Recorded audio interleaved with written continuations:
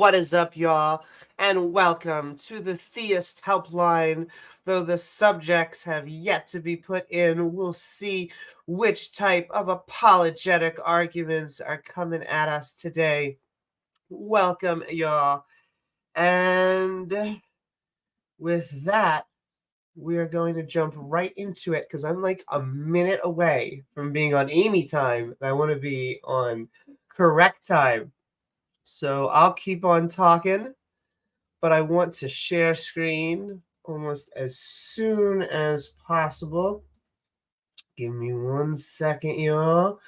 I want to actually click join stage.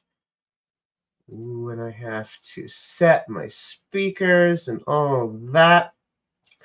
Please don't forget to like, follow, and subscribe. Oh, share screen. Here we go. And I'm pulling up Amy. Great. I just did that. Oh, cool. I got to start this, so I need some silence. Woo-hoo.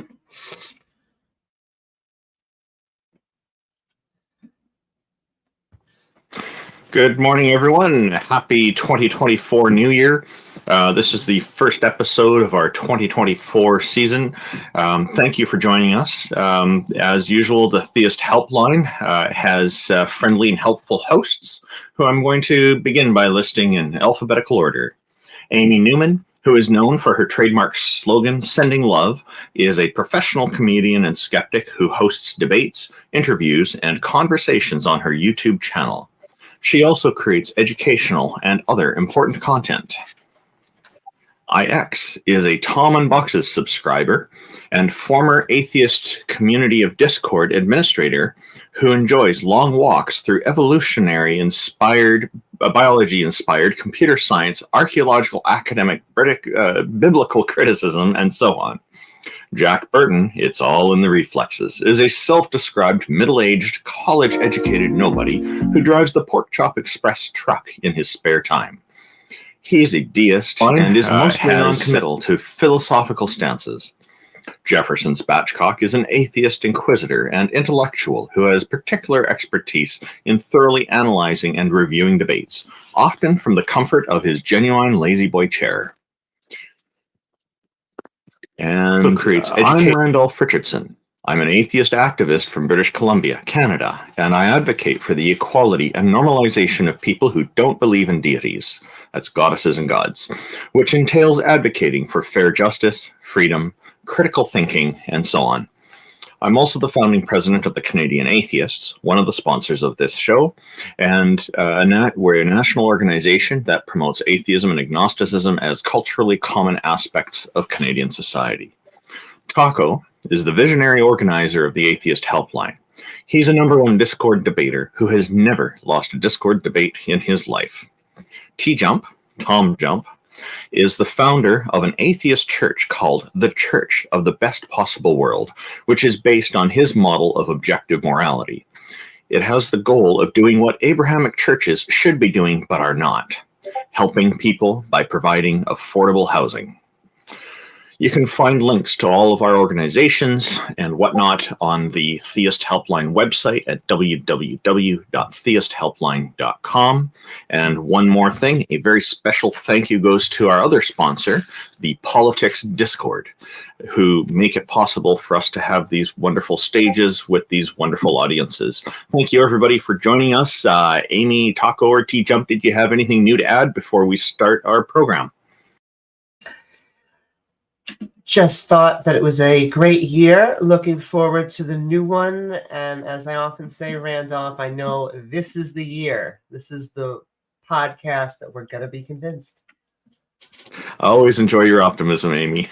Thank you very much. So we have one person who wanted to join us here. Grim, if you still want to join us, feel free to join us on stage.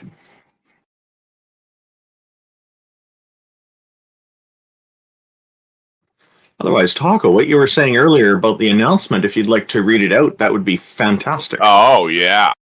Works. Yeah, so if anybody wants to come up here, feel free to raise your hand. It's an open stage right now. Obviously, we're here to help anybody that wants the assistance. But He wants me to read the announcement, I guess. The Theist Helpline is now live. Our distinguished speakers have taken some time out of their week once again to help theists work through their theism. In addition to helping theists, we are currently accepting all good evidence for ghosts, goblins, gods, demons, monsters, cryptids, supernatural, immaterial, and other imaginary things. I should say seemingly imaginary things. My bad. It depends who you're talking to. Cryptids, there's a term I haven't heard for a while. I love cryptids. They're so fun. I have so many pictures of cryptids. Like, if somebody could convince me cryptids were real, that would be so dope. Like, right now, I could start spamming photos of, like, pterodactyls and stuff in chat. You have no idea. Anyways, anybody that thinks they can either convince us God exists or just wants help working through the theism or whatever's going on, feel free to raise your hand. You know, it's interesting with the Christmas holidays that so many theists seem to think, well, Christians in particular, seem to think that it is a Christian holiday. I celebrate it with my family, but there's no Christianity in any of it. We have our Christmas tree, which is part of a different tradition, not a Christian one. The Christians have taken and tried to make it their own, but I would say that they've not been totally successful at that. They've convinced many people that that's the case, but it is we're in a multicultural world, and there is the nice thing about Christmas is it takes a number of things from different cultures and points in history that make it such a wonderful time of year for whole families and friends to get together and also get some time off of work, which is usually much needed just before the turn of the year. So we're very happy to be able to do all of this stuff. I have seen a few clip arts over the year where they show Santa Claus wearing a crucifix around his neck, like many Christians do. But the vast majority of the art, it's just not part of it, and it's because it's just not part of Santa Claus's image. I don't consider that to be. I consider that to be just a nonsense thing, just like you see some nonsense art from time to time, especially with memes on the internet and whatnot. I don't know, did any of you celebrate the Christmas time as well with your family and friends? Not only do I agree with you, Randolph, if I could just quote the Bible for a second in Jeremiah 10:3-4 of the King James Version, "For the customs of the people are in vain. For one cutteth a tree out of the forest, they work of the hands of the workmen with the axe. They deck it with silver and with gold. They fasten it with nails and with hammers, that it move not." And so they've kind of absorbed a pagan tradition. And so I kind of like that the Christ has been slowly but surely taken out of Christmas. Which verse and chapter was that again? That was Jeremiah 10:3-4. Very specifically, the Old Testament says you should not cut down and decorate a tree. Now, the Christians will say, well, that was the Old Testament, but that's kind of what they do with everything. Wow, that's interesting. I have, for me, when I was a kid, I remember we cut down Christmas trees, but quite a few times, my parents did, and it was just the thing that happened. But for myself now, I have this Christmas tree that I bought at a national company, a nationwide company in Canada here called Canadian Tire. They sell more than tires. They have an automotive department, but they're like a hardware store. They sell a lot of different hardware and whatnot. So we bought a Christmas tree. I remember we still have the receipt taped to the box, and as I was putting it away yesterday, I just looking at it, it said $88 it cost because it was on sale. A 42-inch high tree has the lights already into it, so all you have to do is plug it in after you set it up, and it lights up. And so the kids decorate it and everything. But I probably had this tree for over 12 years now, and it's been great. I'm not cutting down trees. I've had artificial Christmas trees before that as well, but it's sometimes people walk in, they think it looks real. Some of these artificial trees, they look amazing. That's a good deal. And it's Canadian dollars I'm talking. So, is anybody here interested in telling us why you think Christmas is a religious tradition, or did you want to try to convince us that your goddess or god is real? Please feel free to join us. I see Daniel Bang is. So I invited whoops. up Daniel Bang, but I think he got dogpiled by Jail and Peter last time he was up here. So let's just make a concerted effort to try to go one at a time, okay? Hey, Daniel Bang, good morning and welcome to our show. Thank you for joining us. What's on your mind, sir? We like a dog pile sometime. Hey, what's up? Can you hear me? Yes, we can hear you. Are all evidences empirical? Not necessarily. I think some of them can just be purely logical. So it depends, right? So, or it could be completely mathematical. You could use math to explain it, I suppose, depending on what it is you want evidence of. So can there be logical evidence for God? Okay, so people have attempted to use logic to prove something that actually is empirical. So you could try to do that, but then if there is some empirical aspect of the claim, then you're probably going to need some empirical evidence for that as well. But do you have a certain claim in mind?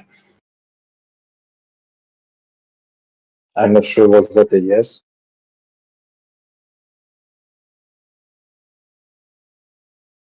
That was indeed his version of yes.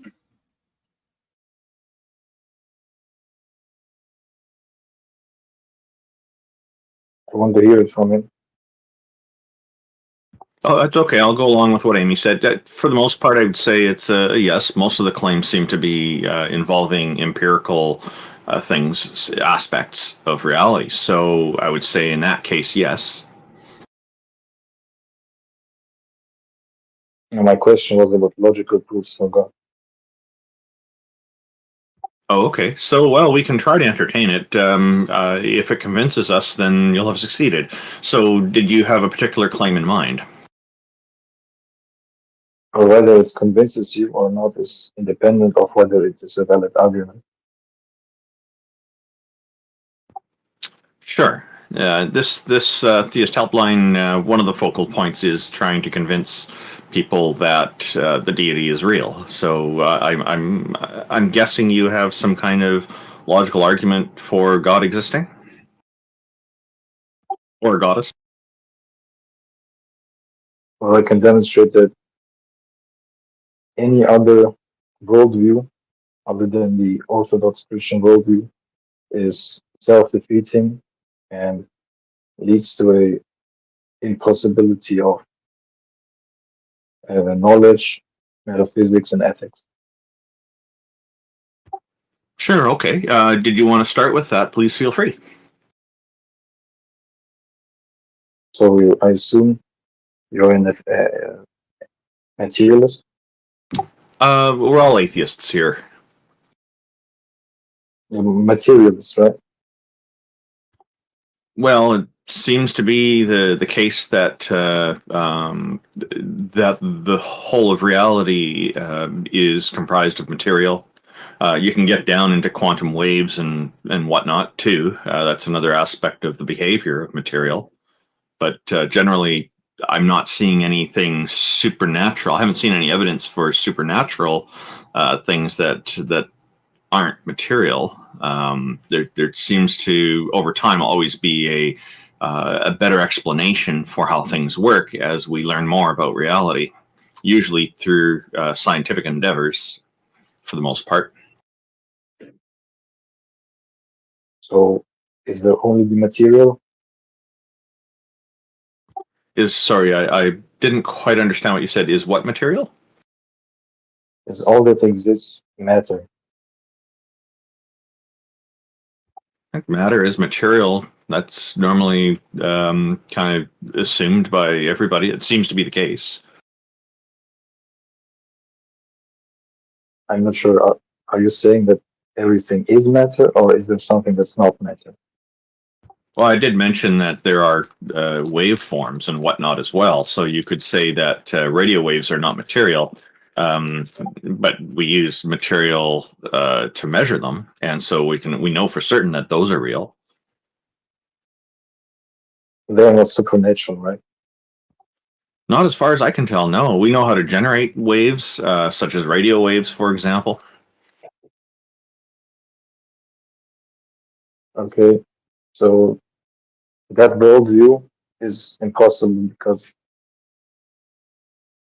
knowledge would be just a deterministic chemical reaction, and you would not be able to have a mechanism to distinguish false chemical reactions with correct chemical reactions, or it would even be a category error to speak of a chemical reaction as correct. They are neither correct nor incorrect. They are simply reactions. So that's an impossible worldview. So you mentioned correct chemical reactions versus incorrect, and being able to discern between them. Are you saying that it's not possible for us to determine that that's the case, or am I not quite understanding you? Well, it's actually worse. So there is actually no you, because the you you're referring to is simply chemical reactions inside of the brain. So you can't even account for the identity. You can't account for a self-existence. Plus, you can't have knowledge. Well, neuroscience is not my field, but my understanding is that neuroscience is getting closer and closer to having better explanations for how the brain works. Granted, there are still things we don't understand about the brain, but this doesn't justify a default presumption of it being from a deity, for example, because we have a lot more evidence for the human brain than we do for a deity. And so sometimes people like to delve into free will, into these kinds of conversations. I don't know if you're planning to do that or not. That's up to you. And in such cases, I would say I definitely lean heavily toward free will being part of reality.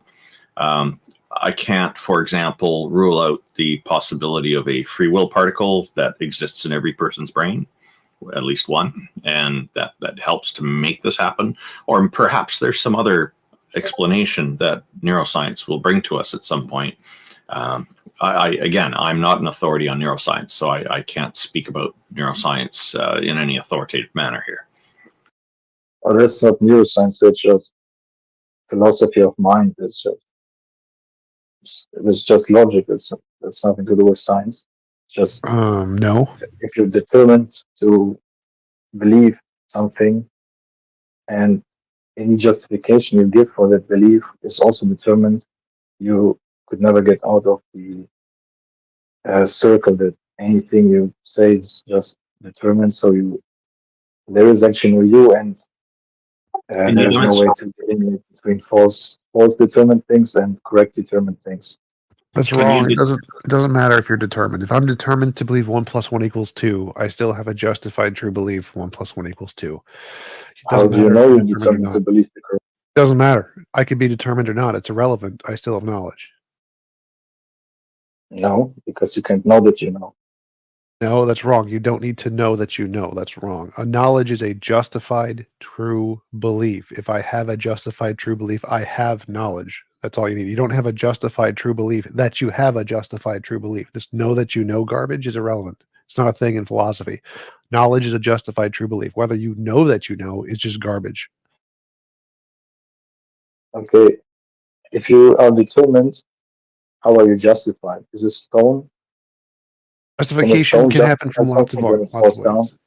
Yes, justification can happen in lots of ways. Justification can come from experience, it can come from determination, it can come from correspondence to reality, it can come from lots of things. There's no problem there. You can be justified while being determined. That's perfectly fine. There's no contradiction there. I'm So determined to believe that a that rock would be will just fall because I've question seen begging. it fall. I'm justified. No, there's not question begging. It's So stupid. if I ask you, Question begging is when a premise you- is in the conclusion. There's no premise in the conclusion of anything I just said. If I'm justified to believe, or if I am determined to believe 1 + 1 = 2, because I've seen one rock and another rock, oh look, that's 2 rocks. And if I was determined to believe that, it's still justified. It makes no difference. Literally irrelevant. These theists are kind of confused that they think if something's determined, well, that just invalidates it from being knowledge. Like, no, learn basic philosophy. It doesn't matter if it's determined or not. It's irrelevant. It's random, it's still knowledge. If it's determined, it's still knowledge. It makes no difference. Knowledge is irrelevant to whether or not something is determined or random. So if there was an evil scientist controlling all your beliefs and making you believe only false They could things, still be independently justified or would that not. be knowledge? It could still be justified or not. So if a scientist was controlling my brain and made me believe 1 + 1 = 2, and it's true in reality that 1 + 1 = 2, then yes, it would still be knowledge. It makes no difference what is causing your beliefs in your brain. If it was a sky daddy, an invisible sky daddy named God who gave you a belief 1 + 1 = 2, it would be knowledge. And if it was a scientist who gave you a belief that 1 + 1 = 2, it would be knowledge. Knowledge isn't about how the belief got there. It doesn't matter how the belief got there. What matters is if the belief is justified based off of correspondence to reality, and if the belief is true. How the belief got there is irrelevant. Literally doesn't matter. So the thing is, you cannot know whether the belief is true. That's my point. Doesn't make a difference. It's irrelevant. You don't There need to was- know if it's true. If God, let's say God gives you a true belief, sure, you might have a true belief, but Because you couldn't know that. if you couldn't know it. You could never know it. So because God could just be lying to you and you wouldn't be able to tell. So you would never know it. But it doesn't make a difference. You don't need to know something is true in reality to have knowledge. You just need a justification. So again, this is just theists not understanding how justified true belief works. So that's The true part, just stop talking. The true part in a justified true belief isn't something you know. True part is, does it correspond to reality? The justified part is what you know. You know the justified part. You don't know the true part. You don't need to know the true part. Relevant. All you need to know is the justified part. If you know the justified part, that's it. That's all of your knowledge. The true part is if it's true in reality. Doesn't matter if you know that part. That part doesn't matter. so when you give a justification, it would be just another knowledge claim. That would be just pushing the problem back a step. No, that would not be pushing the problem back a step. A justification is like an experience or reason to believe that the thing is true. That's it. Not push the problem back anywhere. Just because the claim that you are justified is just as much determined, so you're pushing back the problem a step. Doesn't make a difference if it's determined. Again, you're still stuck on this determined thing and you just don't understand it. It doesn't matter if you're determined or not. If I'm determined to believe a justification and it's correct, I still have knowledge. It makes no difference if it's determined or not. It's irrelevant. Again, only dumb theists My think point that is, you determined can't know whether it is correct. Again, I've already told you that that is wrong. You don't understand the topic. It does not matter if you are determined or not, and it does not matter if you know that you know. Those are stupid arguments that don't correspond to philosophy. Literally, what you said does not make sense in the field of philosophy. Those terms are stupid and do not work in philosophy. So, what you said is gibberish. People who are amateurs who don't understand what the terms mean and don't understand how knowledge works. Knowledge is a justified true belief. It doesn't matter if my justification is determined. If it's true in reality, whether or not I know it, and I'm determined to believe it, and I'm determined to believe the justification, and the justification is correct, I still have knowledge. It makes zero difference. Your whole argument of being determined is just you don't understand how knowledge works. That's it. Doesn't matter if it's determined. It's literally irrelevant. It makes no difference in philosophy how you got the belief. So you're saying all your beliefs are determined, but for you it's just a coincidence that For you, No, it's the literally terminology none of what you for the just color. said came out of my mouth. Literally nothing you said. So I said it does not matter how you got the belief. If I was shocked by an electrode and I got the belief the world is round, and I got that belief because the electrode caused me to believe that there is gravity and gravity causes things to compress, that would be a justified true belief. It makes no difference how I got the belief. It's stupid. It's literally a stupid argument that theists make, that you think, oh, well, you're determined to believe the world is round, therefore it's not knowledge. It's still knowledge because it's still true. Daniel, can I actually Even that, ask? You said, just asserting but you said you all can't actually give non-God justification on worldviews, knowledge is possible. because I feel like that's gonna go in a circle. Because I agree with T-Jump, and so, like, I just want to know. You said all non-God worldviews are self-defeating, but do you have a God worldview that is not self-defeating? Yeah. Can you tell us what that is? Orthodox Christianity. Just Christianity in general, a specific brand, a denomination? Orthodox Christianity. Okay, how did you know that Orthodox Christianity was true? By comparison of worldviews. Comparing worldviews like other forms of Christianity, materialism? Yeah, everyone. I guess I would just like to push a little bit. What is it about Orthodox Christianity that is true to you? Well, it's not what's true to me is that it's the only worldview that can give an account for the necessary categories, the categories that are necessary for knowledge, like laws of logic and the identity over time, and the existence of a self. All those kinds of things are justified and make sense. In a materialistic worldview, those things are impossible. So that's why materialism is false. And when it comes to the other Christian sects, they all have theological problems that ultimately lead to contradictions. So, but you're not Christian, so there's no point to talk about that. But the laws of logic are tautologies. And so, what about Orthodox Christianity supports the laws of logic, or seems to suggest they were created by them? Logic is a reflection of the divine mind. It's one of God's energies. So that's actually unity Orthodox Christianity. But the created logic we experience is analogous to the uncreated logic that is God's energy. So there is a created aspect to logic, but ultimately God transcends logic, but he isn't opposed to logic.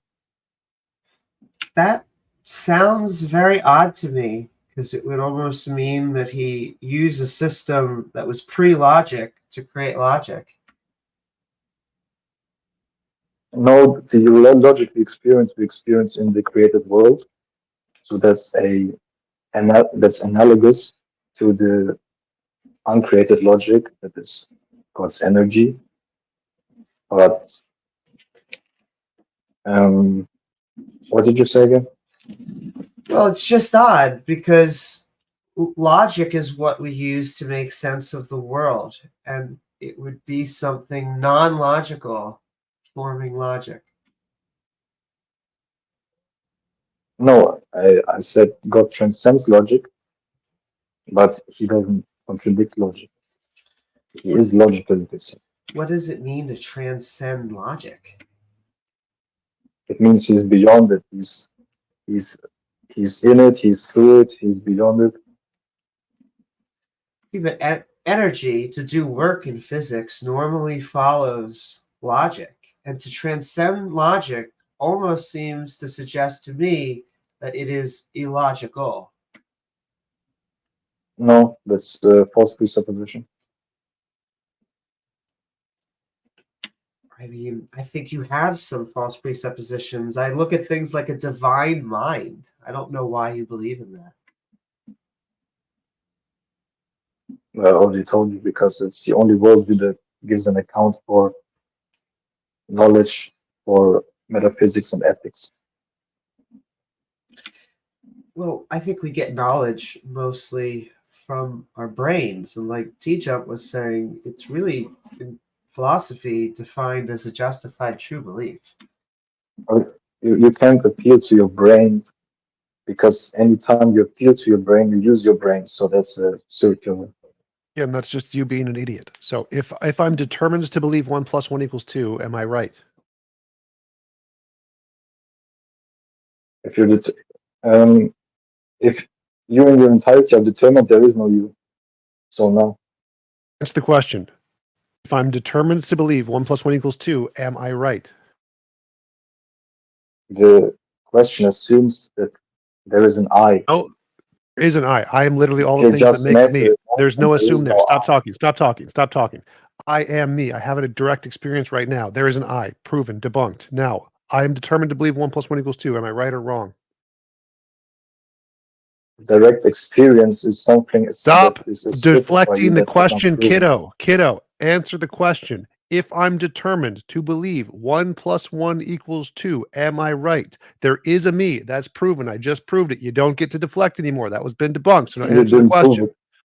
I literally did. You I didn't have an prove it. experience. I exist. I'm not I'm gonna grant determined to you believe that. 1 + We're going to kick you off the stage if you don't answer the question. This question debunks your entire worldview and proves you're a dumbass. So you have to answer it or you have to get gone. It's that simple. If I'm determined to believe 1 + 1 = 2, am I wrong? No, I'm right. That means you can be determined and have knowledge. Therefore, precepts are idiots. You're done. No, that's circular, because any justification would be You're just an done. You're argument. You're done. proved. You idiot. You're done. Circular means there's a premise in the conclusion. Which premise is in the conclusion of if I'm determined to believe 1 + 1 = 2, am I wrong? Which premise? Which premise is in the conclusion? There isn't one because it's not an argument. You're a There was dumbass. an argument. It was a question. It wasn't an argument. That's right. It was a question. It means it can't be circular. You're a dumbass. It's circular to say that you have knowledge, because you're I didn't say I determined had to have knowledge. I said I asked you a question. If I'm determined to believe 1 + 1 = 2, am I wrong? That's a question. You have to answer the question. I didn't make an argument. You have to answer the question. It can't be circular. Your question. I'm not going to grant you that there is an I in your worldview. Again, you're done. Let's move on. This guy, I've debunked this guy's worldview. He's over. Okay. Well, thank you for coming up, Daniel. We appreciate your time. You have a good one, man. You have anything else you'd like to say? Okay, that works. Yeah. We do have an open stage again, so if anybody would like to come up and chat with the panel, feel free to raise your hand. There was somebody raising empirical evidence in the live chat as well. So I posted on our YouTube channel a poll about 5 minutes ago. What's more reliable, empirical evidence, logical evidence, both empirical and logical, or other? And logical and other both got 0 votes. Oh, wait a sec. That's just changed. Okay, so empirical evidence has 73% right now. Logical evidence, 9%. And both has 18%. Other is just at 0. I'll let you know once the poll is over where we're at. The guy raised his hand. Let me get a poll. Hello, it was on time. Welcome. Thank you for joining us. Oh, he has to accept the invite. There we go. How are you today? I'm alive. Every Oh, day that's above good. ground. Good day. That's a be a big good positive, thing. man. Well, it can be, but it can also be a negative depending on where you are and when you are. That's me true, too. avoiding telling you that I'm bad. Because I'm telling you I'm alive. So it's like, don't worry about it. But why do we need to prove this? Because like, in my understanding, it's not like a measurable thing, even if it was a thing. So like, we can't prove it, right? Even if it is a thing. Do you think that we should not have to prove everything, especially when it comes to things that people are relying on to make important decisions in their lives? Not all of them. Yeah, some of them you just gotta make your best guess, right? Sure, but if there's a deity that comes along and tells somebody to kill their own kid, like the story with Abraham in the Christian religion, wouldn't it be prudent to find out if the one giving the order actually does exist and actually does have the authority that people think that he has? I don't think that's provable. I just don't think it's possible to prove. So in that case, I would think that it's better to disregard such a command from them, such an edict. Yeah, I'd disregard commands, but I would still think about like things that I couldn't prove or ever know. Right? I'd still wonder about these things, right? Well, wondering about it is one thing, but some people do act on this stuff. They think that they're convinced somehow that their God is real, and whatever their God commands, they should do. Like I've spoken with many religious people, and it's not just Christians, people from other religions too. They say that they're all powerful and all knowing God. No matter what they command, they would do it, just because they know that God has their best interests at heart, or whatever their justification is. And for me, if something's giving me a command, I'm probably, like, if I'm imagining it, I'm going to go talk to my family physician and say, hey, I'm hearing this voice telling me this. What do I need? Do I need to get checked out by a psychiatrist? Do I need to get a blood test? Do I need some medication? I got too much stress. I'm not handling it well. Help me out here. And my doctor will know what to do to get me in the right path, to figure out whether this is the real thing or not. Again, there are this God is claimed to have done a lot of miraculous things, but we don't seem to have any actual evidence that this is done by this God or that these things actually happened. So when people are making extraordinary claims, there's a sufficient amount of evidence that I'm going to want to know for certain that this is actually part of reality and not just some story that's made up, particularly if these kinds of ideas from this supposed God are supposed to be guiding our lives somehow. Then I want to know for certain that it's real. It sounds like you have a different standard than I do, though, on this. Yeah, like if it was a thing, you wouldn't be able to know if it was real. Like you just wouldn't. And like if you did know it was real, it would defeat the whole purpose, because you'd be doing it because you thought it was real instead of doing it to be good. Two things there. One, yeah, you could know it was real just fine. Like evidence would be perfectly fine to know it's real. And secondly, knowing it's real wouldn't determine you to act because it's real. Like demons, There's no evidence. There could be. Evidence is possible. So like God could come down and say, hey, how's it going? Let me just transform some stuff into gold for you or whatever. That'd be good evidence.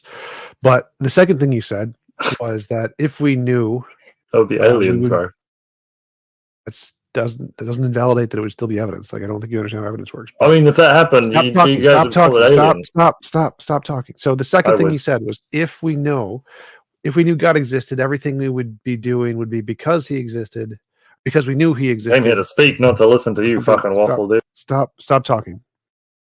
So his second argument was that if we knew God existed, anything we would do would be because we knew he existed, which would defeat the point. That's false. There are, even in the Bible, things know God exists, like demons, but don't act in accordance to Christianity.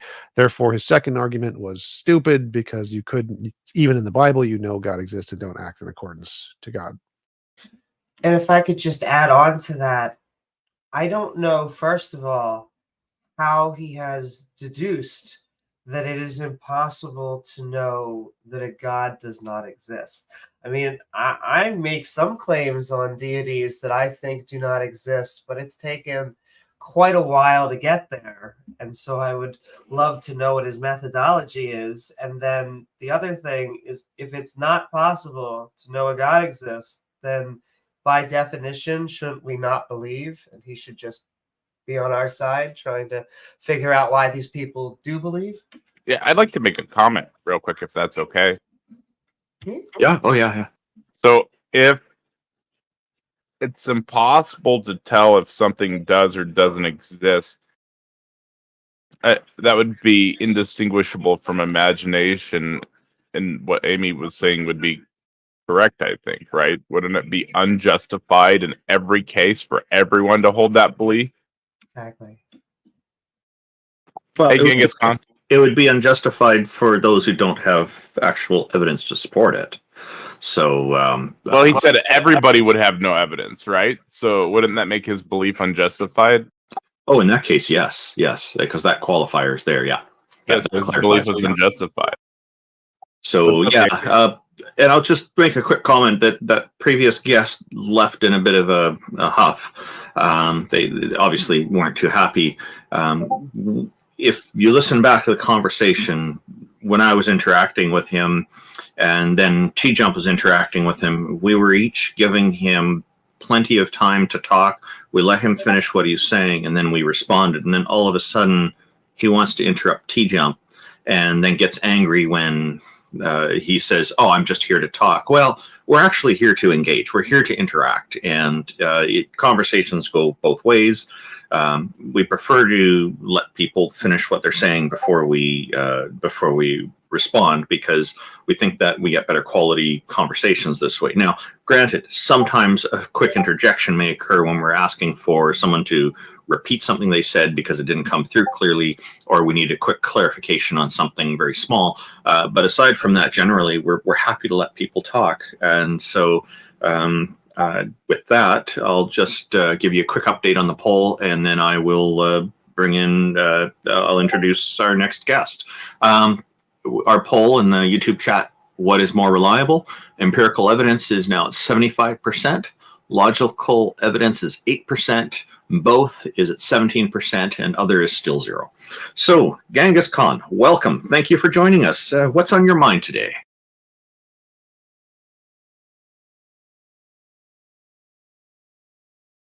Hey, Genghis. Oh yeah. weird. I was just thinking what y'all were saying to him, the last guy that was just up here, and Okay. You want to comment on that? Sure. yeah, I just disagree that. I mean, you could prove an existence of a creator. I'm not claiming any specific creator, but I think it's kind of self-evident within creation and whatnot. But yeah, I mean, I know this isn't a flat Earth topic, but that's actually a pretty good one itself. So when you say God is self-evident, what do you mean by that? I mean that we're in creation, therefore there's a creator. Okay, that's of course I don't find that to be convincing to say God is real. How did you determine that this is a creation that we're in? We're at the center of the universe. Everything literally revolves around us. Just to interrupt, every place is the center of the universe. Well, the thing is, we have the observable universe, and so if we can observe in the same distance in every direction, which seems to be the case, of course it's going to look like we're in the center. For all we know, the universe could be shaped like a lumpy potato, right? And not necessarily a perfect sphere or oblate spheroid or something. We don't know this yet, because what we're observing is the universe, and what actually is the universe. It's commonly suspected that the universe is much larger than the observable universe. So I think you misunderstand it, Randolph. I think he was claiming geocentrism. Yeah. Oh, okay. There was a time when people thought that the sun revolved around the Earth, and then that turned out to be wrong. What do you think, that the Earth, the sun revolves around the Earth, or do you think the Earth? Oh, okay. Why do you think that's the case, and it's not the case that the Earth revolves around the sun? Why would I think the Earth revolves around the sun? Because NASA told me so. Do you think NASA is not a reliable source of information? Well, I'm not going to appeal to their authority. Well, I'm not claiming that NASA is authoritative, although they seem to be quite open and transparent about publishing the evidence they have. I'm just wondering, what do you think NASA is wrong? Do you think that before NASA, others who figured things out are also wrong? No, I think there's a lot of sketchy stuff with NASA. There's constantly there's evidence of them lying with their spacewalks and whatnot, them on harnesses. They destroyed the lunar lander. There's all kinds of weird stuff with NASA. Operation Paperclip. Yeah, I don't necessarily just trust them just because they're an authority. Okay, so the point about the sun, that being the center of our solar system and the Earth revolving around it, which you've not accepted, that you think it's the other way around, as you've stated. This was something that was figured out long before NASA even existed. Yeah, So, honestly, he's dismissing NASA. I think we just dismiss him and move on to the next guest, right? but I just wanted to hear how, like, why he thinks that the others are also wrong. Do you think, like, what do you think is the reason? Do you think they're all kind of working together somehow? And then after that, I just want to ask a question. Like, I think he just deplatformed people like this. Okay, well, I'll just give him a chance to answer this and Amy to deal with it. Yeah, go ahead. Well, instead of going on science, because I don't think that's going to be authoritative from him, can I ask, is your belief system come from a religious viewpoint? Wait. Science. How did we scientifically prove that we're revolving around the sun? Amy, please tell me that. How did we scientifically? Well, we have physically gone out into space. I know. Oh, that's science now, right? Yes, I don't understand why you're saying that, Tone, because yes, that is science. Do you know what the scientific method is, Amy? Yes, it's where you propose a hypothesis, you go out and do research, and then you collect data, and the peer review community tries to emulate that research. Wrong. That is not the scientific method. Okay, so let me ask, what do you think the scientific method is? Well, for one, you have to have an independent and dependent variable to isolate things. You didn't isolate anything. And peer-reviewed is flawed, so how can you say peer? I'm sorry, can you just give me a definition of what you think the scientific method is? I asked you, Amy. Oh, I know, but I told you what the scientific method is. Bro, so now I want to know what your definition of the scientific method. Do you What disagree? is Genghis Khan's definition? First you make an observation, then you need a hypothesis, and then you need an independent and dependent variable. Independent and dependent variable. And so there's no peer review process going on? And Taco, how weak of you to say we should just deplatform this guy because you don't have any arguments against what I'm saying. No, what he's saying is because of your conspiracy theorist mentality, it doesn't make it favorable for that type of platform. Well, don't have one, that's none of the topics that we mentioned, right? If you were proving Bigfoot, you'd be welcome up here, or any cryptid, right? Two, you're talking about geocentrism, which is just it's been proven for 2,000 years. Are you joking my ass? Come on, dude. So Genghis, I was trying to engage with you on that and ask you why you think it's real. So we were challenging you on the idea, but I do think that this to me is in the realm of conspiracy theories that are really thoroughly debunked so far. But bro, you were like, I don't accept NASA, dude. They're the American space organization that's taken us to the moon, and also, and you're just rejecting this shit. There's videos and photos. You only get to go to the moon if you have been billions of dollars invested. You know, that's kind of like saying Narnia is real if we go to a special closet. Are a major trying to figure out how to word this. Well, the globe doesn't even physically work.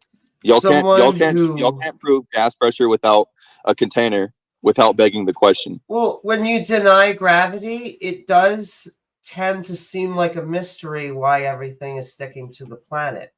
But I will continue to ask, is it because of a religious reason? Do you believe that we are a special creation? I'm not religious, no. You're not really. Are you an atheist? Well, No. hang on, Genghis. You did say earlier that you think God is self-evident. Did I misunderstand you earlier? A creator is self-evident. I'm not making claims to any specific deity. Sure. And if So I, the creator, oh no, go Randolph. I'm creator sorry. is the creator a god or is the creator something else? Well, yeah, it would be divine, yeah. Okay, so this is something. Okay, so you're a theist, but you're not religious. I'm just clarifying. Yeah, yeah. Oh, okay, that's fine. Go ahead, Amy. Well, no, it's just the universe doesn't look like a creation. It doesn't look like we have a creator, and so I'm just interested why you think those things. Well, I mean, I was going to flat Earth because it's a pretty hard one for atheists, but yeah, it's just our bodies are so complicated. We're more complicated than the thing that you're talking to me through. And that needed a creator, but somehow you don't. That doesn't make sense. Yeah, very specifically, creations, they're artificial, they come from beings, and so our bodies are naturally forming. We form from sex. Yeah, but the original, that goes back to the original person who created the original people. The original people, we have Yeah. always been and have always given birth to the same species. It's not until you look over many generations that you see the differences. Well, y'all believe, the atheists believe in a certain type of genesis yourselves because y'all don't believe that humans have existed forever. Sure, How does that prove your God claim? Because she's trying to act like. How does addressing somebody else's position do anything to support your position? What do you mean? Amy's the one who asked me if I believe so in if you and I are having a debate, right? And the debate topic is like, does a God exist? And you attack the position of naturalism and try to prove that like supernatural things exist, so naturalism is wrong. How would that prove a God exists? I'm just trying to keep people consistent, bro. What do you mean? So how I'm asking how does keeping people consistent on their position prove your God exists? Well, if they're trying to dispute what I'm saying with the position that they don't even hold, how does that make sense? You didn't answer the question. I'm going to repeat. Yeah, I did. Yeah, I did. So, it's okay, how Taco. does you guys attacking like another position help to prove your position true? I just explained it, Taco. If you're trying to no, you didn't. You saying, answered some other question I didn't ask. No.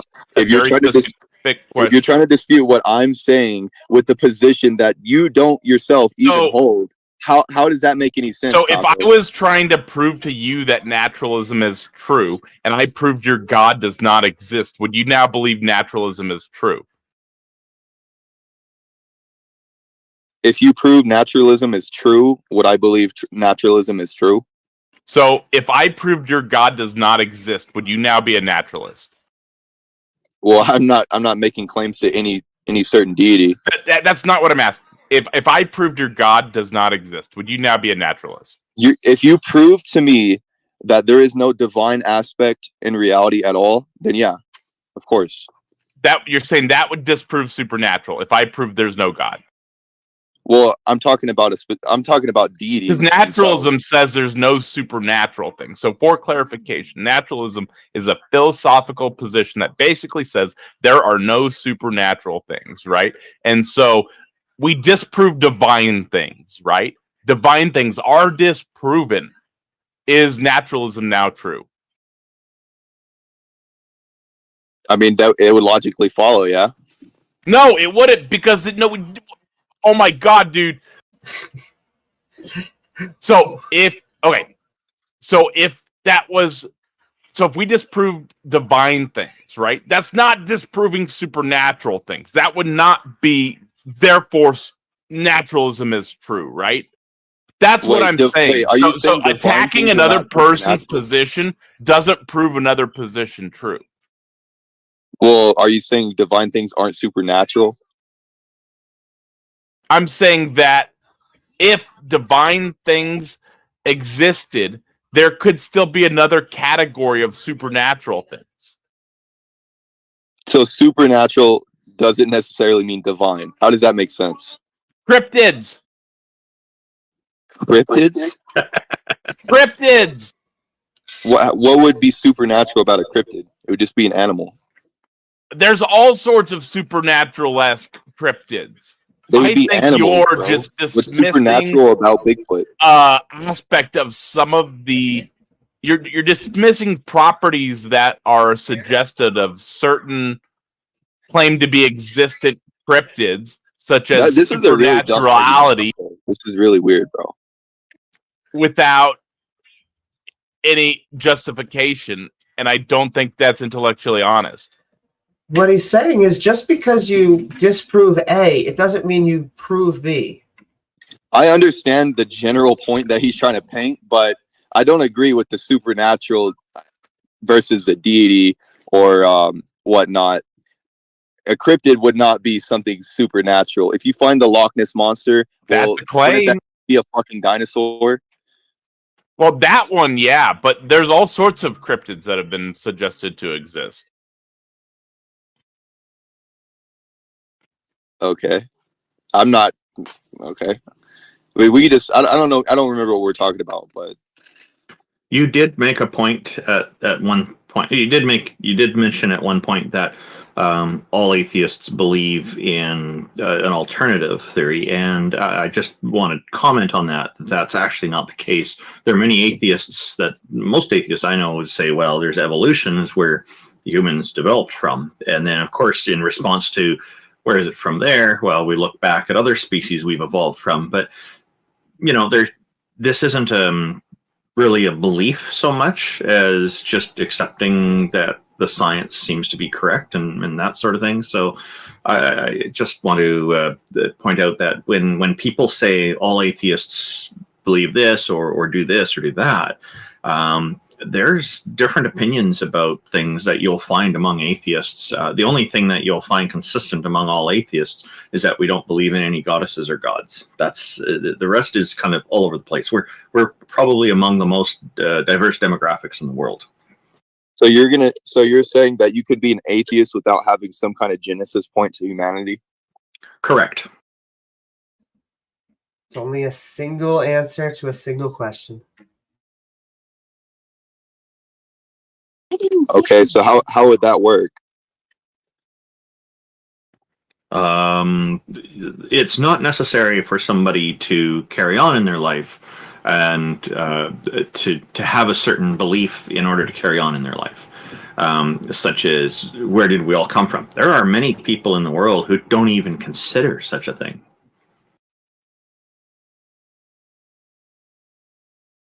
Yeah, well, a genesis point to humanity without atheism or atheism without a genesis point doesn't seem like they even mesh together at all. But when you mean a genesis point, humans are about 100 to 200,000 years old. Apes, we can go back millions of years. Mammals, we can go back billions of years. I mean, it just depends on the scope that you're trying to ask. Right, you're still talking about a genesis point. Sure, but there was never like a single time where one animal became another animal. It was just the slow, gradual, simple to complex that we call life, we call evolution. Yeah, you think that we're related to like bananas and shit, like trees? Sure, that's like holding up a uterus and being like, you think we're related to this? Yes, we are related to the banana tree. Is that weird to you? Well, I can observe the connection between a uterus and a human. I can't observe the connection between a banana and a human. Sure, it's the reproductive system of a tree. Trees actually have sex because they're multicellular organisms.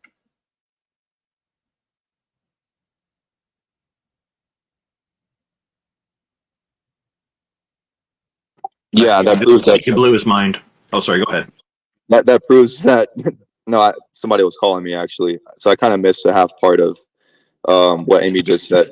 She was pointing out that trees reproduce sexually. Trees have sex is the wording she used. Yes. they're Yeah, but that in no multicellular. way proves that we're related to a tree.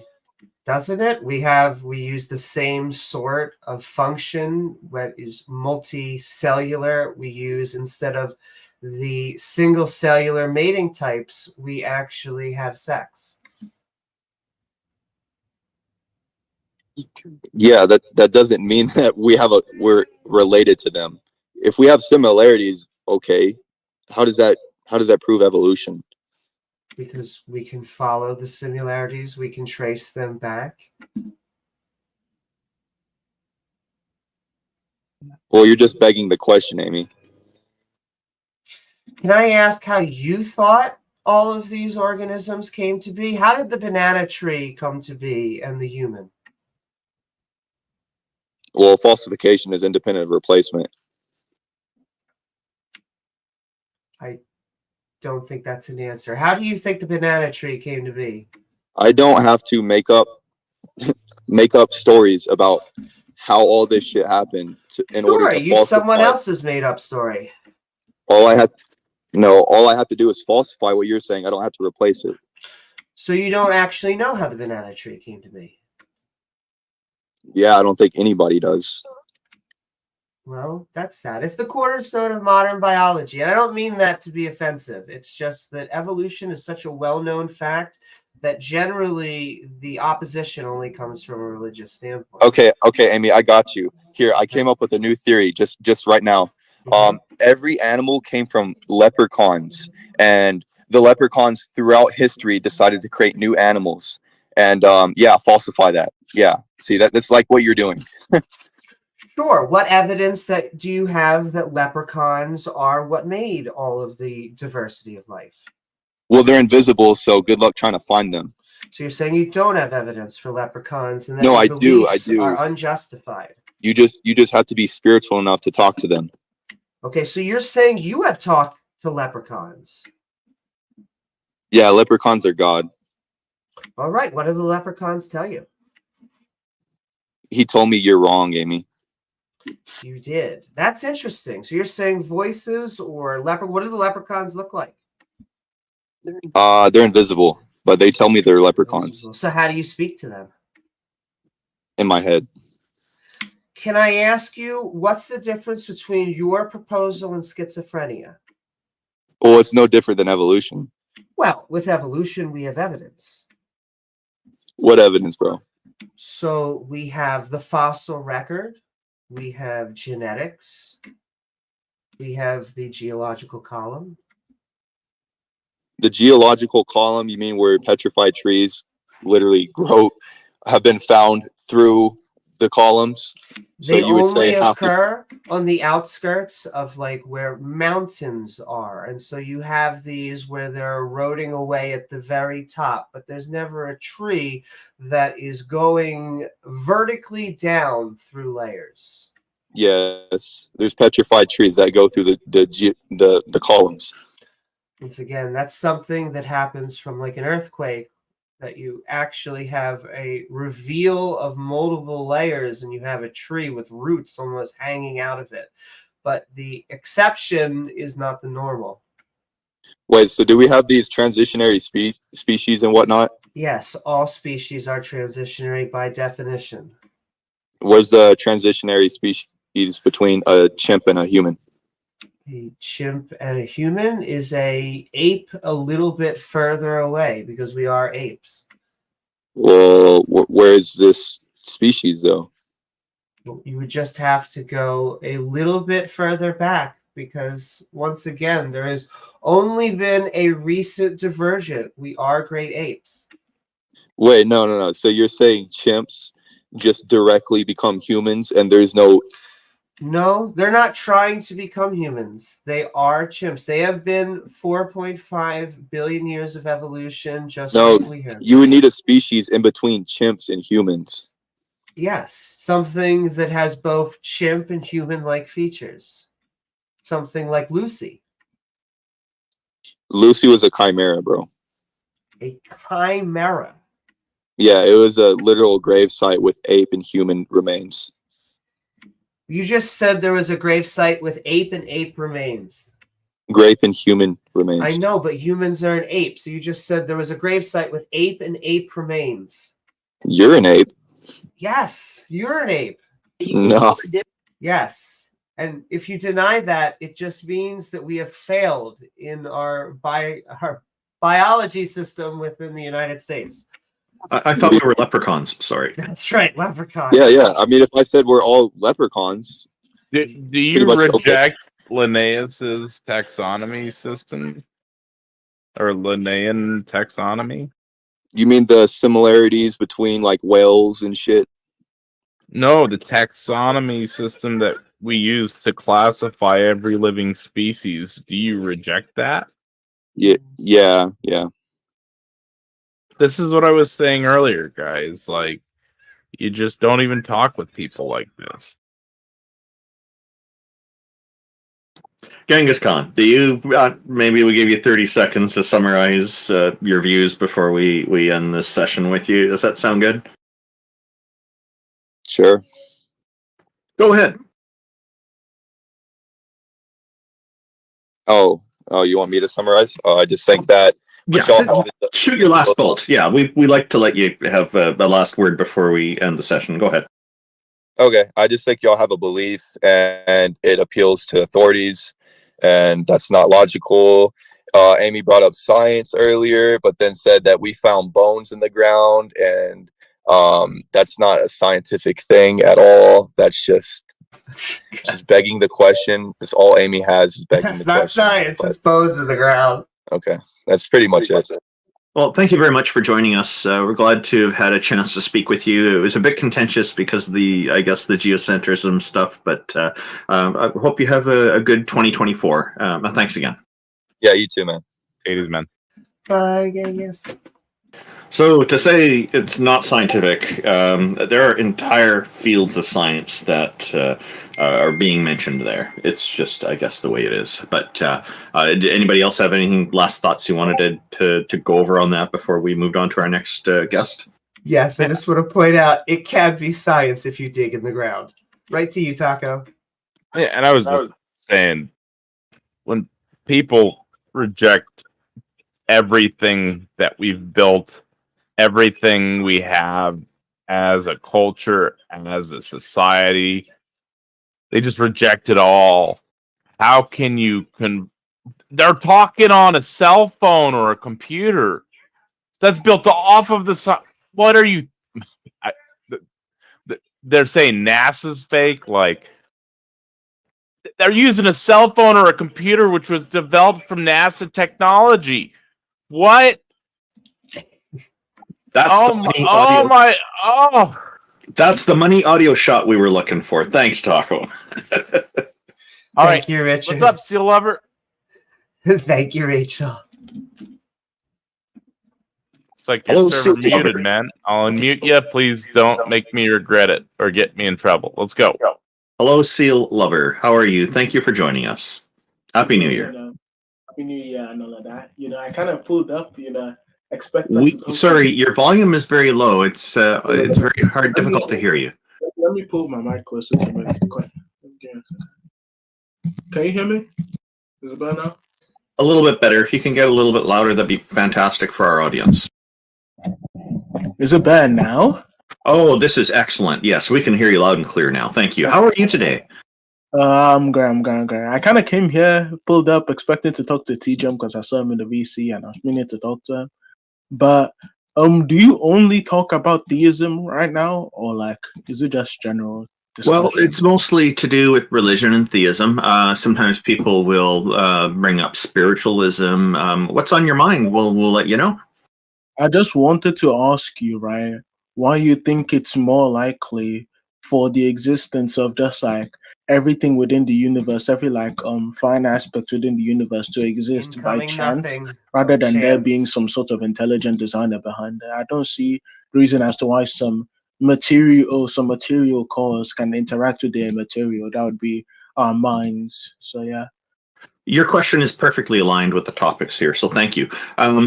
By chance, well, that is one possible option. Some other people think that determinism is the way it is, and so that's obviously not chance.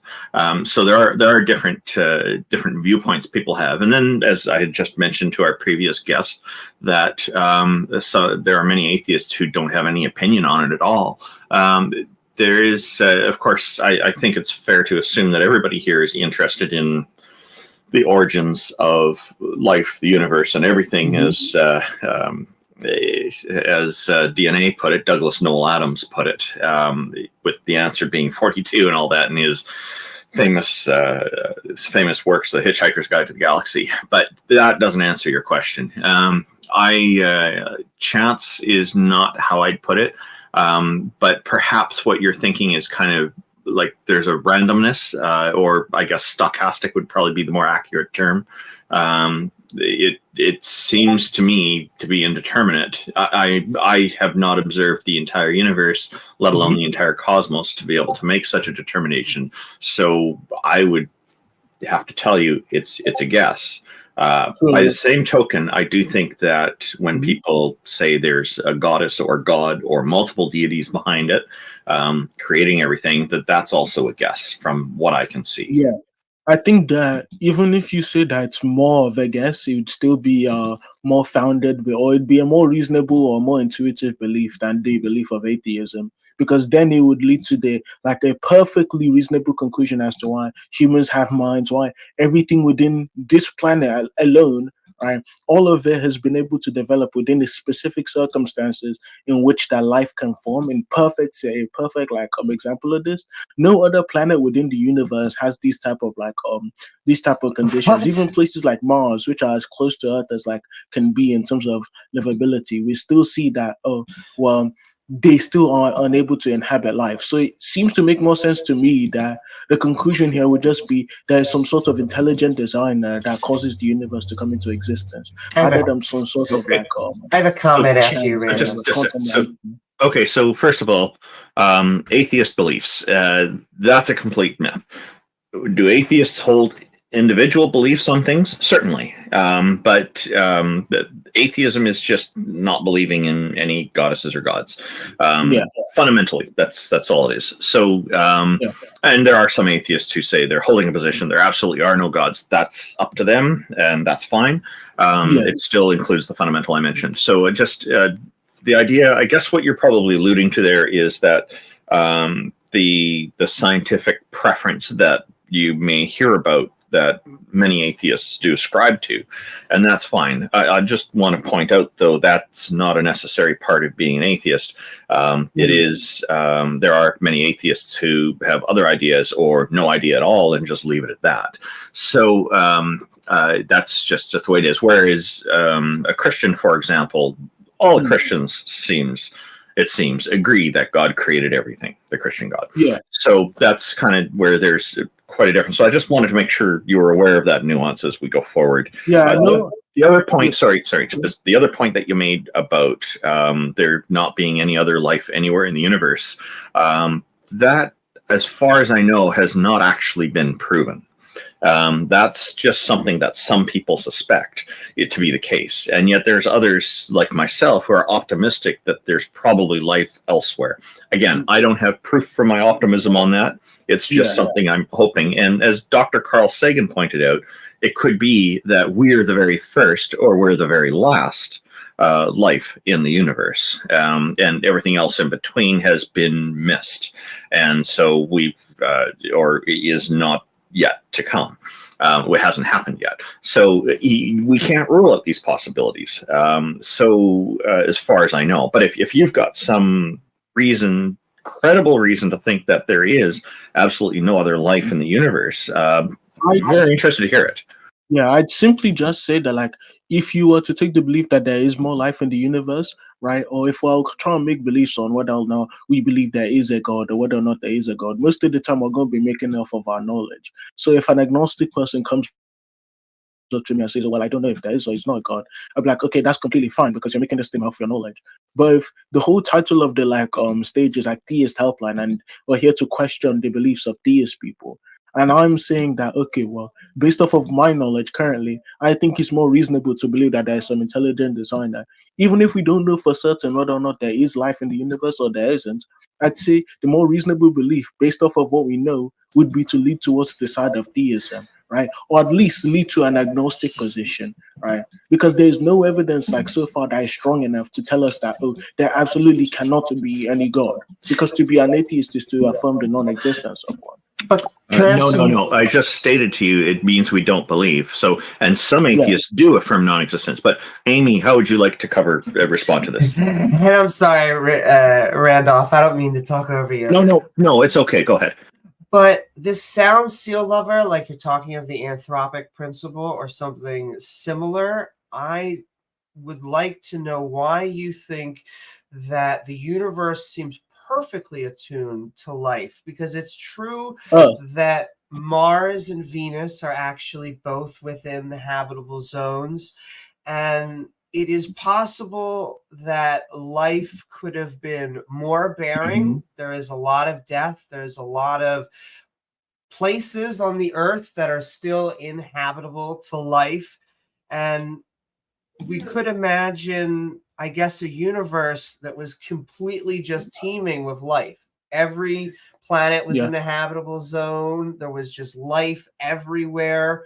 And it seems, as I've often gotten from people like Neil deGrasse Tyson, that if the universe seems like it is designed for anything, it is to make black holes. Okay. So if the universe is designed for anything, then it is to make black holes. The fact that there is, quote unquote, a design that can be alluded to, e.g., everything is designed in a perfect way in which, the universe is able to make black holes. That also perfectly works for the argument too. That, if the universe is going to be designed within a certain way for a certain purpose, right, then it is entailed by the definition of a design in the first place, or how most people use it. It has to have a designer. Something has to be causing this thing to come into existence. Makes no sense for something material. How did you jump to that being a fact from that? Because you said that's a fact, right? And then you ran with it, right? All this relies on your premise of that being a fact. Can you prove that's actually a fact? No. I don't know if you are you're just not listening to me, but I said, I'm not affirming. Wait, I'm not affirming anything to be a fact. I'm not affirming anything to be 100% certain. I'm saying that based off of what we know, it's more likely the conclusion that we reach here is more likely just going to be reaching the conclusion that there is some form of intelligent designer that's leading towards this conclusion. Now, if she wants to say that, the only thing that the universe has been alluding to, or the only design that could be existing for the universe, or the more probable one, would be to create black holes. That still works with the argument, right? But again, the fact that life is still able to occur, right, and even in habitable zones like Venus and these other places, right, there's no life. However, there is life in these places. I think you aren't tracking, but anyway, right? But the fact that they are in these habitable zones, but they do not have life, however, so we are the only ones who do have life. It makes sense that we are actually formed by some sort of intelligent designer rather than any other conclusion, unless there is a more likely basis as to why we should come into existence that does not require any form of material. But what would you expect a universe with no God to look like? I would expect that, right? Actually, I don't even, it's the same thing that the other guy told you. I don't particularly know, right? But the only example that I could give you probably would be a universe devoid of life, and a universe in which nothing, there was not a consistency of anything happening, and everything just happened randomly without any sort of external influence. Okay.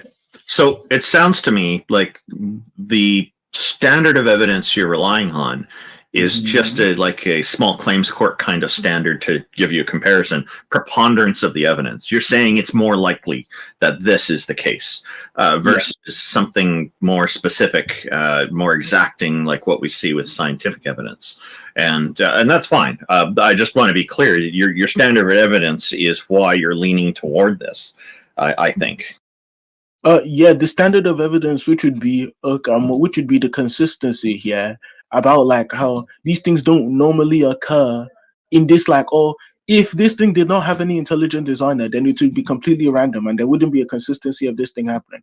If there is a consistency, that means that like it's likely that this thing does have an intelligent design. I think. How did you rule out other possibilities like determinism? You're saying it's God or it's random or stochastic rather than random. Determinism just entails that like determinism, correct me if I'm wrong, it just entails that every single thing that happens within the universe has some sort of like external cause behind it, right?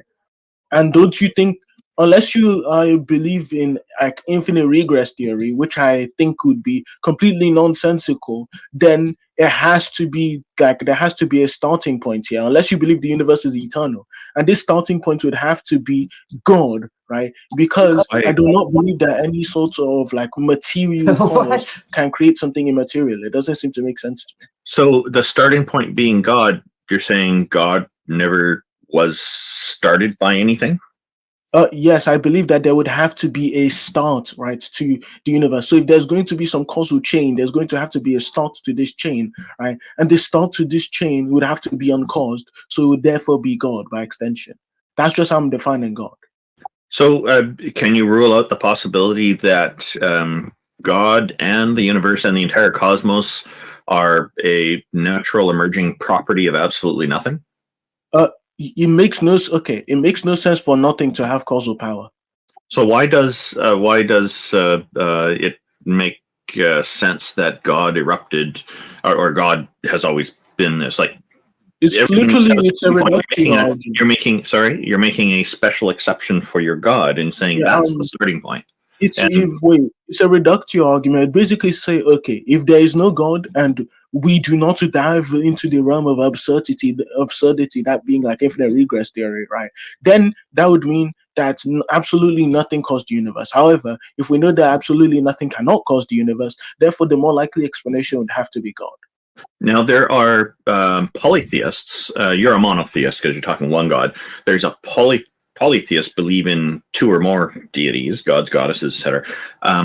I've encountered polytheists who tell me that it was their collection of gods and goddesses that worked as a team to create everything.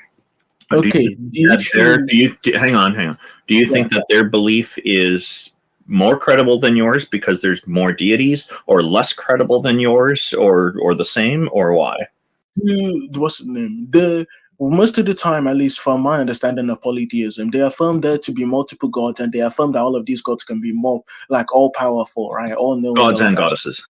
Yeah, they affirm them to be all powerful, all knowing, all of that stuff, right? However, it makes no sense for there to be multiple all powerful and all knowing beings, because we see multiple times within like religions such as those, for example, Buddhism, we see there to be multiple disagreements within these said gods. However, if all of these things are like if both of them are completely all knowing and all powerful, then it would make no sense for them to disagree with each other, because they'd always be able to come up with the most efficient option and the most efficient route to go, because they have all the perfect knowledge and complete knowledge. I think the only way to engage with him is to go, instead of letting him gish gallop, is go one point at a time and have him support his claim, because please don't interrupt me. So he's saying things that don't follow.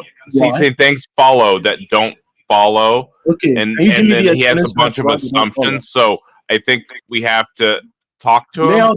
He says a claim, and then you justify it. Thanks, Taco. Seal Lover. Taco is the... I want to engage with Taco. Just a sec. Taco is the organizer here. He's the guy who brought this whole show together, and he's just trying to keep things more focused. And I'm going to do that. I'm going to focus on this point with you. Is because I agree with Taco. I think he's got a good idea here. So we should try to keep our points quicker and smaller and easier to digest. So you're saying that it doesn't make sense that there's multiple deities because they may disagree, but the universe doesn't care if there's disagreement. And you even made the point that if they all have the same knowledge, they're all going to come up with the same idea. So this actually sounds like it favors polytheism. Okay. If I said, right, the idea of two all-knowing gods disagreeing with each other would be, for example, both of them wants to be able to both of them wants to have a certain piece of land. This is just an analogy, right? And then if they were all powerful, right, then they would be able to just instantly pop in a piece of land which both of them can share, right?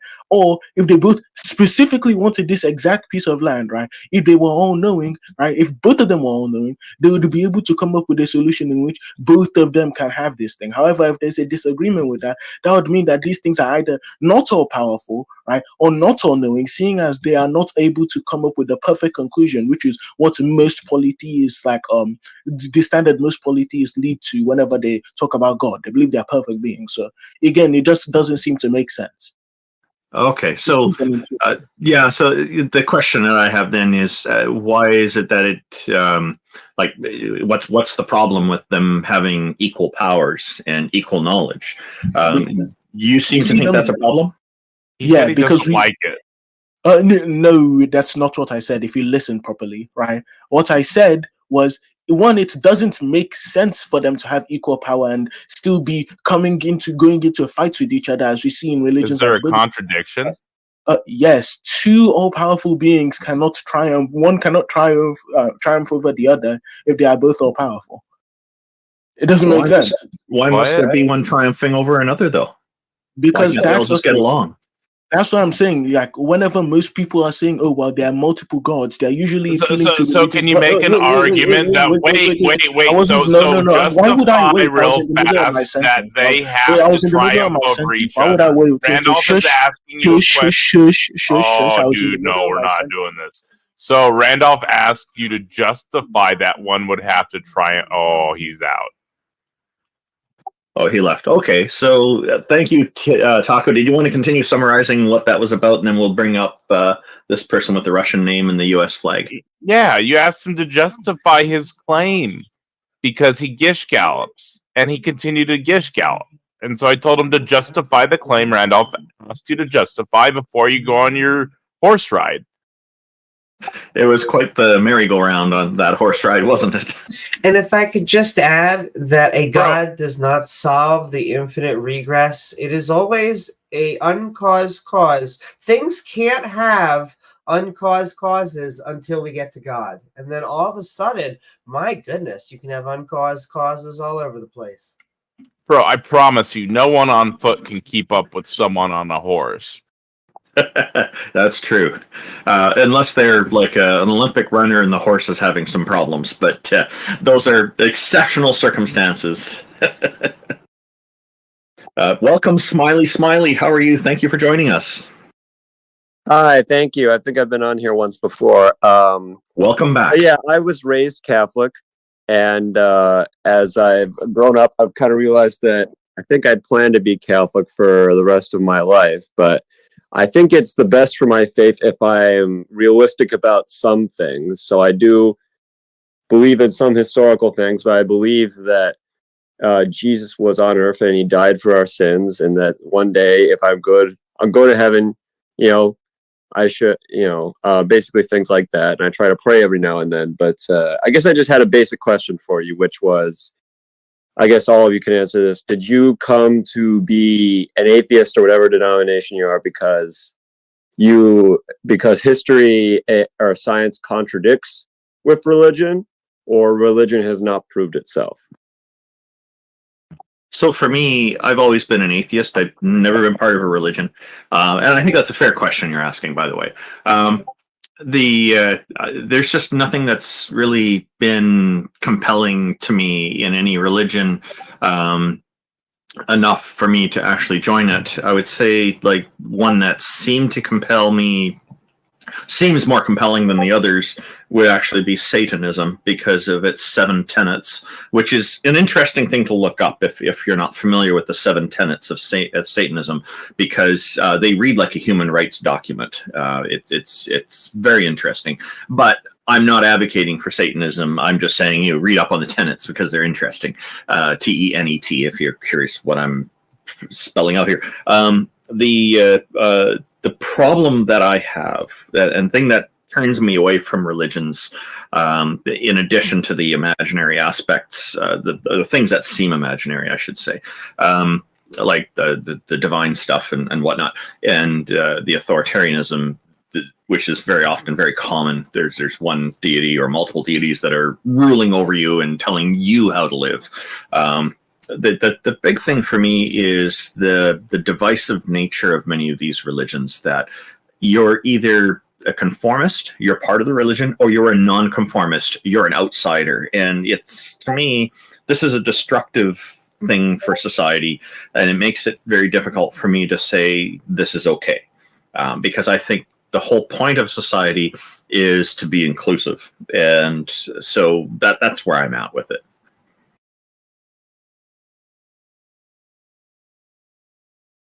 That's interesting, and I've never heard of the tenets of Satanism before. I always thought of it to be a pretty chaotic belief, but I will definitely read about that. And you're cool. If you don't mind answering the question, also, what's your take on that? Do you think it's the lack of proof, or do you think it's the science's base in it? It really depends. Some of the claims in religion actually do make sense, but then there's a lot of claims in religions that don't make sense, and so I have to look at them at a claim by claim basis. So if a religion says people should wash their hands before they eat, well, this makes sense to me, and there's actual newer science now that supports this too, because you're washing your hands before you eat, then you're not, whatever you had on your hands before is not getting into your system if you were handling something that was bad for your body. So it's a good practice. We know this. But if it turns around, like with the Islamic faith, they say that salt water and fresh water don't mix. Well, we know that's not true. Any child can take 2 glasses of water and salted water and unsalted water and mix them together in a bowl, and they mix. It's easy enough to prove that wrong. So on a case-by-case basis, I have to look at it. If you want, other people here can give you their perspectives on why they find religion to be a problem as well. I'd say the main reason is that there is no good evidence, but then I also think that there is good evidence in the other direction now, that we have no reason to think that a mind is the bearer of natural laws. I also just wanted to piggyback off what Randolph said, especially with maybe not the Satanism that you think of from the Bible, but Anton LaVey's Satanism. He was very much into self-determinism and sticking up for yourself and others. And so, interestingly enough, he has in my opinion, better 10 Commandments than now the original 10 Commandments. Not a Satanist either, nor do I think that we should go into religion, but it is interesting how that eventually happened. They're in the Heathen Hangout channel too, by the way. Yeah, and I'll just quickly read off what the 7 tenets of Satanism are, since I just brought it up, and since you're curious.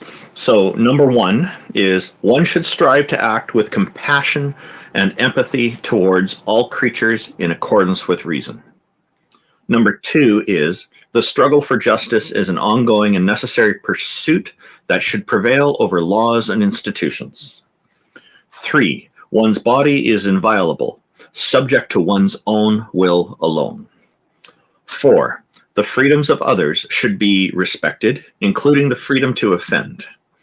To willfully and unjustly encroach upon the freedoms of another is to forego your own. 5, beliefs should conform to our best scientific understanding of the world. We should take care never to distort scientific facts to fit our beliefs.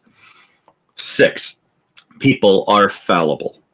If we make a mistake, we should do our best to rectify it and resolve any harm that may have been caused.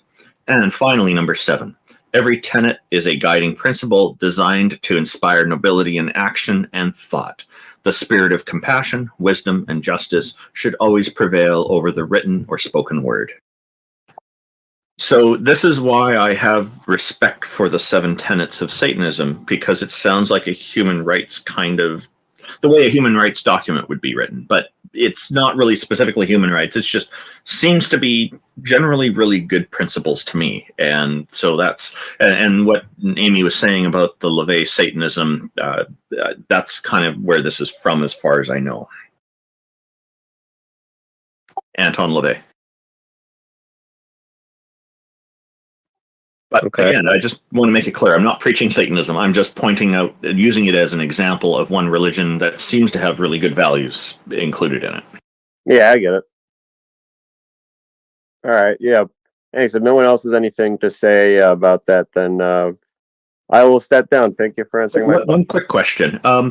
What did you think about hearing those rules? Like, I'm sure you probably see some similarities with some aspects of Christianity.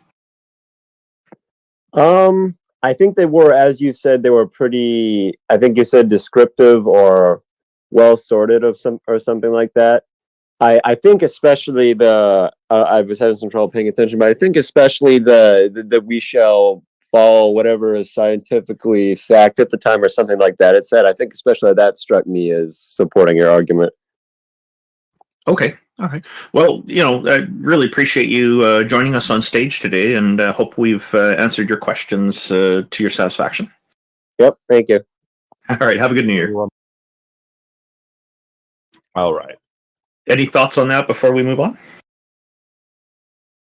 Satanism's based. Yeah, it's a great example to bring up, isn't it? We've got Dropkick. I'm inviting you up. And we've got Goon Singer after that. Hey, I shouldn't be too long. There was just a couple things that I wanted to point out. Just because Randolph mentioned it most recently, Satanism, I actually went to...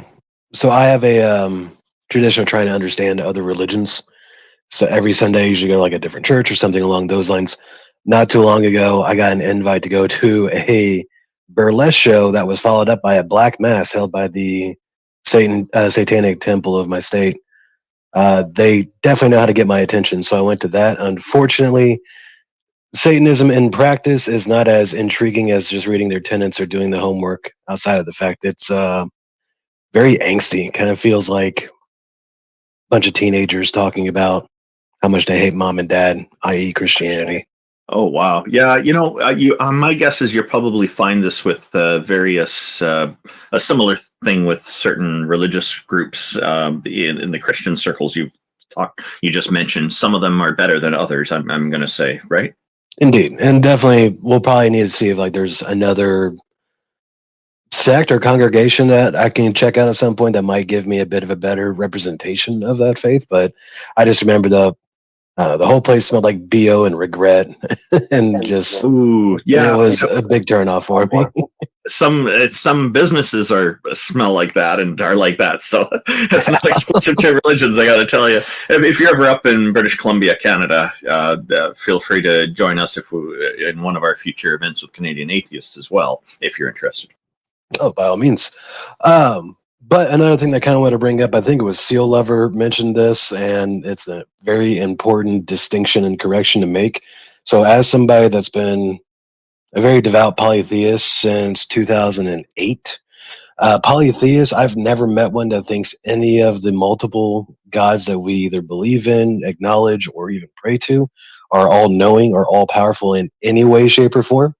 Any polytheist that believes in a specific pantheon can tell you about any deity within that pantheon having flaws and being able to be tricked. And at some point, the belief is, like all things, they will at some point die.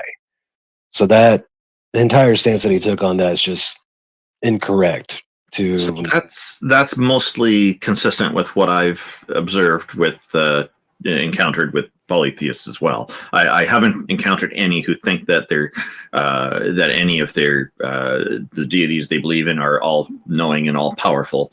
As far as they will all die, that varies from polytheist to polytheist. Some of them do think they are eternal, others don't think so. So that part varies for me. That's what I found.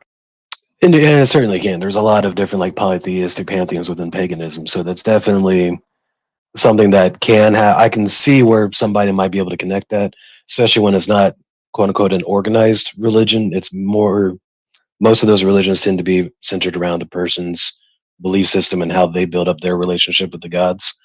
But like overall, like polytheism tends to observe the second definition of God versus the monotheistic having the first definition when you look up the two definitions that constitute a God. Then the other thing, and I apologize, I'm like going through notes because I've been writing things down as I wanted to talk on them. The other thing was, I think Taco, you mentioned using NASA as a reliable source towards the one psychopath. Can't remember his name. I guess like the question that came into play, if I'm going to play devil's advocate for monotheists, NASA being a reliable source to contradict the claim of, or to essentially prove that there's no God or anything along those lines. I can kind of see in a way, like if you would fast forward 2,000 years from now and look back at everything that NASA has found, it would be kind of held in the same regard as like the prophets and apostles for Christianity. Does that make any sense? I think you misunderstood what was going on there. So he was presenting geocentrism, and then he was like saying the moon landing didn't happen and it was weird, NASA destroyed stuff or whatever he was saying, right? The point was that he's using technology that's developed from the people he thinks are faking everything. Fair enough. Yeah, that entire conversation was a bit nonsensical and hard to track on that side, so apologies for that.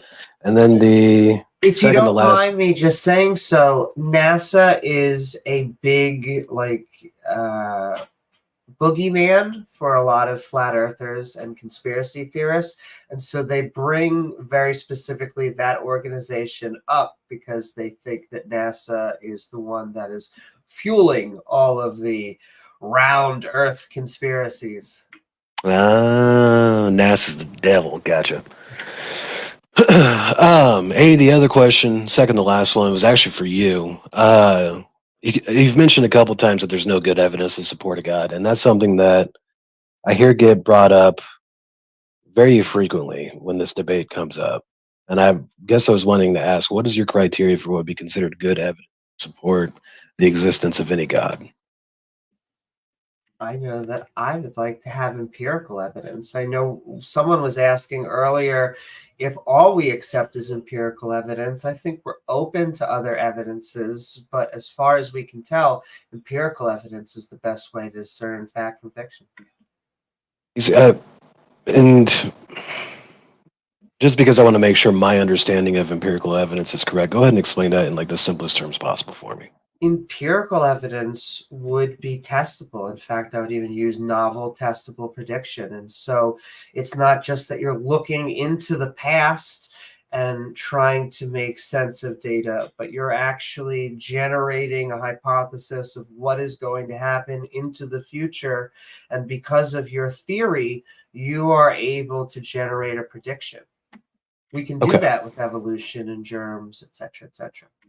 No, fair enough. And that, so strictly playing from the devil's advocate perspective, I think every Christian that I've talked to definitely will voice this stance of, various prophets and figures along those lines being able to prophesize things that happen in the future that end up coming true. Now, I can definitely chalk that down to just, a broken clock is right twice a day. But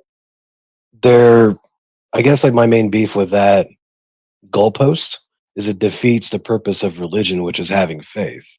If you know something is true, and it's a lot of the beef that I have with like the hardcore Christians in the Discord that just seem to be able to convince themselves that they know factually true that their God is the right one. That defeats the purpose of faith. I believe that any of the gods could make their presence known. That defeats the entire purpose of what they've been doing and what the purpose of everything is.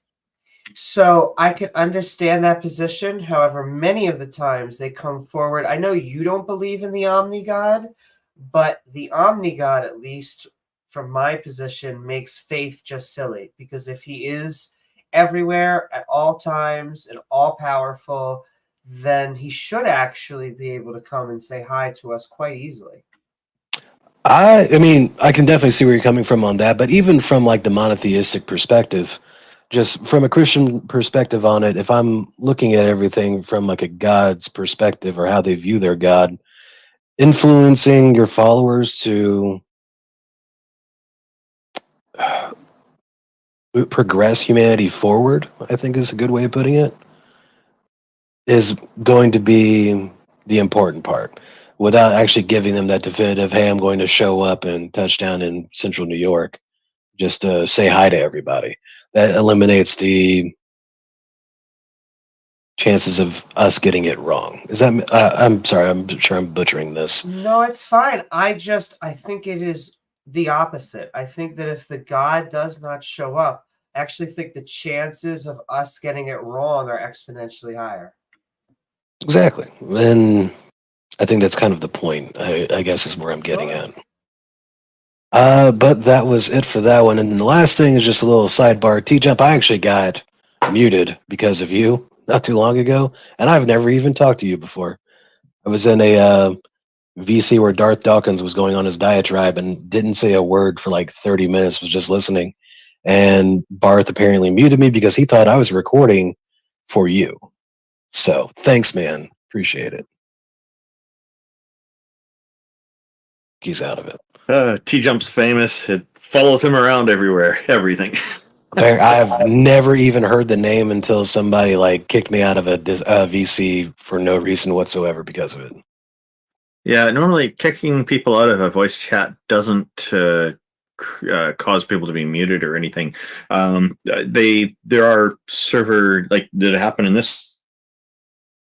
I'm sorry, Rocky. I was actually typing something out to you, but then I'm just going to take this.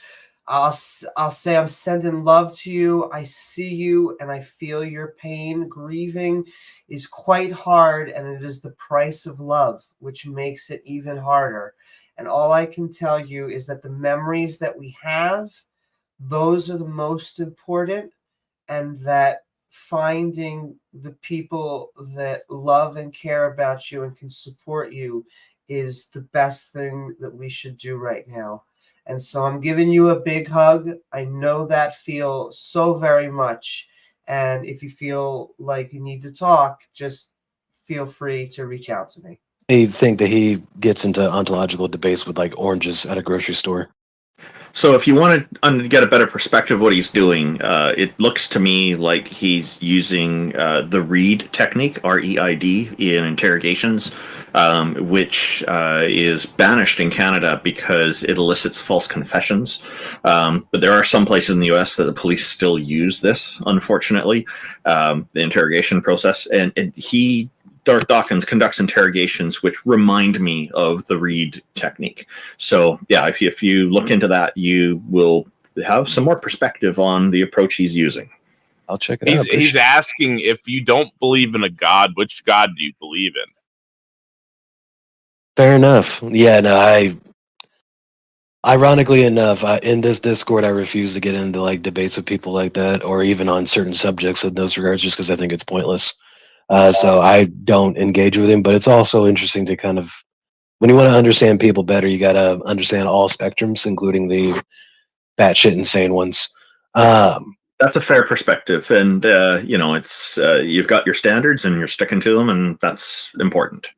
Exactly.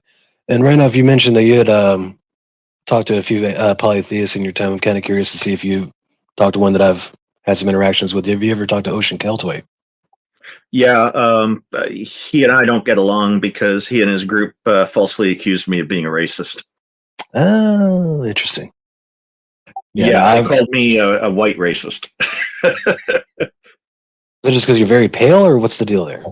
Because they were trying to make me mad, and it backfired, and then a whole bunch of them started dogpiling on me, and it still backfired, and so eventually I just ended up blocking them. That was on good old toxic Twitter many years ago. Now, Ocean I've always had really good interactions with, but I don't really talk to any of the other group. To be fair, to be fair, the interactions before that started to erupt were fine. I quite like the guy too. I really don't have anything against him other than him making the false accusation against me. Well, his buddies doing it and him not intervening and stopping it, but seems to be kind of fanning the flames in subtle ways. So I just cut them all out. I had enough. No, that's fair enough. If I talk to him again, I'm going to have to call him out on that. It's not a good way. approaching that situation. Yep. So if he's changed his view on these things, I'd be happy to talk with him. But this kind of stuff, if people are going to be ridiculous like that, I've got better things to do with my time. No, very good. I do have respect for him. Otherwise, I do think he's a brilliant guy. I just think that he's way off course on this stuff. No, perfectly fair. And then the last question, I promise I'll let it go. There's other hands up. Jack Burton, is he going to be popping up in here? Hopefully. Tell him to stop slacking and get in here so I can chop up with him a bit. I said, tell him to stop slacking and hop in here so I can talk shop with him a bit more. We used to BS on the PNR server all the time. He's a good guy. Okay, my audio's back. I don't know what happened there. So I missed everything you said. I apologize. I was just talking about Jack Burton. I used to hang out on the PNR server quite a bit. He's a good guy. Yeah, I like Jack Burton. He was a regular part of this panel for quite a while. Last few episodes, he's not been here. We're hoping he'll pop back in from time to time. I guess he got busy with something. He's doing family stuff, man. It's lame. Absolutely lame. All right, now fair enough. All right, guys, have a good one. I'm going to hop out so you can move on to the next sideshow. Have fun. Thanks for joining us, Rob. It was a great conversation with you. Yeah, my pleasure. Thanks for talking. Absolutely. Okay. Who's next? I'll pull up Goon. Hello, Goon Singer number 0762. What's going on, guys? Hey, welcome. Thanks for joining us. How are you? Doing great. How about you? Doing well. What's on your mind? Yeah, so I actually just got done watching a T-Jump video, and I saw where he delivered an argument that's conclusion is that the evidence for Santa is equivalent to the evidence for God. And I just wanted to ask T-Jump if he understands that the argument that he delivered is both amplitive and violates monotonicity and is also invalid. No? T-Jump? He's been silent for a little while. He might be Earth the T-Jump? Earth the T-Jump? Yeah, T-Jump might be away from his computer. I'm not sure what's happening. Oh, that's convenient. No, he's been silent for a little while now. For the last few guests. He's been gone for a while, man. Look, I think you guys are gonna have to forgive T-Jump here. Maybe my mic's bad, and he's not. We're not gonna talk like you're talking right now.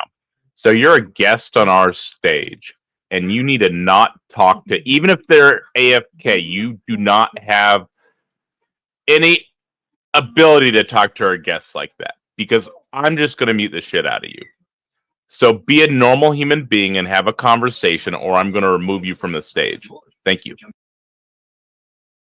Oh, no, I got you. No, I was saying, like, I think that T-Jump is a good faith engager, right? Like, I think he's a good faith interlocutor. So I'm just assuming that my mic is cutting out. Like, I know I have a bad mic or whatever, so that's fine. Yeah, so Amy, earlier I heard that you also have an argument, right? That's conclusion is going to be that God doesn't exist, like a positive argument. Do you have that argument, Amy? Yes, or at least I would say, a set of arguments to draw out whether a God exists. Sure. Wait, well, just to be clear, do you have an argument that's conclusion is going to be that God doesn't exist? Yes. Okay, go ahead. All right, so let's start. Does everything that exists have a cause? Hold on. I was under the impression that you were going to deliver an argument, not ask a question. An argument has two premises and a conclusion? Well, not necessarily two. It's just a set of premises and a conclusion. But I'm just asking you, can you deliver the argument?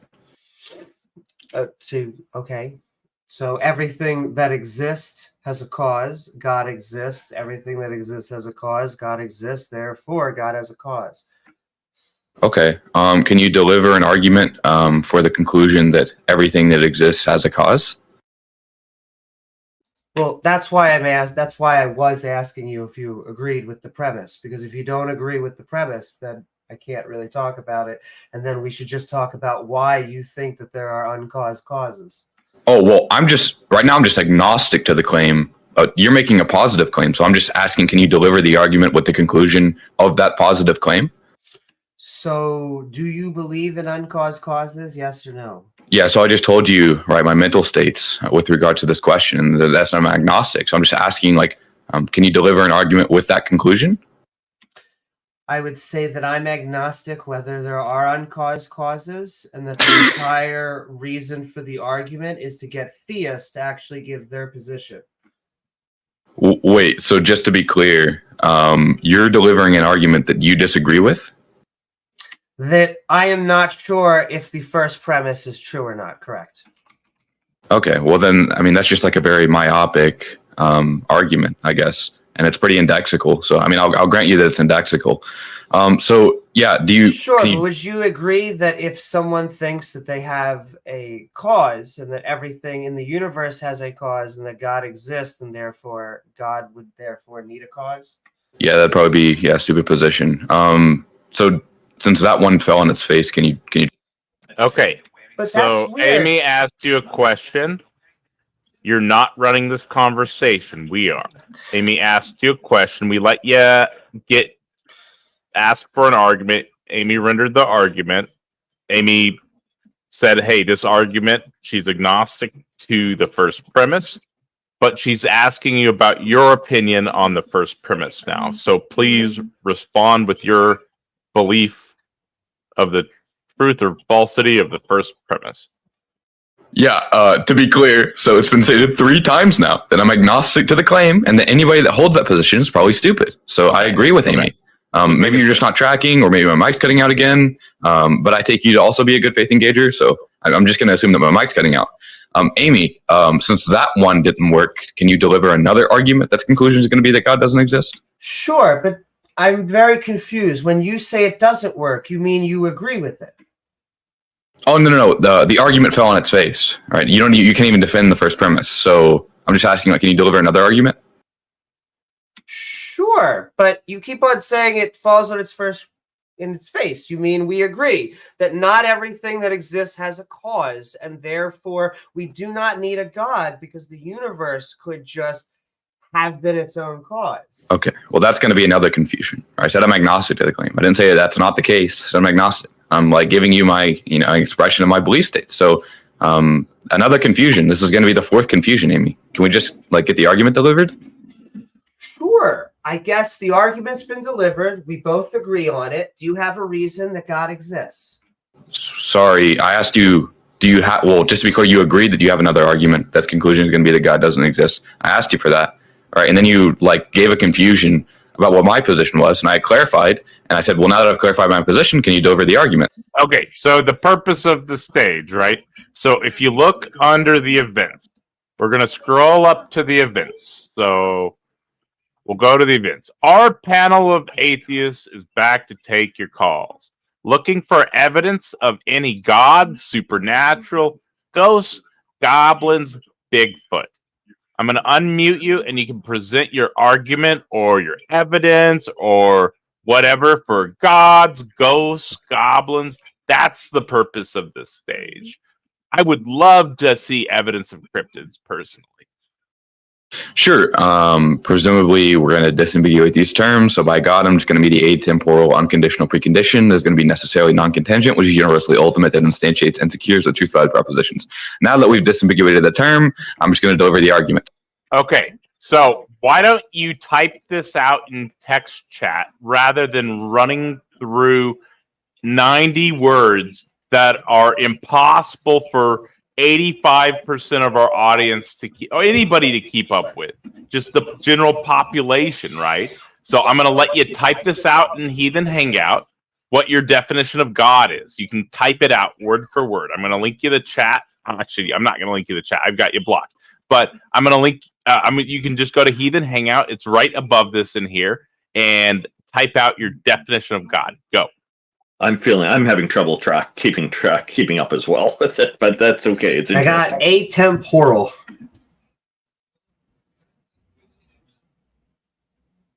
He's still muted, by the way. Yeah, I'm waiting for him to type out his definition of God. Oh, okay, there we go. Yeah, that's important. We need everybody on the same page, right? One step at a time. In the meantime, please don't forget to like, follow, and subscribe, and sending love to everyone in chat. Amy, you're a champion. Thank you.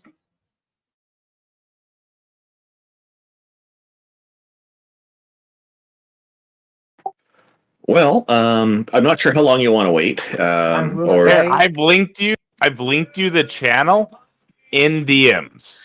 The Heathen Hangout channel. Click that and then type in your definition of God, and I'll unmute you. I'm also going to just continue on to my second argument while he's doing that. It really, we have to assume the first premise, but he's not going to do that. So, human Sorry, Amy. imagination. Sorry. Could you maybe just quickly review what the first premise is? Because so much has happened. Sure, absolutely. So my original one was everything that exists has a cause. God exists. All right. And then conclusion, everything that exists has a cause. God exists, therefore God has a cause. So his definition of God is atemporal, unconditional, preconditioned, universally ultimate, that instantiates and secures truth value of propositions.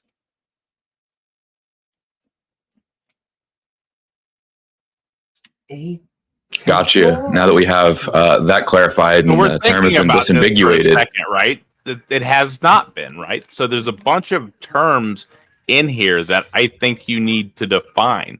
So let's start with atemporal, right? So you're saying that not confined by the constraints of temporality. Yeah, not confined by the constraints of temporality. So define temporality. Yeah, time. So you're saying this God definition starts off with doesn't have time? Not confined to the constraints of time. Sorry. Go ahead. Okay. Unconditional. Yep. No matter the condition.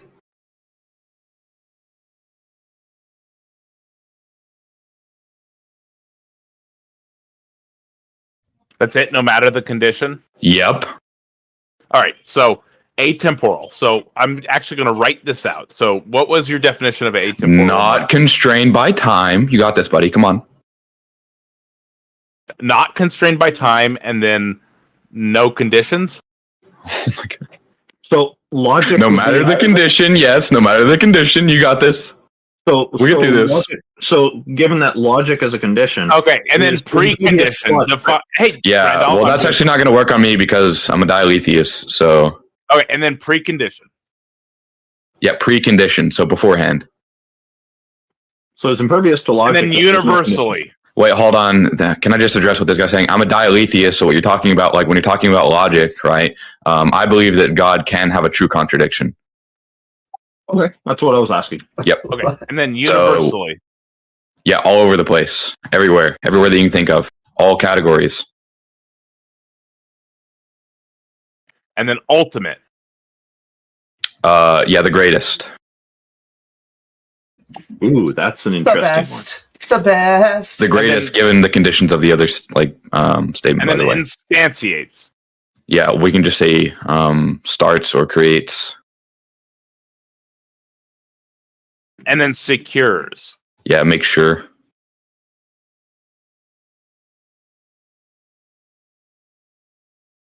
So I have wrote out this word sandwich or salad. Yep. I guess is the term. Mhm. Not constrained by time, no matter the condition, beforehand, all over the place, everywhere, all categories, the greatest that starts or creates, and make sure of the truth value of propositions. Yep. So the atemporal unconditional That's the precondition. Definition of God I've ever heard. Okay, hold on. Just to be clear, what I said was the atemporal unconditional precondition that is necessarily non-contingent, which is universally ultimate that instantiates and secures the truth-value propositions. Now, what you did is you translated like to the definitions of all the words, and obviously, like contextually, it's going to sound weird. So are you when I just put it all calling into a it a sentence. necessary? Are you just like redefining the term I necessary? said necessarily non-contingent. Necessarily non-contingent. I'm asking you a question. Are you redefining the term necessary being with a bunch of additional terms? Nope, it's necessarily non-contingent.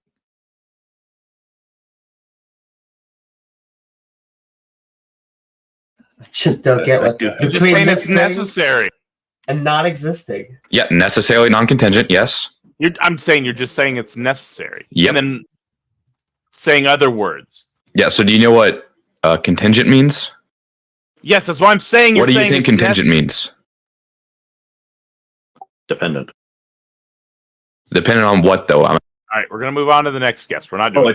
I was really hoping to ask him about this god being the greatest if that rules out the possibility of multiple gods, but that's okay. We He's can just go on to the next refusing guy. to engage. He's just straight up refusing to engage. We're not doing that. Yeah, that got really tedious. I'm not sitting there for fucking an hour trying to get 2 definitions out of him.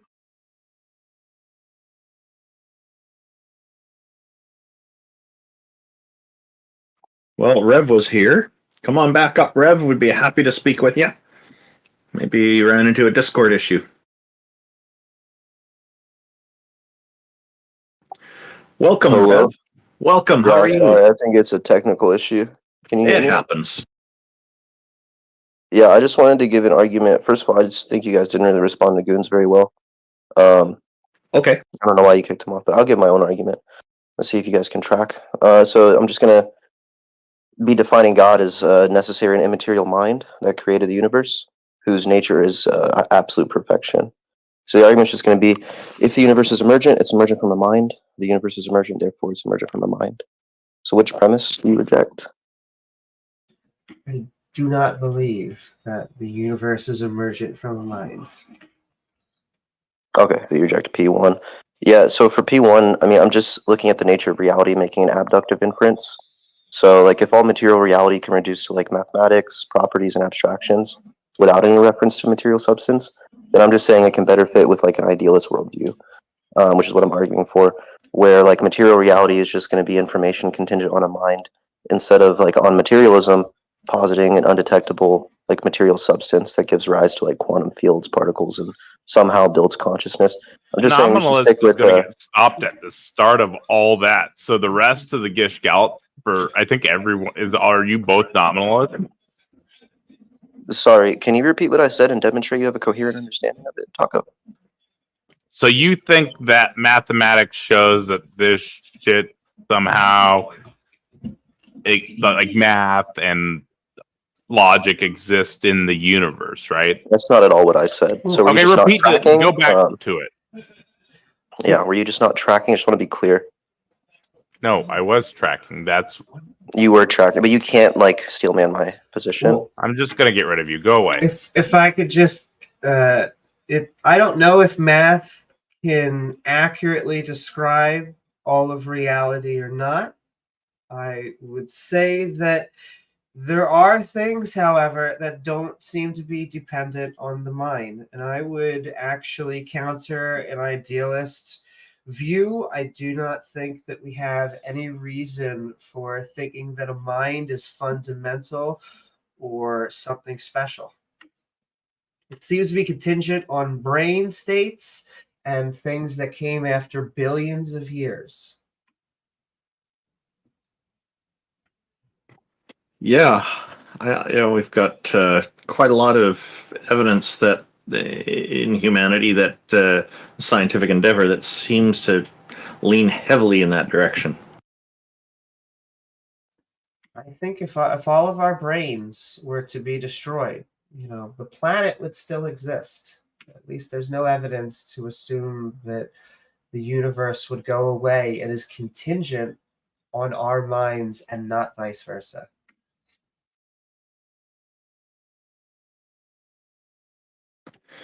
Oh, where did Prophet Dak disappear? Oh, okay. Hello, bruh, something or other. That's a hard name. Stack. Huh? Yo, what's up? Hey, you turn your volume up a little bit so our audience can hear you. Welcome. Thank you for joining us.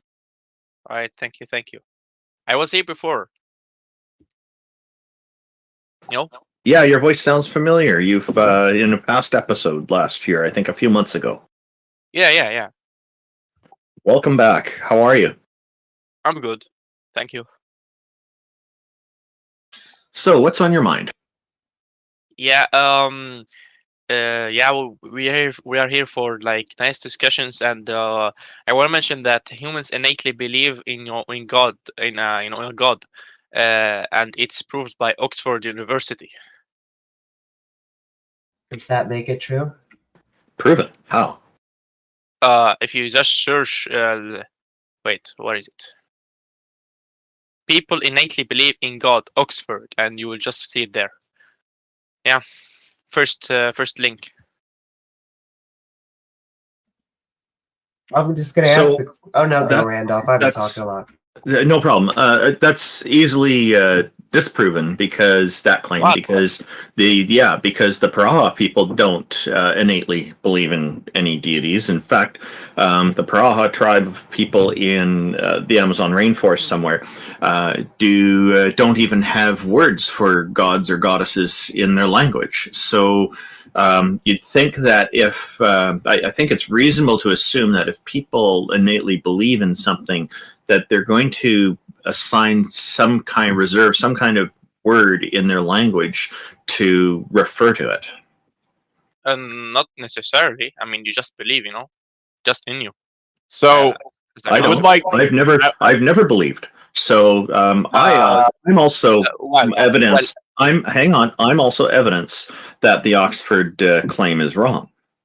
So, Randolph, I linked a study in chat. Supernatural belief is not modulated by intuitive thinking style or, let me pull it back up, or cognitive inhibition. This is actually a more recent study than the one that he linked, and this is actually presenting evidence against the innate belief hypothesis, which he's claiming is supported in the 2011 study, Humans Predisposed to Believing Gods in the Afterlife. So this is a much more recent study claiming to I guess it doesn't say disproves it, but it shows it's very unlikely. It disputes it. Oh well. I look at this study and it's Oxford and a lot of scholars and many children and everything, and it says it doesn't matter if this is a more recent study, right? So I believe what you're doing right now is a genetic fallacy. So you're saying that because Oxford had, or either that or an appeal to authority, right? But you're saying Oxford has better scholars. What? That's not an argument. So what I'm presenting is a more recent peer-reviewed study that suggests the alternative, right? Where's the link? Can you in DM Heathen me Hangout? It's in the Heathen Hangout channel. Where's it that room? Bra, cap on a stack. I hope you don't mind me abbreviating your name like that because I don't know how to pronounce the rest. You can call me Abudi, bra. It's okay. Abudi, bra. Okay, Abudi, bra. Abudi, no, not Abudi, bra. Abudi, Abdul, Abid. I don't know. Abdul? You like Abdul? Okay. Yeah. I'll go with Abdul. I am trying to get people's names right, so it is a genuine effort. So, Abdul, you seemed to be starting to take issue with something that I said, and I would like to get back to that after you go over this with Taco, which you were unless I misunderstood, it seemed you were disagreeing with me when I said I've never had any inclination to believe in any deities. Yes, I did. Okay, maybe just finish off what you're dealing with Taco here, and then we can delve into that. All right, Taco, can you DM me the link to the study? Please. I guess. Yeah, it's in Heathen Hangout, but I can do that too. Hang on. But yeah, I mean, I haven't checked your study, but I just messaged you. Yeah, but I'm just So you're either saying by what you're saying there that my study, because I haven't mentioned where it's from, is less valid than a study from Oxford, which I think would be a genetic fallacy, or you're saying you're doing an appeal to authority, saying that Oxford is a much more valid authority when they're both through the peer review process, right? No, I'm just saying, a popular, a popular doctor, you will start to trust that doctor more than, a less popular doctor. So it's genetic fallacy. I don't know what the genetic fallacy is, but I trust the popular people more than, just a random guy. Whatever. The point is, it's not what the reason that you're trying to reject the study that I presented without even looking at it is not valid. Yeah, true. But you said the conclusion of your study is that it's unlikely, but it doesn't disprove it, basically. Right? Yeah, it's just not even your study doesn't prove that it's just suggesting, right? Like none of these studies prove anything. The only thing that gets proven are things that get disproven.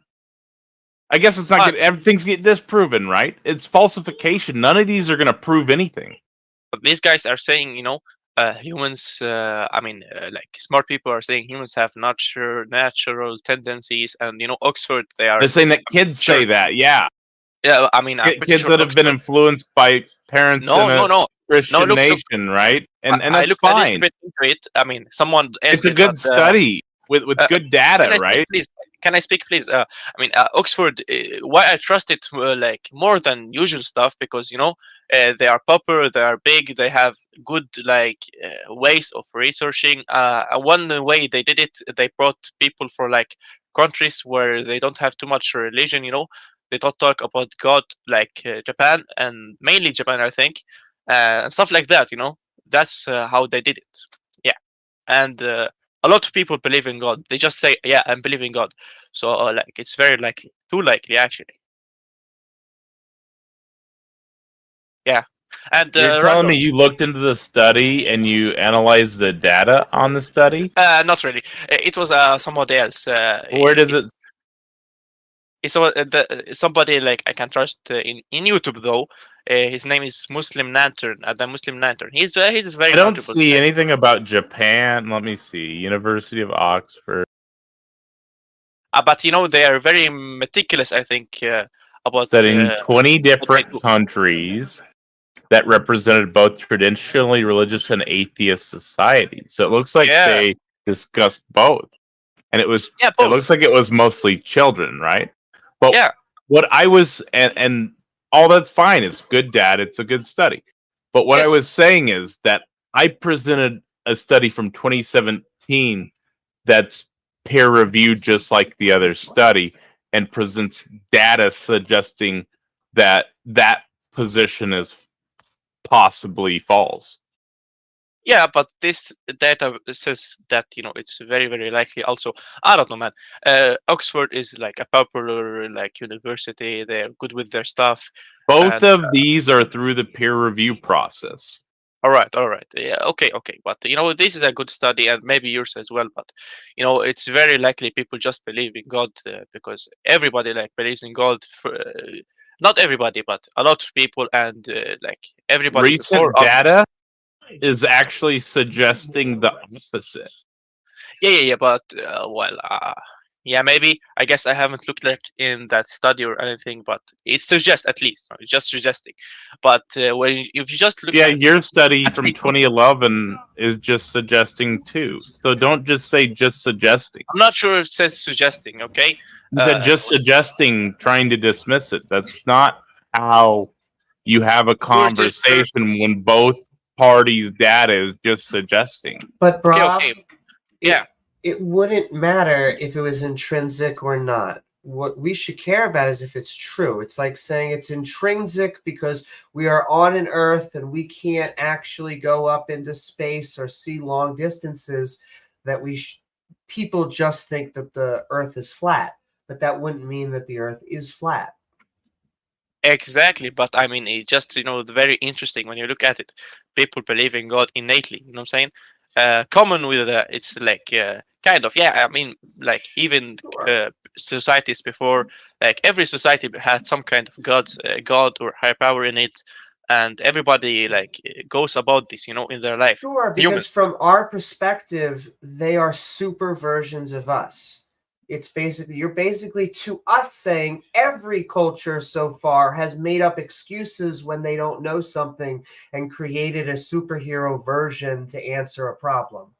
No. Innately believe in God. So not really. You're saying innately they have filled their ignorance with God, and I don't see how that helps. From the beginning, innately. From the so beginning, not by they have influence. been filling their ignorance with God. Not filling, innately they believe, not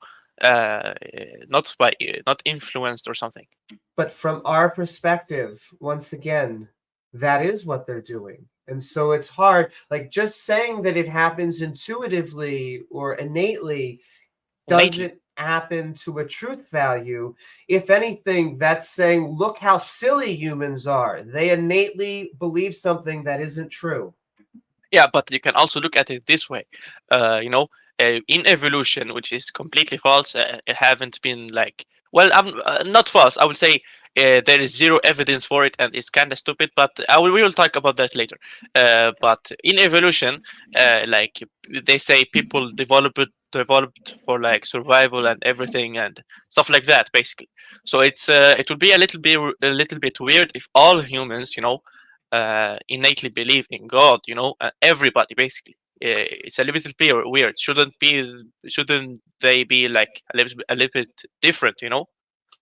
No, and I think actually it is like I was saying or like I should be pointing towards Taco. I think it is slowly changing that intuition as people have more secular households.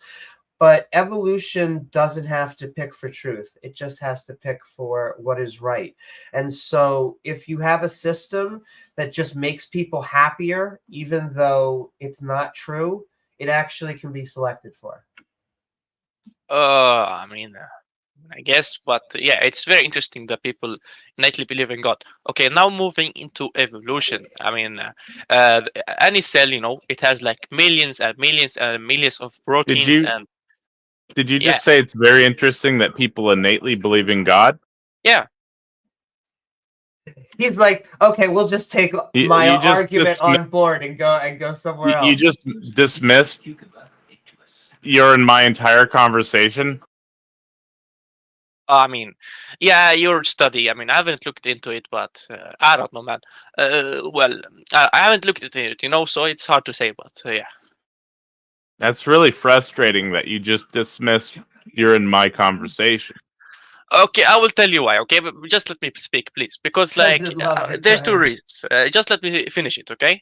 Because this is like Oxford University, and everybody, really everybody. Not everybody, but a lot of people they're not even religious, but they just say, I believe in God, They're not even religious. Those people are called theists. So non-religious theists. Just so you know, listed on my study, and I have never mentioned where this study is from at any point in time, is Guy Kahane, Philosophy Faculty, University of Oxford, UK. It's in Oxford. Again. Oh, damn.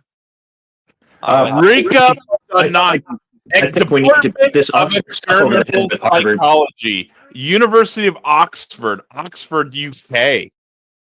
For real? Julian Savulescu, Philosophy Faculty, University of Oxford, UK. I think we need to beat this Oxford stuff over the head with Harvard. You get the point. Oh, well, okay, whatever. But, it's very so likely. Continue what you were saying there, why you dismissed our conversation. Okay, another one is that, there is a bunch of Christians, Muslims, and people that just say, I believe in God. And they say it like with certainty, I believe in God. And, and the atheism is quite new, Everybody before believed in some type of God, one God. Everybody. This study actually shows that they're lying, though, right? No, atheism is not new. Atheism it predates religion. Yeah, but nowadays it's like very big, It's just what's big is people wanting intellectual sovereignty. They want to be their own masters. They don't want to be ruled by some religion, and that's why atheism is coming out. It's a natural emergent property of that. All right, but you can also be intellectual and religious. That's true. Yeah. Okay. Moving into evolution. How does that support your point?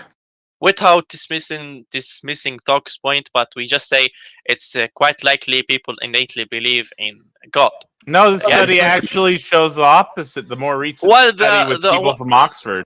And I already put up as evidence the Paraha people who don't even have any concept of it in their language and any words for deities, gods or goddesses. And then I put myself up as evidence because I've never believed in any deities. I've never even had an inclination to believe in any. I've always been an atheist. And so I'm here as evidence that refutes your claim. All It's right, all also, right. but before you talk, I know it's just hard to see how it would even be a pillar in a good premise of an argument. And so I know you want to talk about evolution. Let's just therefore clear the air, because I don't think you're going to convince us on that plank.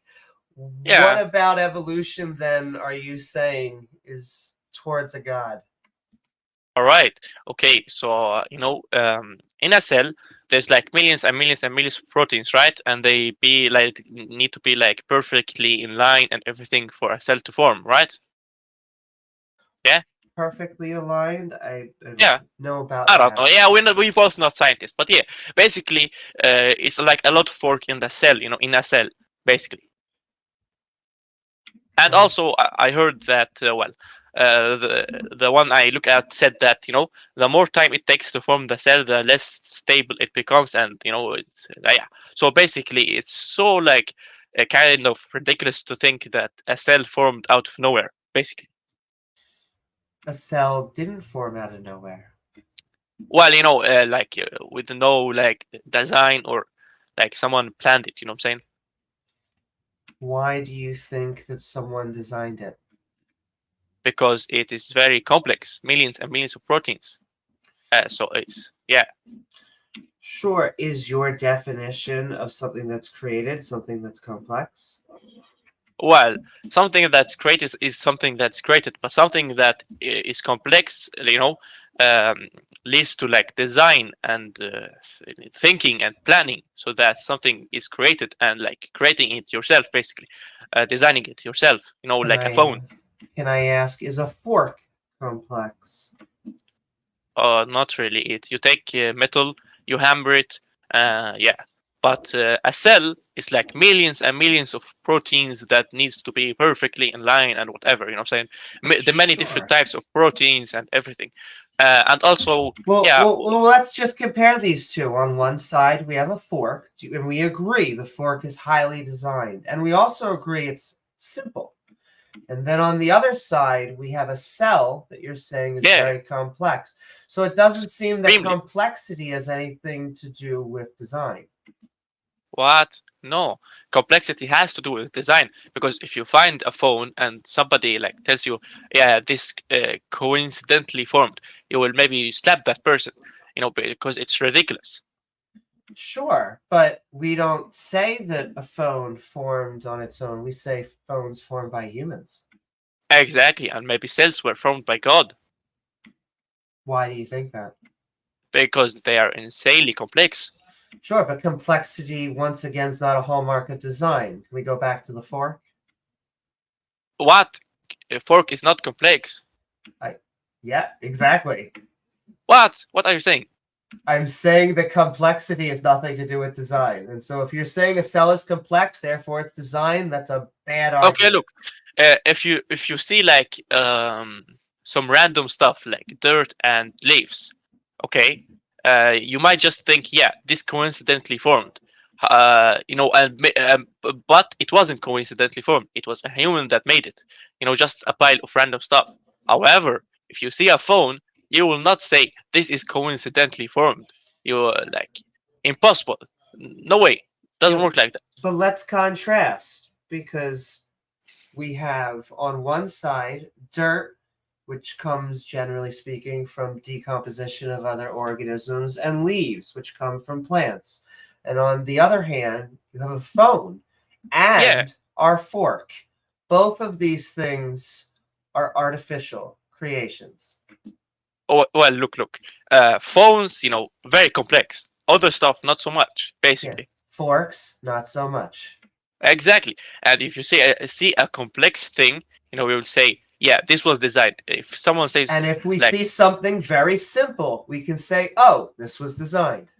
But however, something very complex, you can be certain if there is so many of it and it's so extremely complex, you will be certain, yes, this is designed, basically. So someone was there and designed it, basically. We know that it was designed because it's artificial. A lot of times it has other signatures like 90-degree angles tend to not happen in nature. However, they do sometimes. And so I don't see how complexity ties to design. In fact, I would almost say not always, but oftentimes we're trying to cut through complexity and make things simple as engineers and designers. Oh yeah, I think Amy. I mean, I'm sorry, but I think you're a little bit unsincere there. Yeah. I am a little. I don't think she's being insincere. She's, in my experience, Amy's always sincere in all her communications. However, she's saying like complexity doesn't mean design, but complexity and like it's like astonishes you. Then it must be designed. It can't just coincidentally form. Illogical. We're not saying that it just formed randomly. Like the example that Theists often give is a tornado through a junkyard. No, there's two differences here. A human comes about through snoo, through sexy time. A cell phone and a fork get made by humans, whether they are simple or complex. Well, why does that matter? Something can be made by non-humans. Sure, I would actually say the only creations that we know of come from animals. Why do you think so? I mean, if you look at cells, you don't have to see God to basically know he's there. If you look at cells, it's so complex, it's actually insane.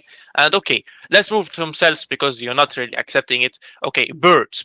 Okay, let's say there was like a land animal and he's just started to develop some feathers. I don't know how that is even possible, but we say he started feathers and muscles and whatever, and he started to move them weirdly, and he just died because he moved them weirdly. And it's so illogical to think that birds, they're like machines, bro. They're like machines. Crazy. I don't know if you have seen the birds fly, but like they're actual machines with their instincts and everything. Like it's actually insane. I'm not sure how you could just get that in one pop with evolution. Impossible. Doesn't work like that. And if you don't have these instincts to use the wings and everything, they will just die. You will fall, die, everything. It doesn't work like that, It happens gradually with evolution. So no. birds, very specifically, it happened within dinosaurs.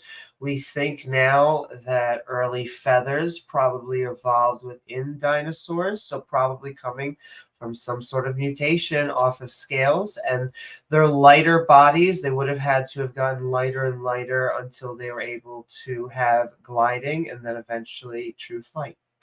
Oh well, you're not saying how this is logically out of an evolutionist point of view possible. No, just moving some muscles and feathers and like scales or whatever randomly, it will not help you survive. Absolutely not. And you will have to develop the perfect wings, and then not only that, you need to like the perfect programming for the wings and everything, and then you can fly. And use it to survive and be a very good meta in the meta basically, and survive and everything. I would actually say that's the Theist model. Is that it just poof? The bird was just once there was no bird, and then boom, there was a bird that just could fly and use its muscles and do everything with no knowledge beforehand. Well, with evolution, you have a slow, gradual change. You have something that may have been an arm that slowly gets modified into a wing. You have something that works within the I don't know why you keep on using the word perfect. It reminds me that theists often have these weird purity tests, but there's often nothing perfect. No, it's perfect the way it is. I believe so. But yeah, it's insane. At least you will agree on that. Birds are like insane. Extremely insane. Birds are cool. Exactly. And evolution doesn't say anything logical about like such stuff. The problem is it's not just birds. It's too many. Birds came from directly from dinosaurs, man. Yeah, where did dinosaurs get from? And how did they get there? I don't know what. Dude, listen for a second. So the step before them was either reptiles or amphibians. I don't know what it was offhand. I think it was they were reptiles, right? But I think they were like reptiles. I think there were like smaller reptiles prior to them that came from amphibians, which would have come from. Okay, let's say I that. think it would have been like fish, and then like flatworms and shit, and then obviously there's steps in between, right? But like that's roughly from my understanding that process. So like, what's the confusion, right? No. Even dinosaurs, they will need wings and instincts to move those wings, and not just wings. Things in the back, Do to you own a bird? Hmm? Do you own a bird? No, I have seen them though. You should own a bird. Yeah, thank you. But guys, you're not providing anything logical about the extremely complex things all around us. And also, forget about living things, even though there's too many. Wait, I will provide a channel. It's a Christian channel and everything, but it says you can't refute God, basically. Wait. Right. Why would anybody need to refute your claim? Because you are atheist, so you need to refute that Well, God doesn't exist. If there's no we don't have to refute your claim. You have to Well, we prove are your discussing claim. basically, and we're just saying hey, your points are not good reasons to believe what you believe, right? What? And we If they're explained very why. Okay, wait. I will provide this channel. It's a Christian channel, but Christianism is like a mess, But it's they still say some logical stuff. I mean, you agree with me that Christianism is like a mess, right? Christianity, it is kind of a mess because there's contradictions in the Bible. In that respect, there's kind of a mess there. Yeah, all right. But I will DM Taco the channel, or Haven. Can you DM me in the channel, the Haven channel? What is it called? So I will send this. If you're in Discord, you're in the Theist Helpline group, right in a category. So just above the Theist Helpline stage, you'll see an entry Heathen-Hangout. Yeah, I don't see it. Oh, you don't? Okay. Yeah. Can you DM me? Maybe I need to look at the ranks. Tagged you from there. So Canadian Obi-Wan. Thank you. Yeah, he's a good guy. You can trust him. All right. There is a video. This is a plant that works with bees basically. Without bees, it doesn't survive basically. It's made perfectly to attract bees. It's like a perfect for. Well, we don't say perfect because you guys don't believe in that. But it's hey, hang on a sec. No, don't say we don't believe in perfect. That's you don't have a reason to support that. I know many atheists who believe that perfection is possible. Well, some atheists anyway. Okay, but we can all agree that if you look at this plant, it's extremely complex and crazy. It's basically a stand that looks like a female bee. The male bee comes, it's perfectly in place that he takes something out of it and goes to the next flower, and then the flowers basically can mate basically. And also it uses talking about the process of pollination. So we real quick,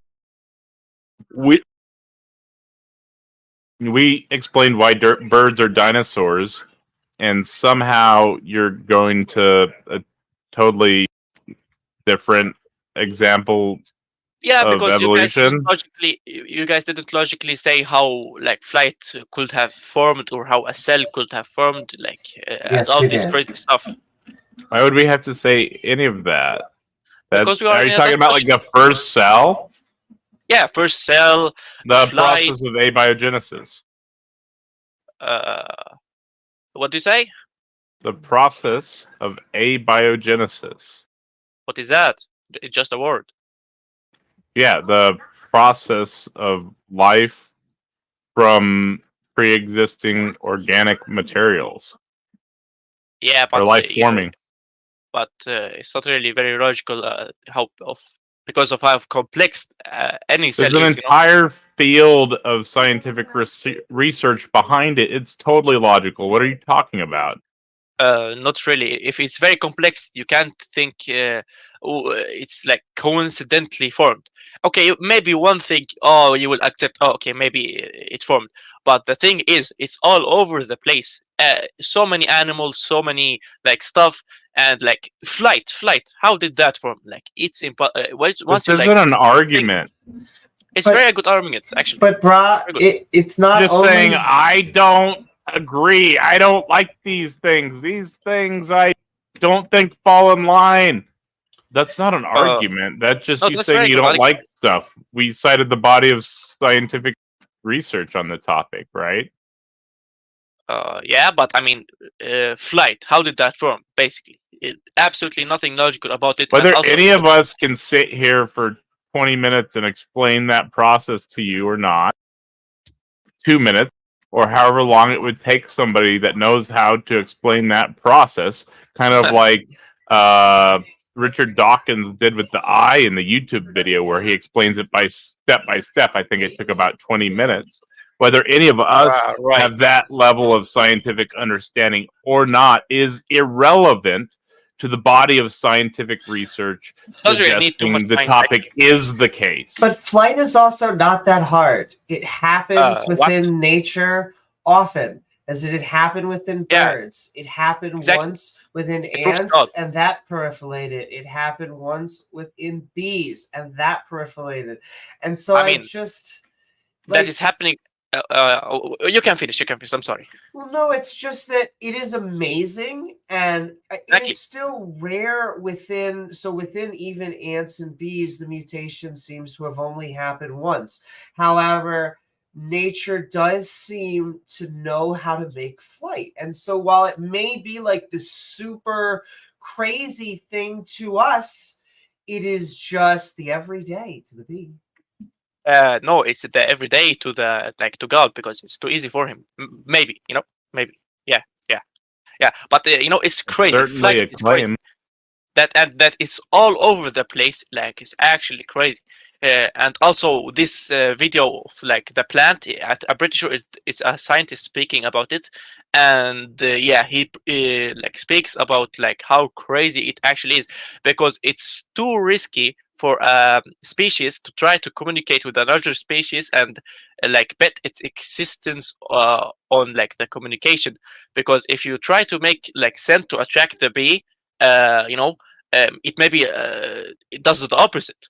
And if you attract it, if the form where like how the bee comes to you, tries to eat from you, and then it gets the thing that pollinates the other flower. Well, there is a problem here that you haven't seen the video and how crazy this flower actually is.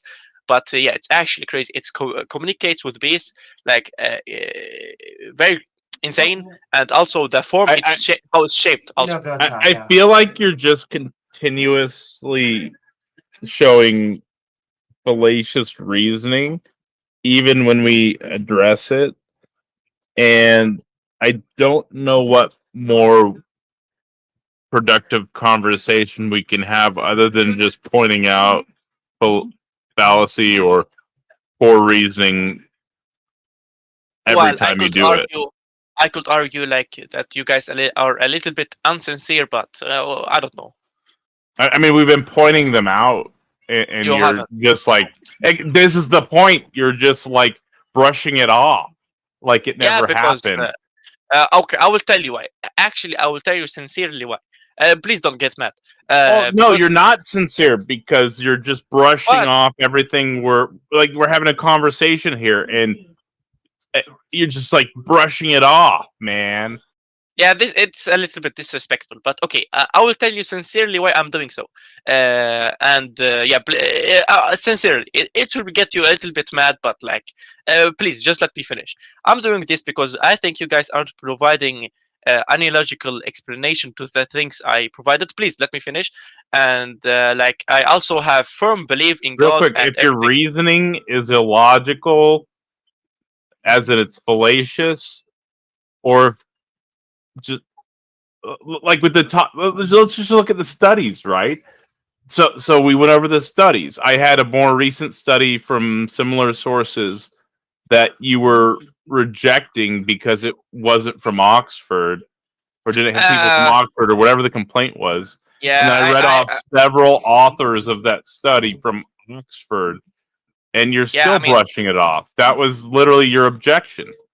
Yeah, I just never mentioned where they were from, right? And I pointed out the error in reasoning earlier in the conversation that you were, I think it was a genetic fallacy that you were saying because the authors of the study aren't from Oxford, you're dismissing the study. And so I just pointed that out. I never mentioned where they were from. And then we continued the conversation, and you continued to dismiss it for the same reason. And then I pointed out how it's a more recent study. It's through the peer review process, trying to avoid mentioning where these studies are from because there's a rigorous peer review process these studies have to go through. And so, Oxford is a great university. It's a great study, right? Both of them are, right?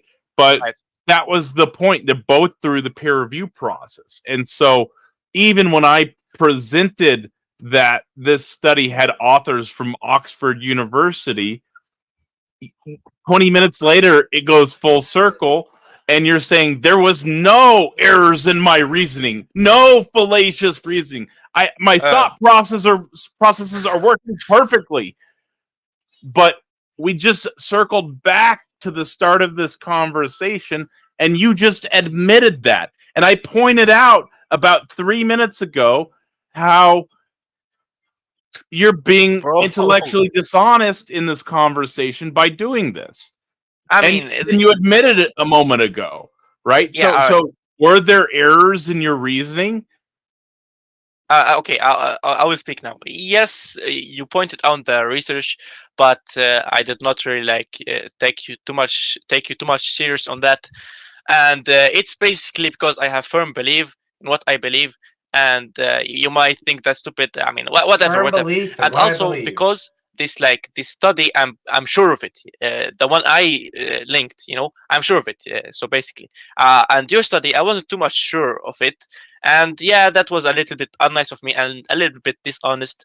But so in the moment, basically, you pointed that out, and I corrected it. I said, the thing I linked says that humans innately believe, but your thing suggests that might be untrue, right? Okay, so you just said that it was a little bit dishonest. Was it your intention to be deceptive? Not deceptive. That's what dishonest. That's what telling a lie is. It's a deception. It's your intention to lie to us. Was it? Well, not really. I just have firm belief in what I believe. So why did you call it? Why did you just say that you lied to us? Because I'm trying to be honest. Yeah. Okay, so you were before that. Were you trying to be dishonest with us? This is a serious question. I'm trying to understand because we expect people are going to be honest when they get on the stage with us. I mean, no. Before I wasn't trying to be dishonest. I just didn't believe Taco, basically. Okay. Let me clarify. So what perhaps when you said you were being dishonest a little bit, you meant to say something else, that it was just inaccurate or something. Basically, a lot of factors are going into it. I'm sorry, I'm just asking you a question. Did you actually mean to say something else other than dishonest? That the dishonest was the wrong word? I'm not sure what you're talking about now. Okay, you just said the words a moment ago. It was a little bit dishonest of you to say something. Now, are you trying, I'm not getting clear answers from you when I'm asking you to confirm. Was it your intention I think he meant to say the term disingenuous based on context clues, and I think that's why you're asking, because it sounded more like disingenuous to you. I was using the term intellectually dishonest because I felt like he was lying to himself there. Through dismissing his fallacious reasoning for no reason. Okay, then scratch that line of questioning. Taco cleared it up. Thank you. I'm sorry. Do you mind after Randolph? I want to ask something. I still want to get into this point where you think that you disagree with me on me never having any inclination to believe in a goddess or a god. But go ahead, Amy.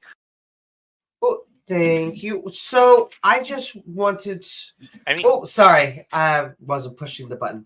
I just wanted to ask you a question after I point out. So bees and flowers, they have a mutual relationship. Flowers, at least flowering plants, are a very new evolutionary development. And so the reason that they communicate with each other is more that the flower offers something. They almost put up a for sale sign and say, look, I have this wonderful thing.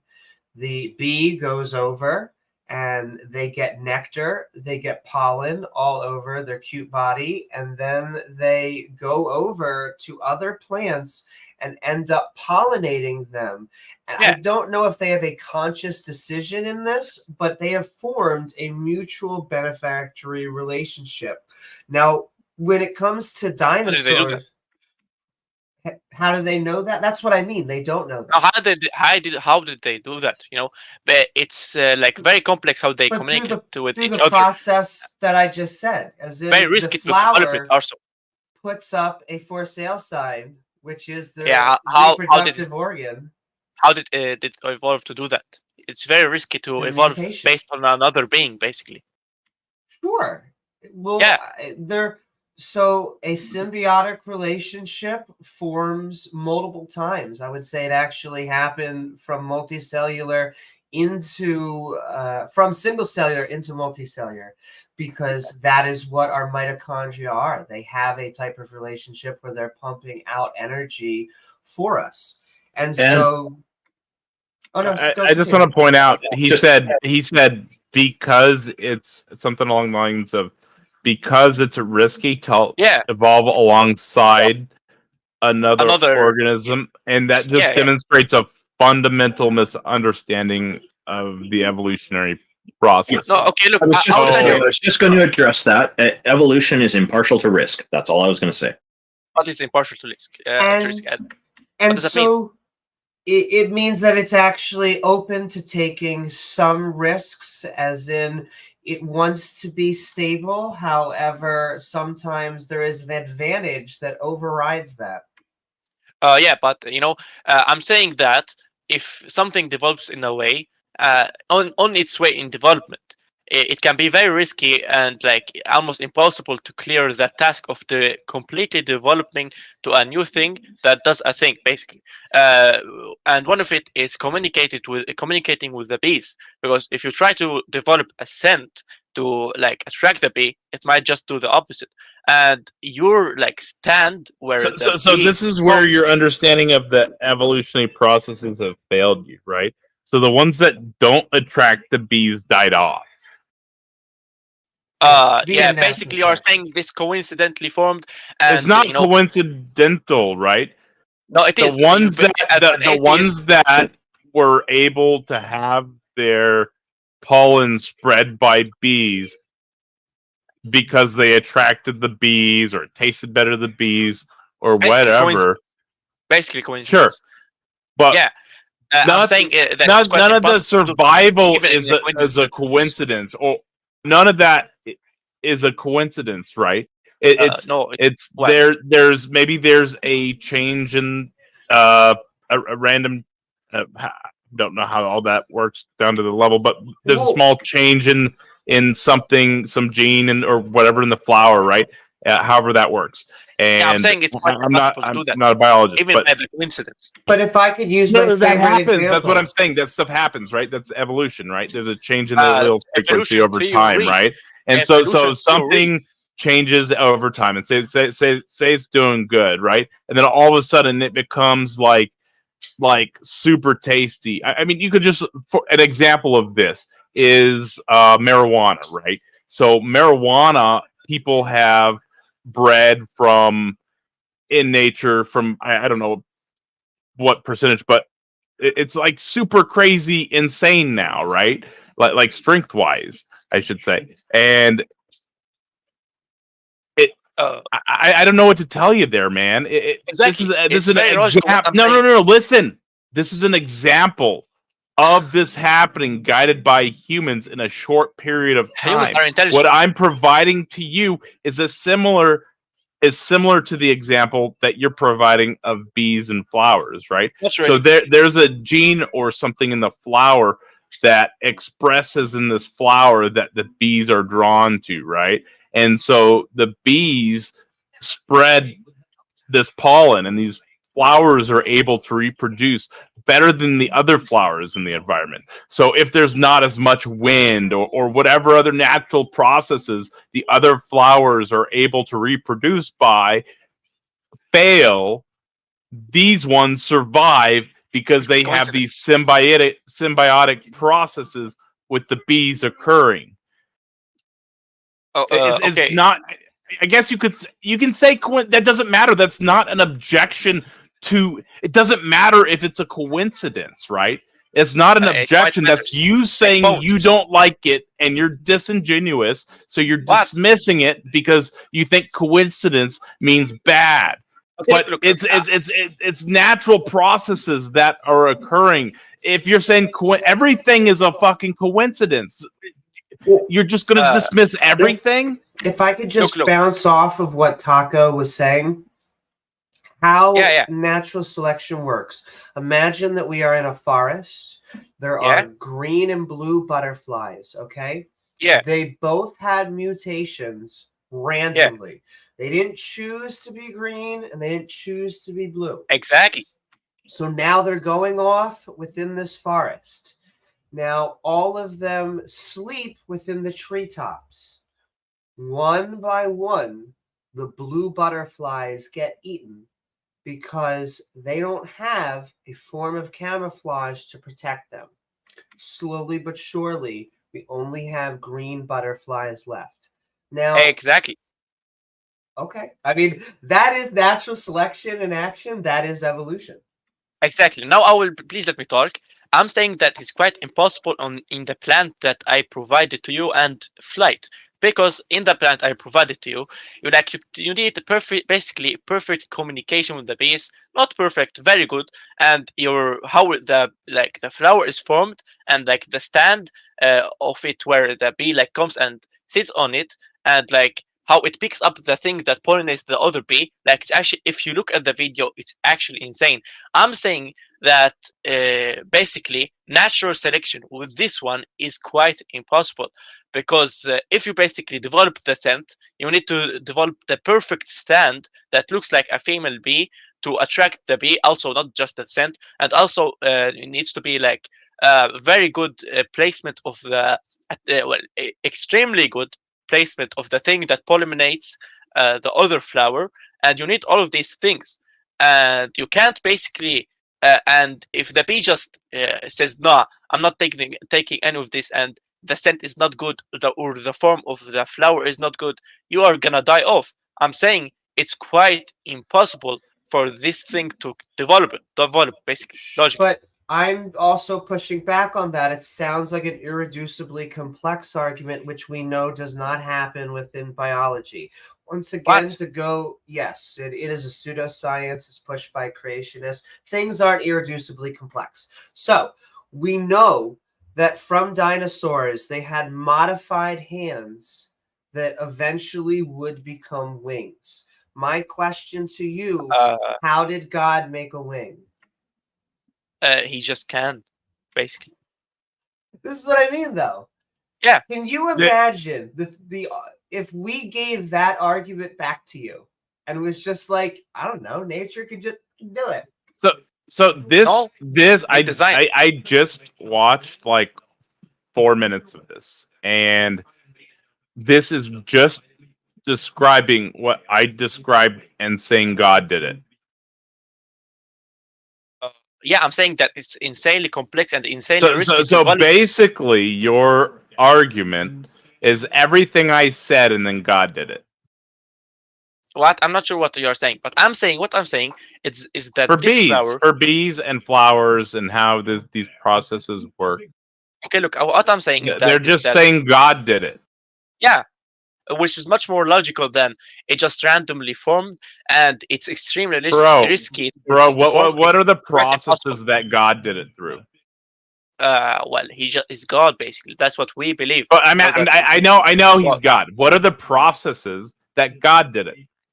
Okay, what we believe is God is the creation. I don't care what you believe. I'm asking you, what processes do you know that God did it through?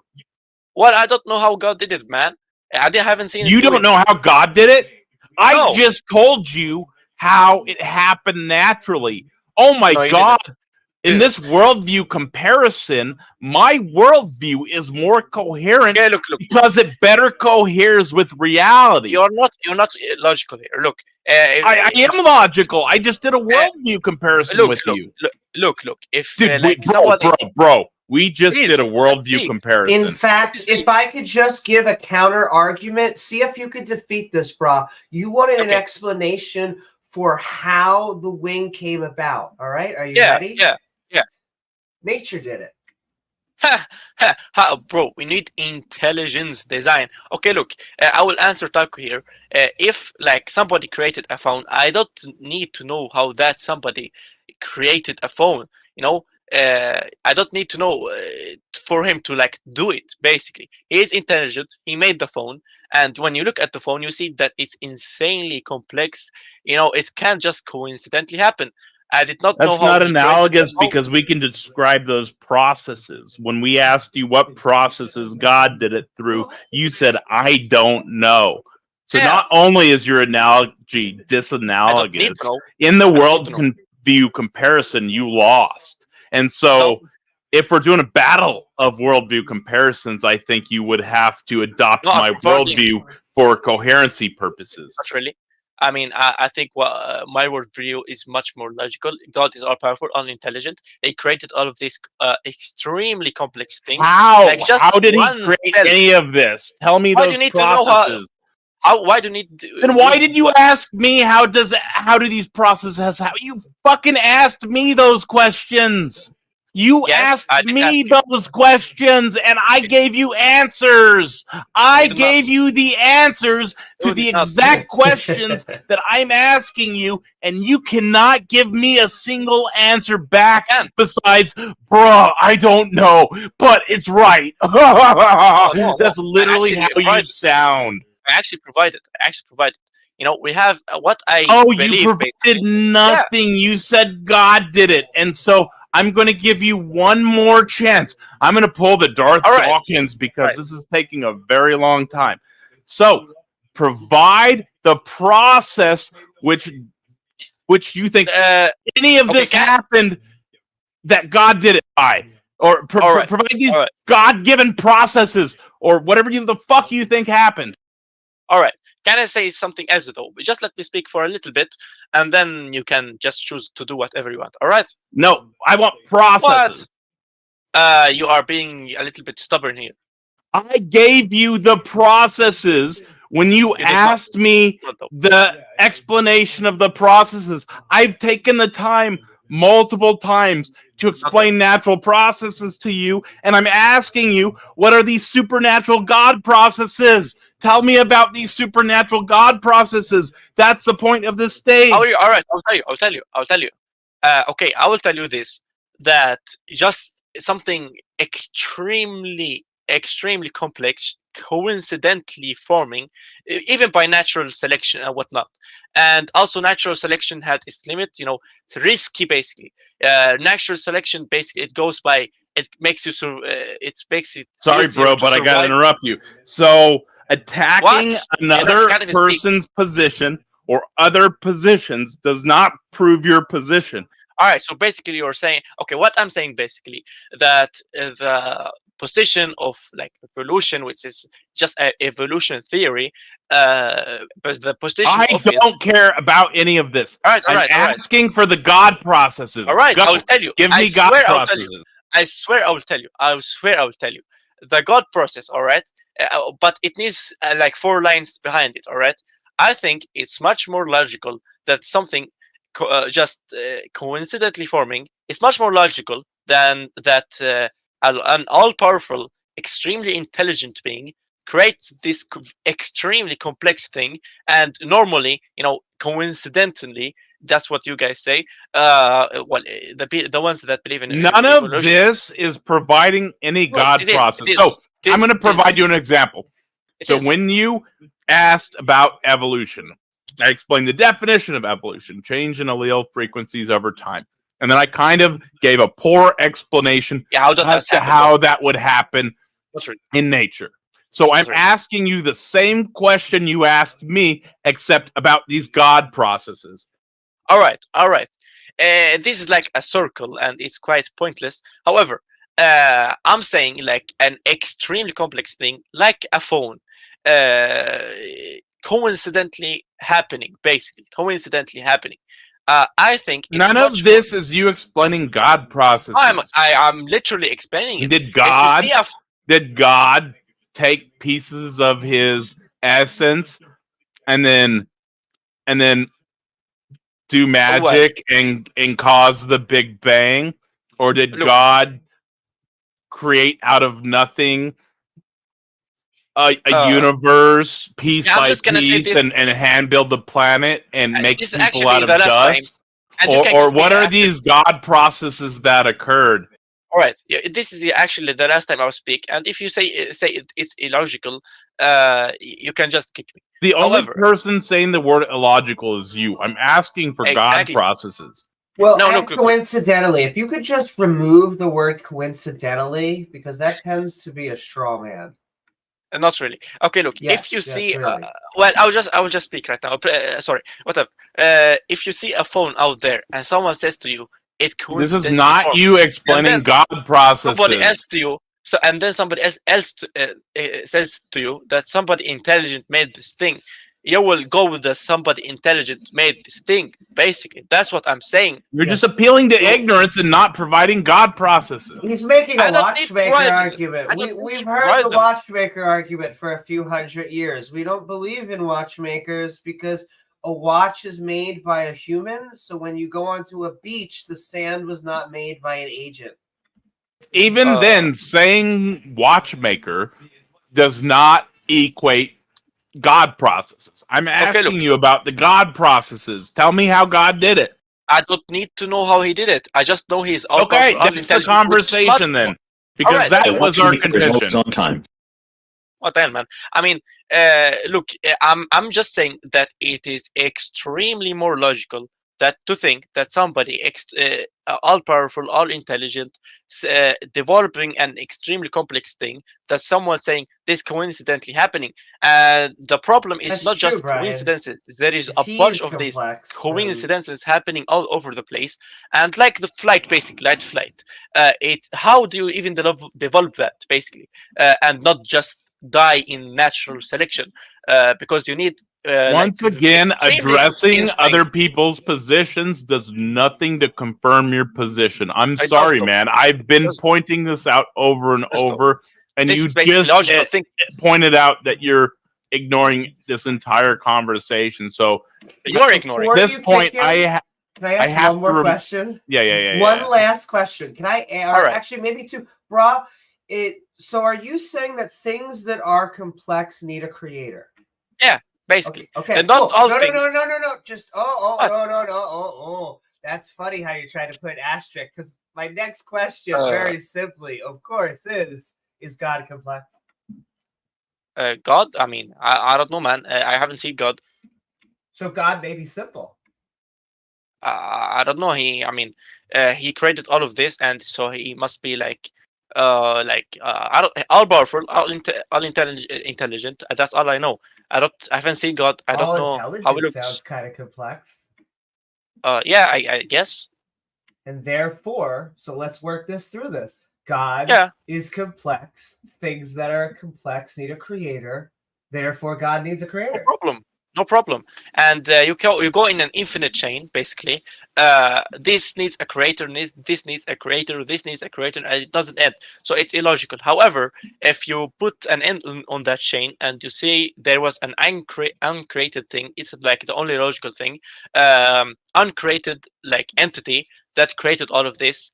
And when you look at all the stuff around us, extremely complex, extremely cool, everything, the universe, this entity that was uncreated, which is on the only logical thing how everything came to be, that created everything, basically. Because you can't have an infinite chain. Oh, this created this created this. You need to stop it at some point. Uncreated thing. You actually otherwise can it won't have exist. an infinite regress. It just sounds What? like you're saying that it is this one thing that is very special. Yes, and that's why we exist now. That's what I'm saying. I mean, Have you ever heard of special pleading? What does that mean? That means that you just think this one thing's special, and therefore I don't. I'm just thinking logically, because you can literally just go, what created this, and it doesn't end literally. So at some point, like you say, how did I come to be? Like all these magnificent things, how did they come to be? And you go like this. An uncreated thing created these all created things, and then the chain stopped basically. So And this we is exist. common that people do ask this kind of question, and science does provide a lot of great answers for this. So Science does not create the universe, by the way. now we probably do need to move on to some more guests. I really want to get into the point that you made though before you go, where you're claiming that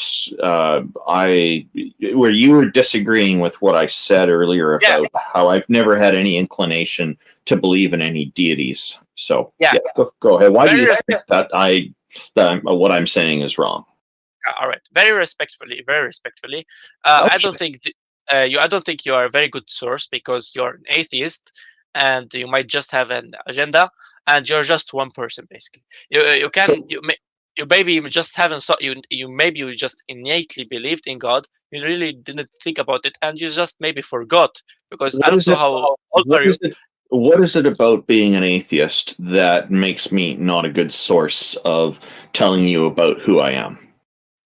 I mean, because we just might. I mean, you might just have an agenda, basically. I think, and also, how old are you? Sorry, because I'm an atheist, I have an agenda. Is that what you're trying to say? Not really. Maybe. I don't know. Maybe. Okay, I don't know why you're even suspecting that. Because a Christian could have an agenda, a Muslim could have an agenda.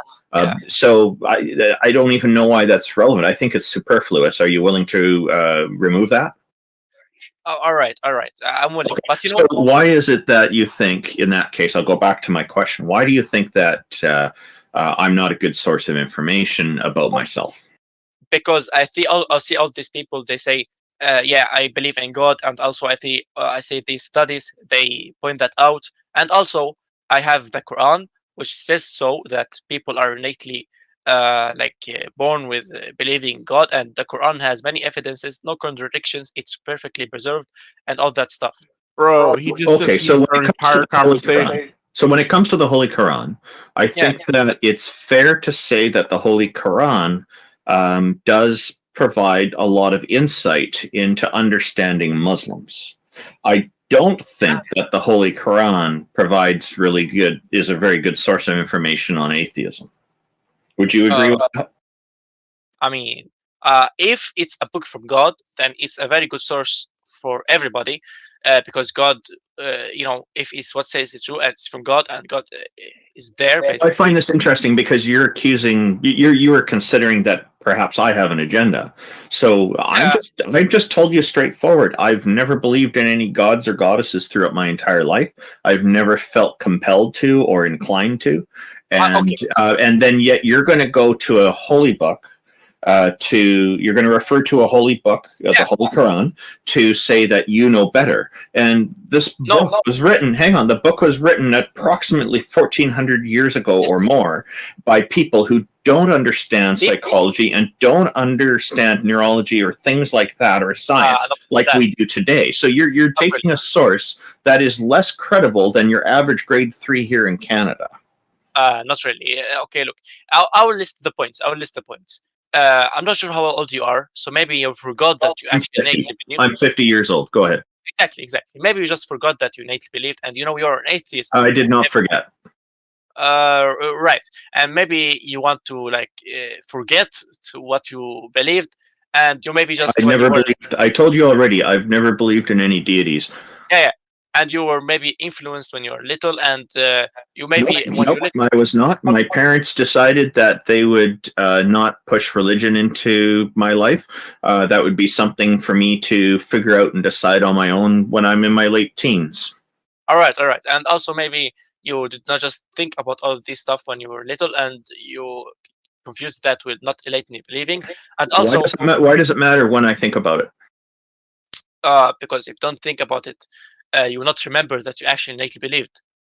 Okay, you don't understand. I just told you that I do remember that I've never believed in deities. All right, but I will move to the other points, which is a lot of people believe in God, and they're not even religious, any kind of religion. They just believe in God. A lot of studies points out to people like innately believing in God, and Okay, so I earlier take societies. I take issue with the innate part. I don't take issue with the part that you're saying there are theists who are not part of religions. There are people who believe in a deity or multiple deities, and they're not part of any religion. I agree with you on that. That is a fact. That's fine. And also studies. What I have a problem is when you say that it's innate for people. It may be for some people, or it may seem that way for some people. But the thing is, the prerequisite, the reason I have a problem with it is, I'm just going to explain quickly. The reason I have a problem with it is because the prerequisite for believing in a god or a goddess is to have at least a partial understanding of what that is that you're believing in before you can believe in it. If you have absolutely no concept of something, it's not possible for you to form a belief in it. So the deity has to either be something you've learned from somebody else, which seems to be the case for the vast majority of people. They're being taught what Allah is, Allah, or however it's pronounced, I'm sorry, or Jesus, or Buddha, or Vishnu, or whatever, and they're learning about that concept. And once they have that concept available, even if it's only an incomplete concept, but it's sufficient enough for them to believe in it, then they can believe in it. And then there's the other side of that, which is there's probably, I suspect, a much smaller, minuscule, smaller group of people who create the idea of a deity on their own, in their own minds. So at either point, this is why I have a problem with the thing saying blanket, it's innate belief. It's something that in the vast majority of cases seems to be taught. Not really. I mean, you say seems, but these studies point out to that it's innate belief, and they take people from countries where they are like atheists or like they just don't think about this stuff. And there's a bunch of islands that were discovered that Bingo. They don't think about it. That's why they don't believe in it. They don't have it in their thoughts, and that's exactly the case. Because if we're not thinking about these things, why are we going to be inclined to believe in them? People generally seem to be taught on this kind of thing, and I say seems to be because I don't know for certain how many people are taught to think it and how many come up with these ideas on their own. Or basically now I see you have an agenda because you said you don't know, but you said you don't know how these things are taught, but you don't know also can mean that it's actually innately believed, Because I'm being clear on my position here. I'm not making assumptions as much as I can possibly help it. So I'm trying to be as objective as possible. You're turning around and claiming that I have an agenda when that has nothing to do with any of this, when we're trying to deal with the brass tacks facts here. Yes, and I'm saying there's studies, there's a lot of people, Great. And there is my Quran. Which is like has no contradictions, perfectly preserved by a guy paid $2 million to prove that's actually. I don't think there's any more conversation, and we might find. Just give me a second. So, if the thing is that people are innately believing in this God, then there should be no need for people to read the doctrine every day. The innate belief should take care of it. Not really, because you have doubts in this. You have doubts as well. Then, okay. Wait, Randolph, we already demonstrated his position is possibly false through his study. I mean, he said there are no contradictions in the Quran, right? Yes, so that's what I'm saying. So that we know those exist. Yeah. So at this point, there's nowhere we can go. Let me just bring this in. So, Abdullah, you've not provided me with anything that convinces me that I'm wrong about myself, having never believed in this stuff and in any deities. So what I'm going to do is I'm going to give you like 30 seconds to finish up, because we do need to move on to another guest, but we can have you in the future. And I do appreciate your back and forth with this. The study you brought as Taco pointed out, and cited other studies that came later that are newer that point out that it's wrong. I think with people from Oxford, mind you. Yeah, from the same university. He didn't hit you over the head with Harvard. He kept it within the same university. So, right. But I'll just say that it hasn't convinced me. But if you want to make your final statement, please go ahead. We'll give you 30 seconds to do that before we move on. Yeah, I will not try to convince you of that, but I will say, just think about how complex everything is. The moon, how it's expanding the universe at a rate where everything doesn't just go too crazy like distance, and it doesn't just get sucked up again in a big bang, and all of this stuff. And think about which is more logical, just coincidence or God, which is all powerful, all intelligent. And the Quran, there's many miracles in it. There's many prophecies by Prophet Muhammad, like Surat al-Tariq. That's 30 seconds. Thank you for the right, guys. preaching. Yep. Thank you very much. We appreciate the preaching. Have a good one. Whatever, man. Have a good day. Okay, yeah, that's he's going on and he's impressed by complexity, and I think if with a better understanding of how a lot of things evolve and come together, then the complexity won't be so impressive as far as convincing somebody that there was an intelligent design behind it. The complexity is just an emergent property of all the variety that we have in reality, I think. What do you think, Taco or Amy?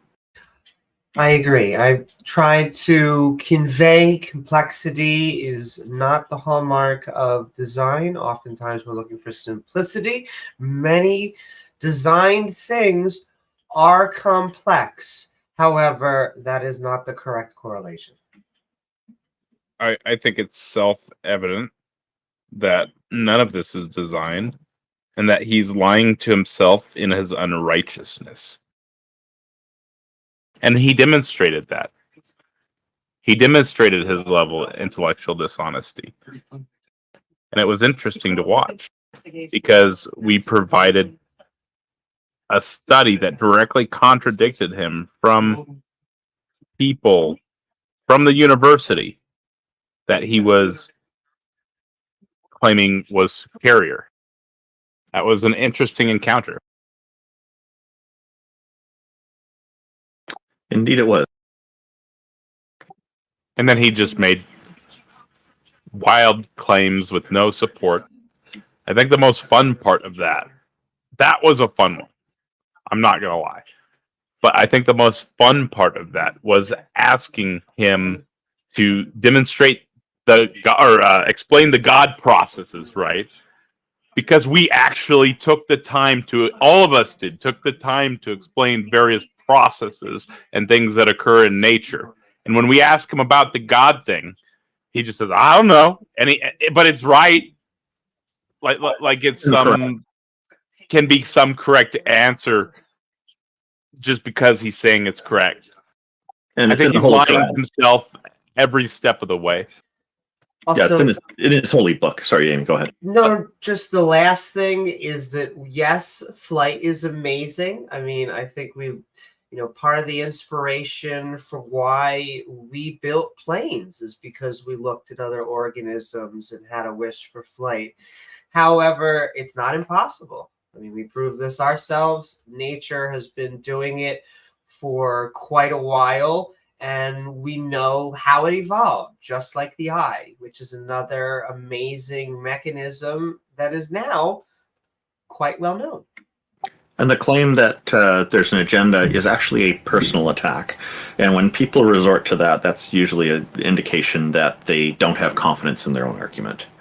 And Jake, I did make a claim there that somebody pinned me about. So I said that it's self-evident that none of this is designed. And so I'll back it up with one piece of evidence that I think will convince everybody here. There is a vein in giraffes that loops all the way around their big ass neck and loops all the way back around. It uses more energy than if there was a direct route. It's more at risk for death because it could get damaged, cut, whatever. there's more area where it could be hurt. This is an obvious example of unintelligent design. I think people have that too.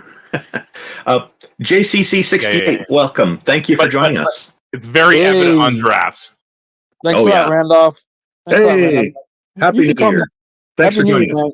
Yeah, you bet. You can call me James. James, thank you, Yeah, James. Welcome. Yeah, thanks. Yeah, I find it interesting having discussions with theists, and they make the statement that this God that is immaterial does not have the capability of thinking, that it's just in its nature. Then they conflate it by saying that it makes decisions. So I always find that interesting that they don't accept that, atheists don't think that there is a thinking agent that is responsible for the universe. There's not a thinking agent that's responsible for reality in which we live in. And a lot of our responses are like, well, it's within the nature. Nature does what it does. It's just within its nature. They don't accept that, but they want us to accept that it's in God's nature. So it seems very conflating, as I want to say. Thank you. Hey, what's on your mind today, aside from that? That's about it. It's interesting talking to theists that just are. I think when you hold them down and ask them a direct question, they always avoid the question and come back with other information to divert the topic. I've heard theists and religious people make this observation about certain atheists as well. In particular, Darth Dawkins is one who, and his supporters seem to make that claim an awful lot. Of course, they're also starting with a poisoned well in their set of questions that kind of requires things a little differently. But nonetheless, it's for some, it's even a goal to get there. I like to try to give people the benefit of the doubt and try to hear them out and understand things better. And if I've misunderstood something, I'll correct and say, okay, I misunderstood. Let's move forward with this, with the corrected understanding. And some people don't want to do that, and that's unfortunate. So we do try to do that here, and I do know theists who will do that as well. Oh yeah, you guys hold a good stage. It's awesome. I enjoyed it. Well, thank you very much. Yeah, Thank man. you so much. Well, Happy New Year to you. What's up, Leo? Nice. Leo, yes. Let's see. Leo Da Vinci, hello 555. Hello, welcome. How are you today? I'm doing very well, I must say. What about you guys? Pretty good. It's a pleasure to have you on. What can we do for you? Thank you. No, just just by I'm obviously like at my computer just multitasking, and I'm kind of seeing that like in the side chat that people are really eager to, like, some of the theists to kind of get in here and like have discussions. And then like I was just wondering if you guys would be open to kind of possibly letting in another like a theist in here to for us to have a conversation or something. Yeah, you're thinking about somebody in particular, I think. Normally, we just bring up one guest at a time, but I would suggest get in touch with Taco and see if you can be a host on the show with us at some point. We'd be happy. We'd want to talk with you a bit first and make sure it's going to be the right kind of show for you. But yeah, just maybe take that offline with Taco. That'd be great. Okay, fair enough. Did you have anything you wanted to add or some commentary on something you've heard today? Well, I mean, given the fact that that I've heard these, I guess, like theistic arguments like plenty of times, as you guys might have as well, I would just say that like I'm familiar with like the unsubstantiated like claims that that is like a very, I guess, reoccurring tendency of plenty of theists. Like they would just what would you say, like make a claim about, for example, when it comes to like causal notions, like they would just say that to a chain of causality, then there needs to be a first cause, which would be immaterial in nature, and then not substantiate the reason why. So I guess like yeah, I would just say that like same old. Yeah, they're setting up a requirement, an expectation that there must be a first and only one cause, and then they try to fit their deity into that cause. And sometimes I'll ask them, what about the possibility of multiple causes? Like if they get into the Big Bang Theory, then I will say something like, well, the possibility of multiple Big Bangs occurring at the same time. My understanding is Penrose and Hawking updated the theory of the Big Bang to support multiple Big Bangs, so it could be consistent with quantum physics. But I haven't read that study. I want to. I'm trying to find it. But it seems to kind of make sense to me because we see galaxies that are heading for each other in what seems to be an expanding universe. So if there are multiple Big Bangs causing things to move off in different directions, this certainly could certainly help to explain this, I would think, from a logical standpoint at least. So, but then it seems that they don't like that, and they'll say, oh, well, it's not possible for there to be multiple at once. And I say, well, why not? What would be the limiting factor in the universe that would prevent something from happening, or in reality, from happening all at the same time? You know, a number of things happening at exactly the same moment. They're in different places. What would limit that from being the case? And can't get an answer on that. That's satisfactory anyway. Mm-hmm. Yeah, fair enough. Yeah. The other thing I just want to add on is I do find it interesting, all of these first cause arguments. It used to be so much kalam, and I feel like especially here and a lot of online apologetics, it's all converging into the contingency argument. That's like the hot thing.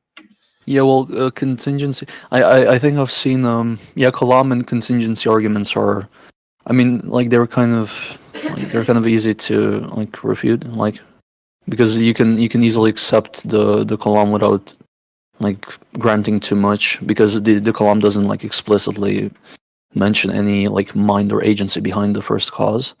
Exactly. So it wouldn't even be like hurting your position fundamentally. Now, if we're going to talk about like the contingency argument, that gets us into the whole. I mean, you guys know like the whole. What would you say? Like the problem of what is it? The division. What is it? No, it's What really? I forgot the fallacy. It's the the fallacy of composition. Oh yeah. Yeah. So like just because we were to say that the universe or everything within the universe is contingent, that doesn't mean that the universe is contingent. It would follow from something like that, but one of the problems I have with the Quran, like the way it's more about the way people present it, is they'll say, okay, the first premise, I'll say, I don't accept that. They said, okay, but we need to talk about the second premise. I said, no, we don't. If at any point you come across a premise when there's multiple premises together there in a syllogism or whatever, and you reject any one of them, then that's the stopping point there. The whole thing's done. Yeah, you have to. I mean, yeah, you would have to then provide, what would you say, like an alternative to the premise. You're going to have to come back with a new set of premises, is what it boils down to, because the conclusion depends on all the premises being satisfied. Mm-hmm. Hey, by the way, I'm sorry to interrupt. I'm seeing the guy that I was working with in the chat. He said he waited to be invited in the call, and it seems like he's running away a bit. But oh yeah, well, stuff happens. But hey, thanks for coming on. We appreciate it. Yeah, I appreciate you guys having me on. Yeah, it was a treat. Yeah. Yeah, it's we appreciate everybody who tunes into this. It's great, including you. Thank you. Yeah, take care, guys. We're going, bud. So, just one quick thing. I guess we're going to bring Daz up next. I just wanted to say the statistics for the poll that I put earlier. What is more reliable is empirical evidence is at 62%. Logical evidence is 5%. Both empirical and logical is 25%, and other is 8%. So that poll is being ended now in YouTube with our YouTube audience. So thank you for everybody for engaging in that. Shall we bring up Daz next? Or where did Daz disappear? He's in the queue. I'm sorry, he's in the stage. Welcome Hey, back. Daz316, I was looking down below. I didn't see you up here. So, Hi, can you hear me? welcome. You had a question for Amy. Thank you for joining us, and welcome. Thank you, Amy, for your kind words earlier with the pass on my dog. You can hear me, yeah? Yes, I can, and absolutely. A question I have with the pass on my dog and with the inevitable passing of a friend. And I said to you earlier about how do I find peace. I can't understand how Christians or any religion can make it right. I know I've got to go through mourning, and I'm still dealing with the pain with the loss of my dog that I had for 14 and a half years. I'm so sorry. The question is, how do you deal with that without religion, and how do you move forward? So that is not only a good question, but an important question. I could share for you. It's an extremely personal question for me because I have actually recently lost a dog myself, and it was one of the hardest experiences that I think that I have ever gone through. However, what I could share to you and what I could say is that, number one, we need to honor their memories. We need to remember that we gave them the best lives, hopefully, because then I can feel it already just talking to you that we possibly can. And I think knowing that not only did we give them the best life, but we try to honor their life right now. And I think that grieving, as I said, I'll say it one more time because grieving is unfortunately the price we pay for love. And that doesn't really make it any better. I would actually say that's the most painful part. And I would say that we have to come together as a community because we are the skeptic community. I like to think of us as atheists, agnostics, but even the pagans and, just the spirituals, I think that the healthy way to grieve is that we actually come together and do better because of who they were, knowing that they probably made us better as human beings. My friend, he's a Christian.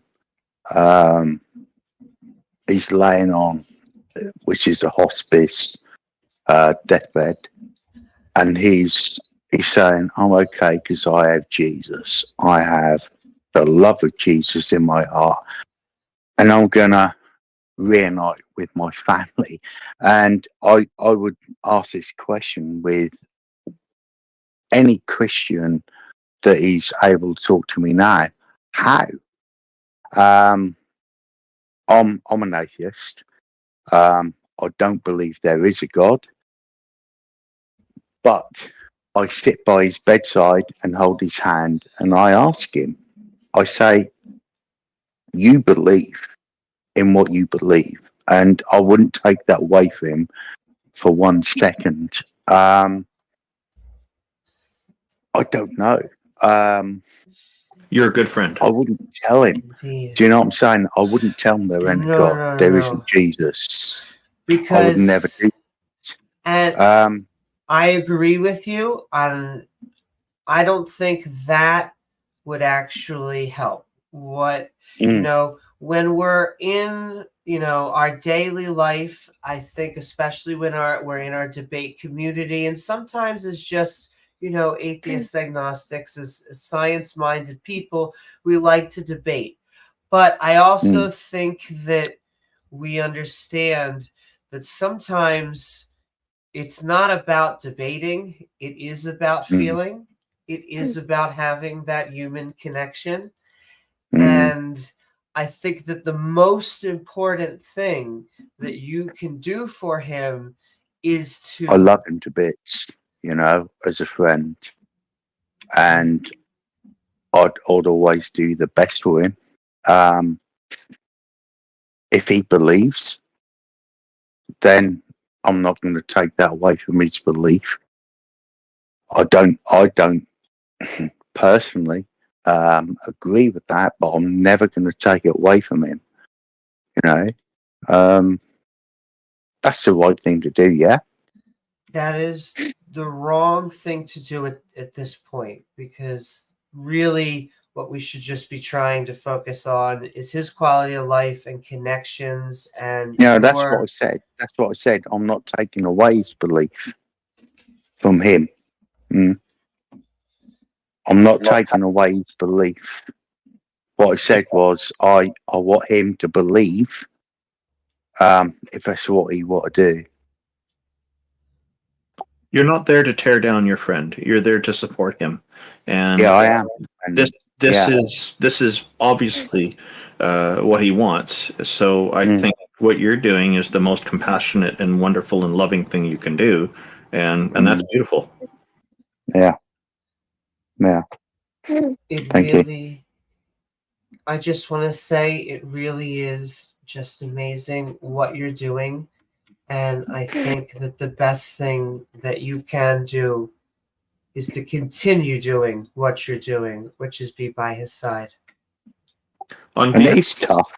Yeah. On behalf of this whole show, I would just offer condolences to you for what's going to happen to your friend, and we hope everything goes the best it possibly can for everybody involved.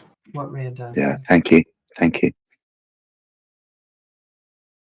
And so I just want to, I guess, come out the other side of it, in that this is probably the number one hardest thing that we have to deal with as non-believers.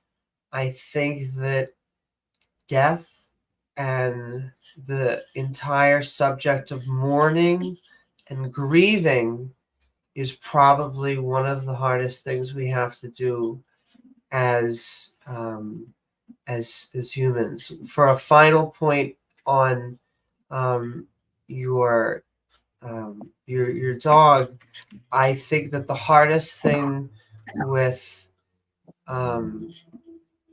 them is, I always say that a father and mother should never bury a yeah, I get that. Yeah, a child. Amy. Yes. One thing I'd like to add. My mother is 81 years old. I'm living with her and caring for her. And I've got to be realistic. She's not going to live forever. The one thing I'd like to say to everyone who's listening, not just Amy, but everyone, a friend of mine 20 years ago said to me once, he said, "Do you think you'd know you're dead?" And I said to him, "Well, if you thought you were dead, you're actually living. If you thought you were dead, you're not dead." That's the comfort I get from everything. If you're dead, you're dead. But if you can think you're dead, I'll tell you what, you're probably in a coma, mate. And that's what I said to him. I said, if your last thought is you're being run over by a truck and you think you're dead, you're not dead. Because if you're thinking, you're still alive. And my comfort is my little boy, my dog, doesn't know he's dead because you can't think. Because if they think you're dead, you're not dead.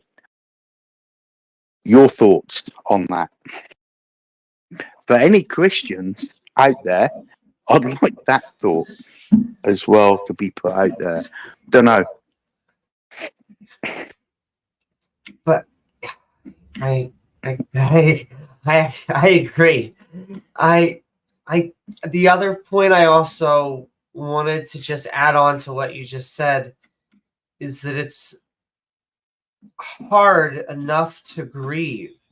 I think one of the dangers of religion is that it makes us grieve possibly twice. Mm-hmm. Because if you are given this reality that there is some sort of judgment system, and then through either debate, discussion, or dialogue, you come to the realization that that's not true, in my opinion, it could make it as worse or even more so, because it was almost like you had this guarantee of something and now you feel like it has been taken away. And I feel like that I wouldn't want to have that type of grieving process either. No. The best thing about life is when it's over, it is over. There ain't another. Do you know what I mean? There is no afterlife. There is no. Absolutely. You make the most of what you have and what you've got, and you do the best you can. And that's the way I live. That's why my dog lived. My dog is now buried in my back garden. He knows nothing about that. All he can't remember because he's not alive. And that will be the same for me when I go. You know, and for all these Christians, whatever religion, thinking there's an afterlife, I don't know. There isn't. Make the most of what you got now. Live your life to the full. And I'm 56 years old. Bit overweight, but now, after my dog passing, I'm living my life to the full because that's the one you got, and that's what you do. And thank you very much, Amy, for your comments earlier.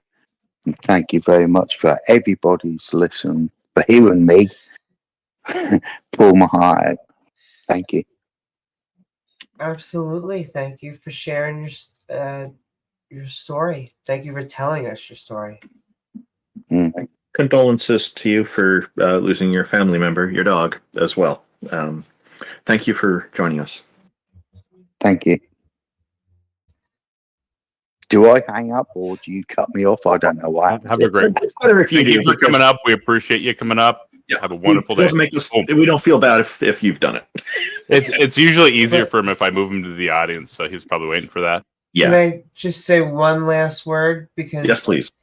It really is one of the hardest things that we deal with is grieving, because I think that in our culture, it didn't always used to be that way, but at least within the Abrahamic ones, they are very big on an afterlife. And I think that it is important that we come together and support our brothers and sisters who are going through the grieving process. And I just want to thank you one more time, Daz. The thing that I focus on, I'll repeat it because it is my mantra. We gave them truly the best lives that they could have had. And so I wouldn't have done it any other way, because, that was the joy that filled their heart and filled our hearts. And one more just on your friend. It is amazing what you are doing. And I think that is the thing that we can do, because we can pray in solace. I don't really believe in prayer. We can support and trust in science, but the only thing we can normally do as lay individuals, as friends and loved ones, is be a friend and a loved one. And so thank you, Daz, for doing both of those.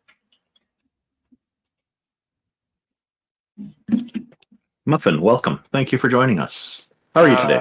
Thanks for having me. I'm doing pretty good. So, as I was listening on Daz, I don't necessarily disagree, but also I think everyone's entitled to their own opinion. That goes for everyone here. I think everyone has their own opinion, and if you want to believe, that there's not a God, that's perfectly fine with me. It doesn't hurt me or help me in any way. You know what I'm saying? So basically, the reason I raised my hand was because I wanted your opinion, okay? Because everyone has them. On so much preamble. I'm not wondering. Big, I don't go to church every Sunday, but I do believe in God. Okay, I've dwindled on how many there were and how unjust they were, or if there was one, and I've lost loved ones. Not been too big on mourning, regardless of how much I loved them, because my church that I go to, I'm not a Christian, I'm not a Baptist. We were called Mormons, but our religion is no longer called Mormons. We're called Latter-day Saints. It's the Church of Jesus Christ of Latter-day Saints, and so we believe in Latter-day, like prophets are still on this earth. Okay, so we have Latter-day prophets, modern day prophets that we believe are chosen by God himself or through by the many plentiful, by the members of our church, that not necessarily based on what they've done, but based on through May I please interrupt you? I just have to ask, because we're talking about prophets, and so you are a member of the LDS Church?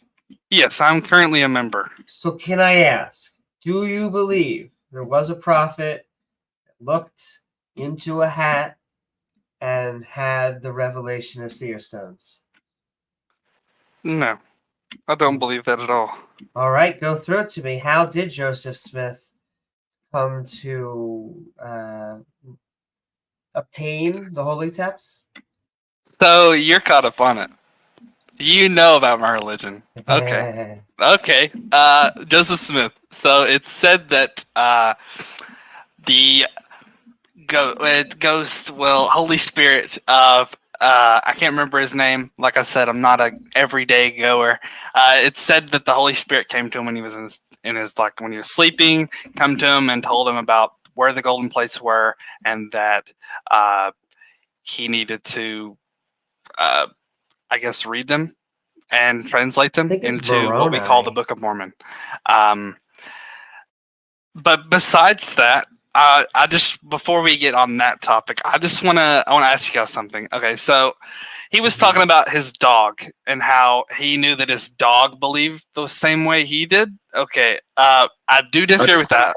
No, I don't think he was talking about his dog. His dog, I believe, has already passed away. Maybe Amy can correct me if I'm wrong. And he was consoling another friend of his who is on his deathbed, and his friend believes in Jesus, and he's trying to make sure his friend is as comfortable as possible. Yeah, both what Randolph said is true, and now I looked it up to confirm because I thought it is the Angel Moroni. Yeah, Angel Moroni. Thank you. Like I said, I don't go to church every day or every Sunday. I've been a little negligent on going, just because I've had my doubts. Everyone does, there for a while. I didn't believe there was a God. Just kind of, I think now more than ever, I need a God.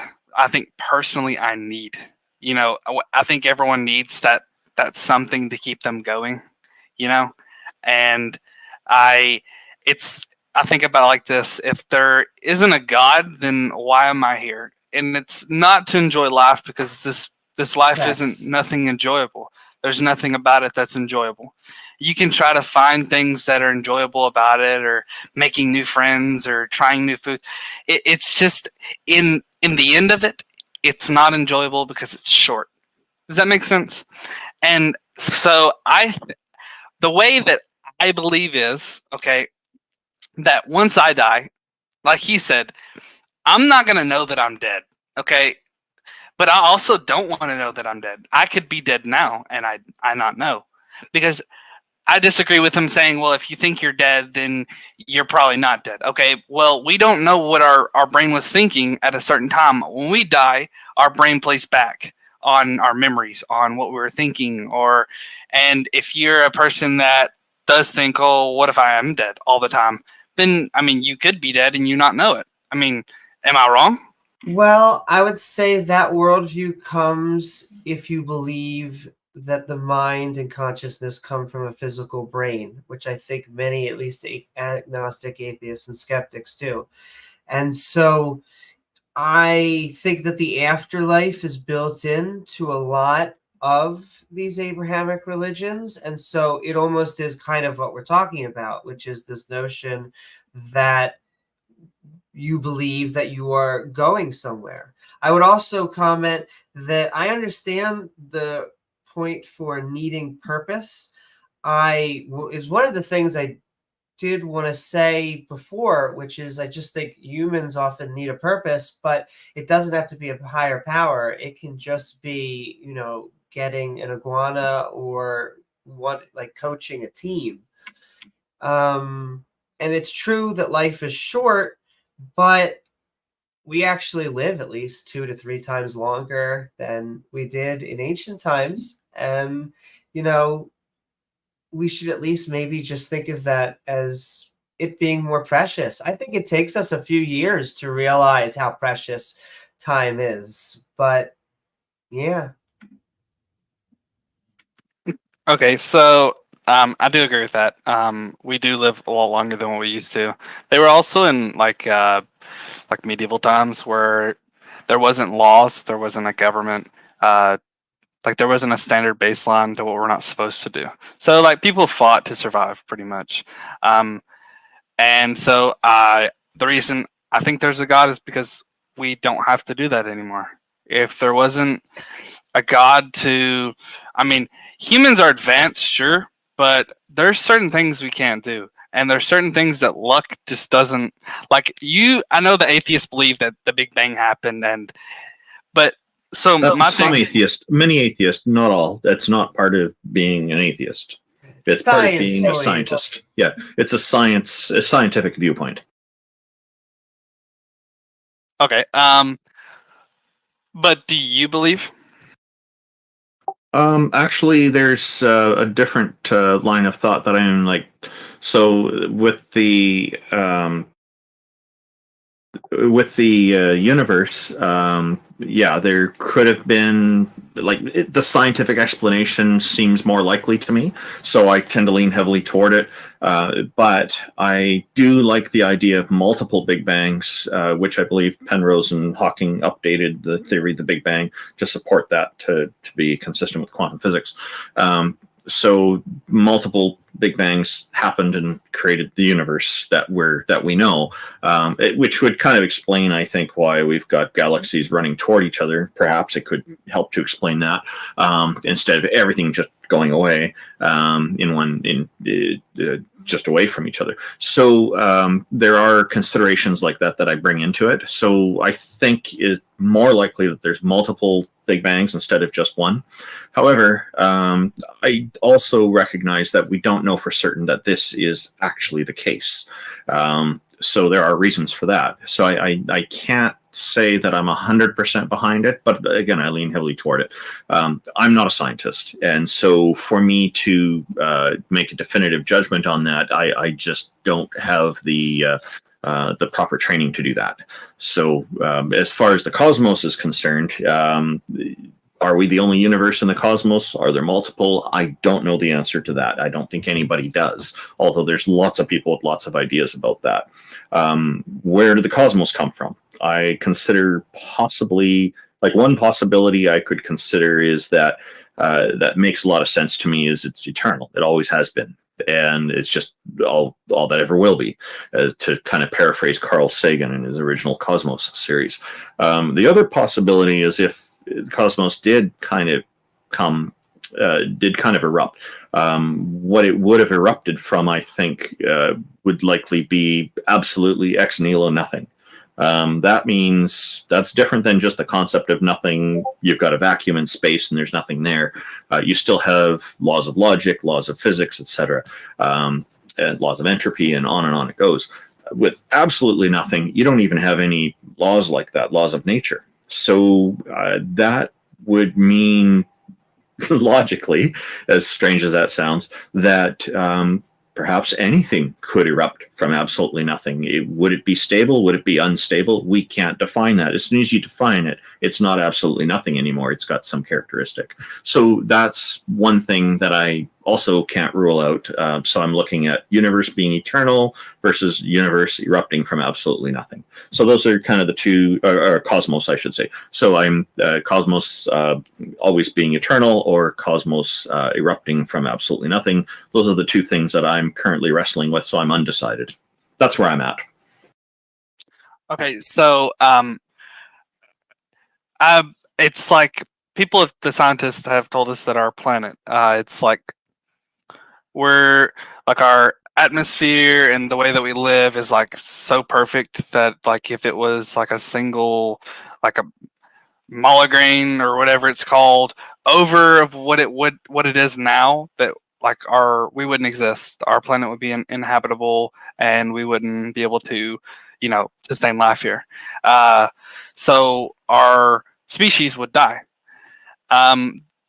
Another reason why I think that there's a God is because we don't have. Before you go on to the other reason, luck. can I just say that we actually have some wiggle room within the habitable zone of Earth, and that 3 planets are actually within our sun's habitable zone that life could survive. And also keep in mind that life will evolve suited for the environment that it's evolving in. The things that can't survive won't survive, and the things that can will. So if we had a drier, hotter, or whatever climate, or we had, instead of clean water, we had all the water everywhere had a certain element in it that would be lethal to humans, perhaps some other life would survive in it and thrive. And then if they came to Earth, they would die. Or if we went to their planet, we would die, that kind of thing. So there's things like that to consider as well. And we know that for a fact that other things can that we are built to evolve, to adapt. Sure. Look at the people who live up high in the Himalayan mountains. When people from the closer to sea level climb up there, they find it difficult to breathe because the air's thinner. But the people up there, they have no problem because they've adapted to that and adapted over time. There are evolutionary processes involved in that, is my understanding. Maybe Amy knows a bit more about this than I do. Say that one more time, Randolph. The people living high up on the Himalayan mountains are living in an environment with thinner oxygen, or thinner air. So when people from city dwellers near the water surface go up into the Himalayan mountains, it can be a little bit more difficult for us to breathe because we're more used to air that's not so thin. And so, but the people who grown up there and lived up there after generation are having no problem up there because they've adapted to it and they live up there. I don't know if there's an evolutionary explanation for it or if this is just adaptation. I was hoping you knew a little bit more. Absolutely. So something like that. Not only are we used to the environment that we in, but we can see this in different examples. You could ask, how can other animals drink water that to us looks so filled with bacteria or disgusting? And it's because from birth, they have been taking in a good amount of that type of water and the environment, the bacteria biome that it has, and they are used to it. The same would be true when we have different environmental pressures. Okay. So you said there were also 3 other planets in our solar system, or you said closest to our sun. Yes, that are inhabitable? or would be habitable. That would be Venus, Mars, and Earth.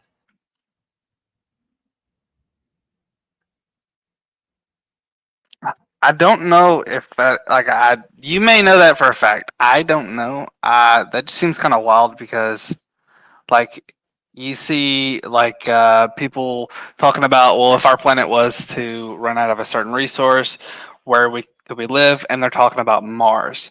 They don't talk about Venus. They don't talk about any other planet besides Mars because it is the closest resemblance to Earth.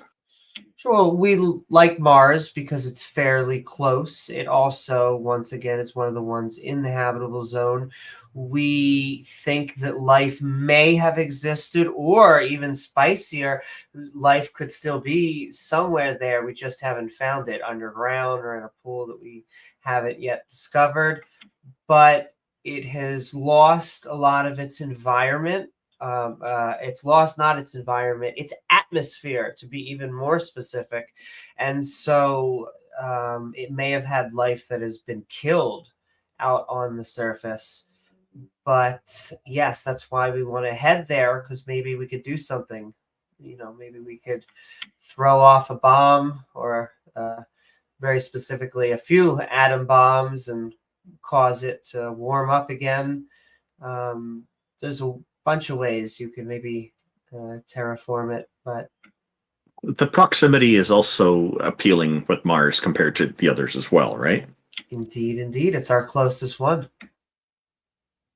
Yeah, so less fuel to get there and back. Do you think we would need to go to a different planet to survive? I mean, soon? Carl Sagan actually promoted the idea that we need to be able to become a spacefaring civilization for the longevity of the human species.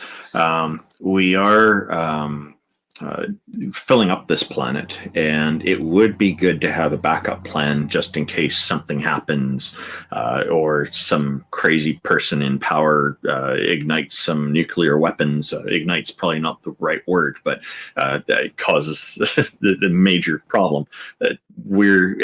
All our eggs are in one basket right now. Does it concern you that we're trying to discover space before our own planet? No, I think a lot of work is underway discovering our own planet. There's doing just one thing after another sequentially may seem appealing to somebody who wants to see things in a simplistic way, but the reality is multiple things happen at the same time. So you can have a much larger effort going on exploring our own planet, which is what's going on, and a much smaller contingent exploring space. What's different about this is that the space exploration is sexier, so it gets a lot more media attention. So it looks like a lot more is going on there.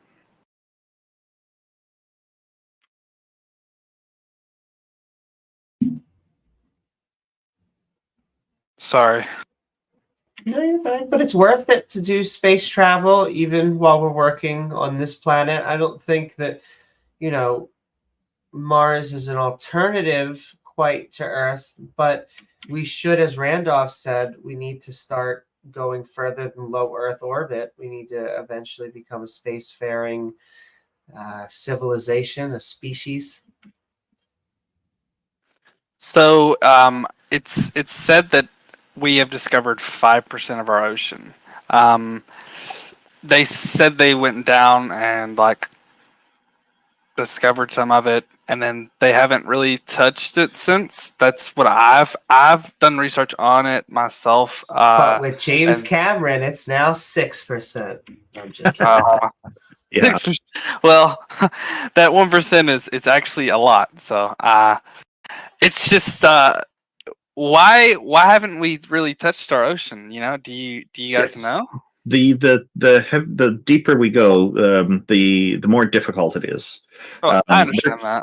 There's a planet somewhere in our galaxy that is comprised of water, and it is solid in the core, not because of temperature, but because of the weight. So all the molecules are crushed so close together that it's not in liquid form anymore. That's an interesting discovery about science, and we'll probably see similar stuff as we dig deeper and deeper on our own planet. So that's the challenge. How do we get deeper and deeper? Because as soon as we dig a hole, it gets filled in, and bringing equipment down there, it's harder and harder to do it because the equipment has to be stronger and stronger to withstand the pressures and the forces as we go deeper. So is the pressure in space stronger than what's in the ocean? Space is mostly perceived as a vacuum. There are gravitational forces, though, and there are other dangers out there too, such as stray molecules and radiation and things like that. It's a stray molecule can penetrate a space vessel and cause a leak, and there's all kinds of different damage and problems that can occur. So this is other stuff that we need to work on. But an important nuance is that the more we understand about Earth, the easier it will be for us to understand what's going on with the other planets as well. So the exploration of Earth is still very important. NASA has a big section that studies weather, for example. So you believe that we should study our planet before trying to go to a different planet? Well, I think we should continue the studies that we're doing here and also do the other. I think we should do them in parallel as much as we possibly can. It's going to be a while. I'd be surprised if we see in our lifetime the ability for the average consumer to be able to go out in space. I would love to see a Star Trek future with the nice trimmings of at least the Star Trek Next Generation. I don't want it to look like a submarine in the first series because that's very harsh. What do you think? What do I think?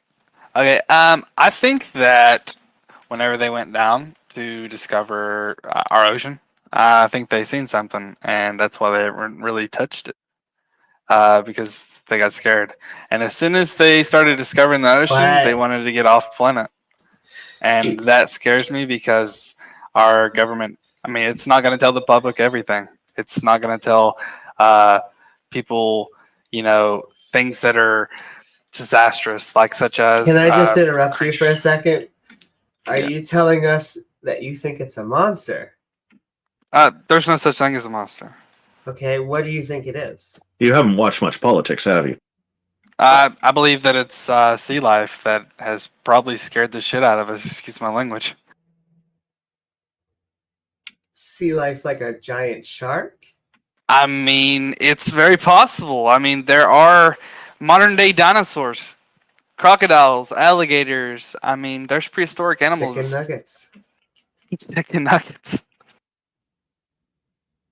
I mean, what do you believe? Do you not believe that there's, like you said, we can adapt, right?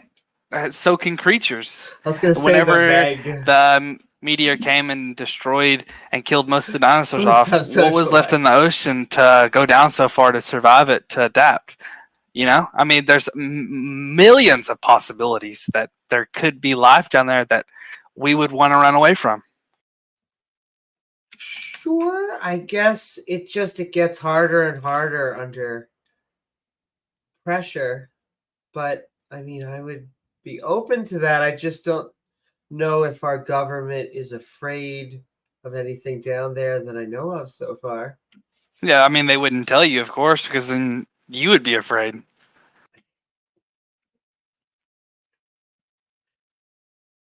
It also sounds like a good Hollywood movie. It does, doesn't it? I wish they'd make another Megalodon.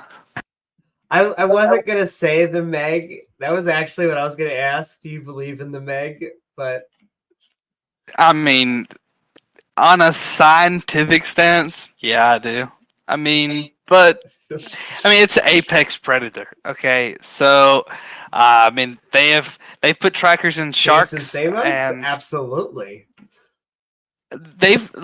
I've seen documentaries of them putting trackers in different animals, and sharks are the apex. Orcas and sharks, they are the apex of the ocean right now. They kind of rule it. They're like the lions in the jungle. They're the kings of it.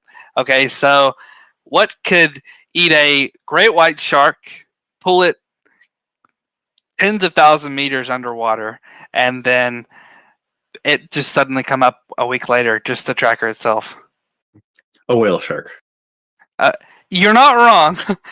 You're not wrong. There's multiple possibilities. Of course, yeah, that's not the only one. But they tracked the projectile, the speed it was going.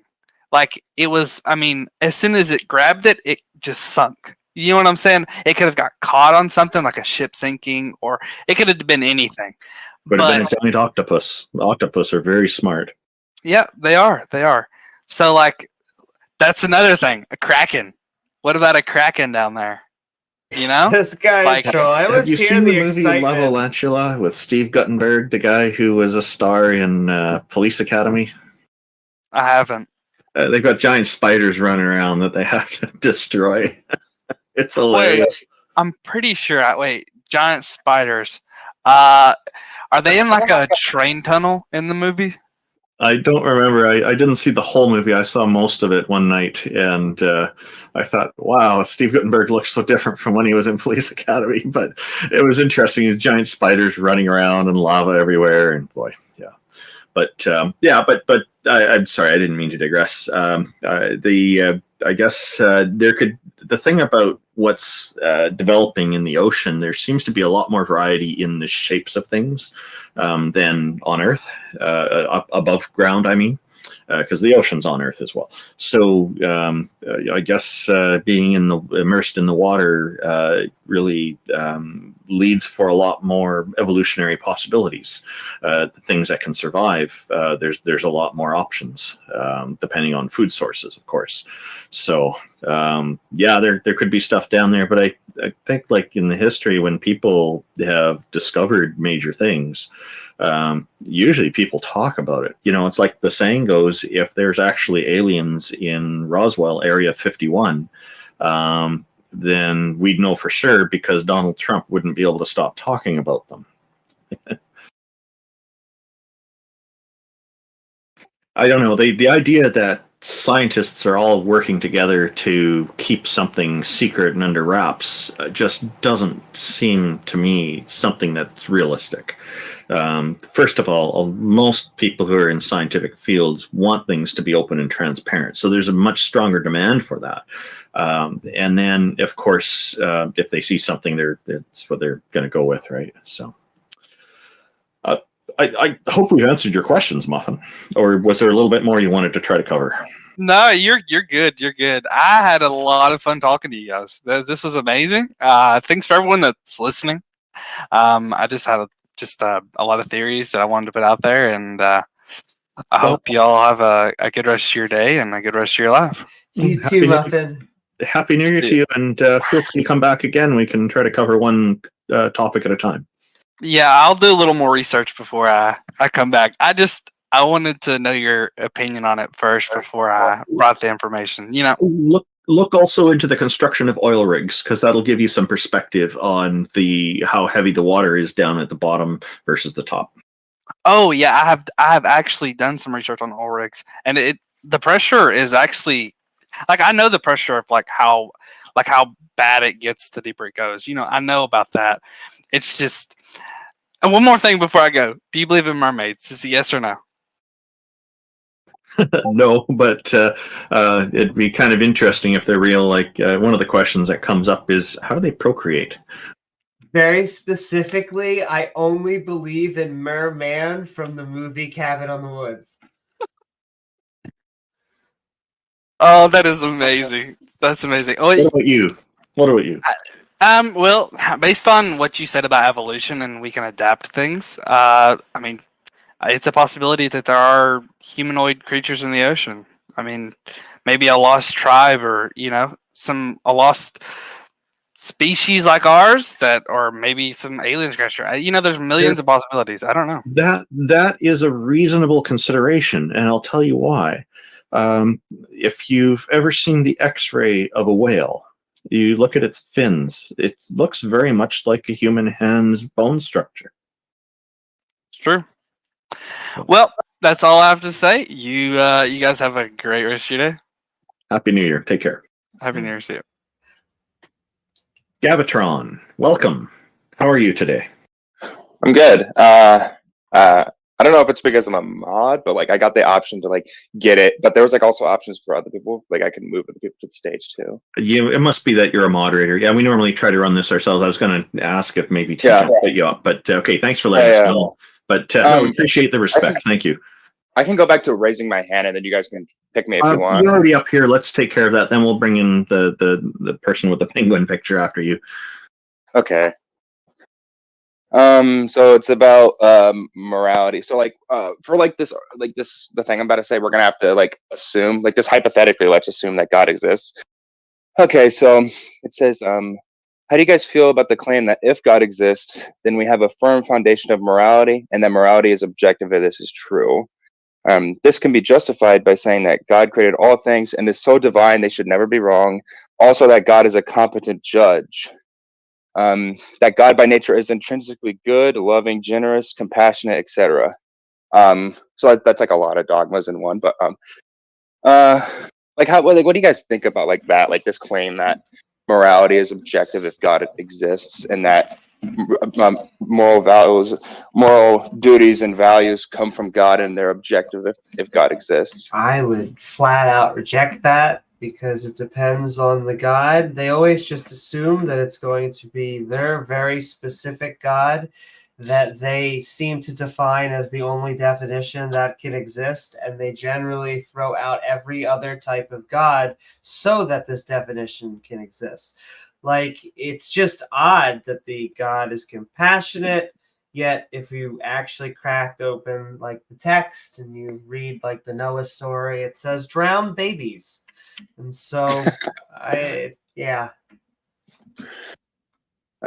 it would depend on the God. I guess like we could make like we could get like super specific with like the hypothetical. Let's say that God exists and that it's specifically the Christian God. Like, so all the dogmas onto the Christian God, and like all of those are true. Like, so let's just say that like God is actually compassionate and all these things, I guess. Well, he doesn't necessarily have to be compassionate, but it can just be like the Christian God. The claims of compassionism is like kind of like ascribed to him a little bit. So like, let's say like the Christian God existed and like actually existed. Like, what would you think of would be the source of morality? Like, would it come from God?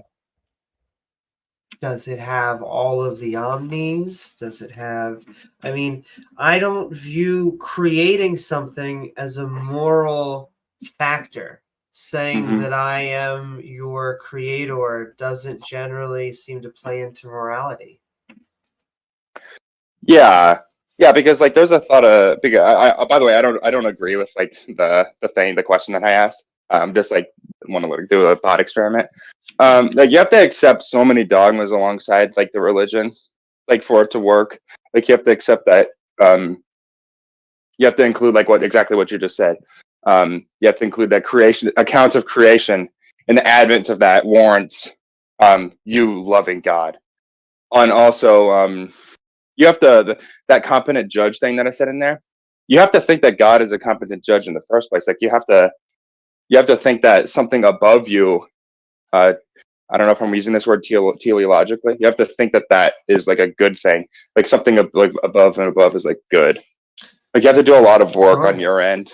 Because I don't view their God as a just God, and so we ultimately get into arguments on what is moral to begin with.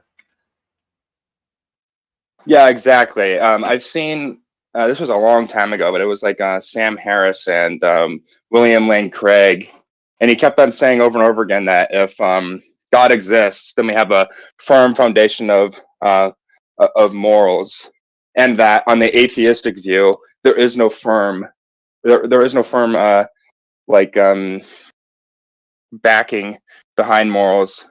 So therefore, like the theistic view is more stable but yeah, you have to accept a lot of the dogmas though. Like I disagree with that, because although true that atheism doesn't come with any moral system, and I know there's been atheists that have tried to add things before, but ultimately it's just that an answer to a single question. And so we have to go out and we have to think about morality ourselves, and we have to come up with a moral system, whether that's someone else's or our own. It has to be something else.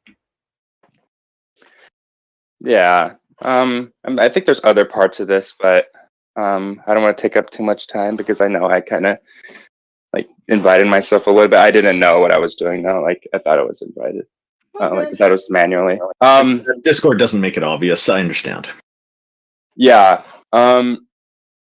It's also weird because I don't know how familiar you guys are with like Sam Harris, but like he makes like claims about like he'll say things like it's really bad if you get your hand cut off, and he was like, oh, that was bad, and then he like tries to make like this like comparison with like morals, but like I feel like the only like good critique of Craig when he was debating Harris, he said that his so-called moral landscape isn't really a moral landscape at all.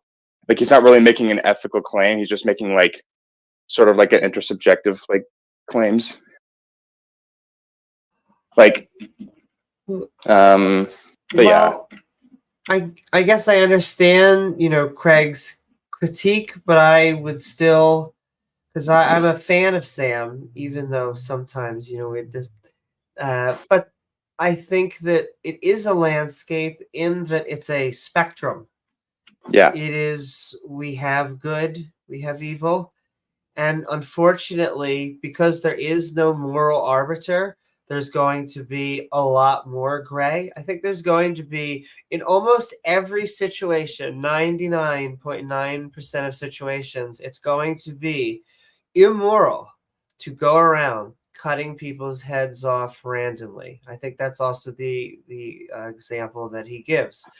And yet, stealing a loaf of bread because your family was hungry probably comes down on that spectrum to something where we may almost be able to make a moral case for doing that action.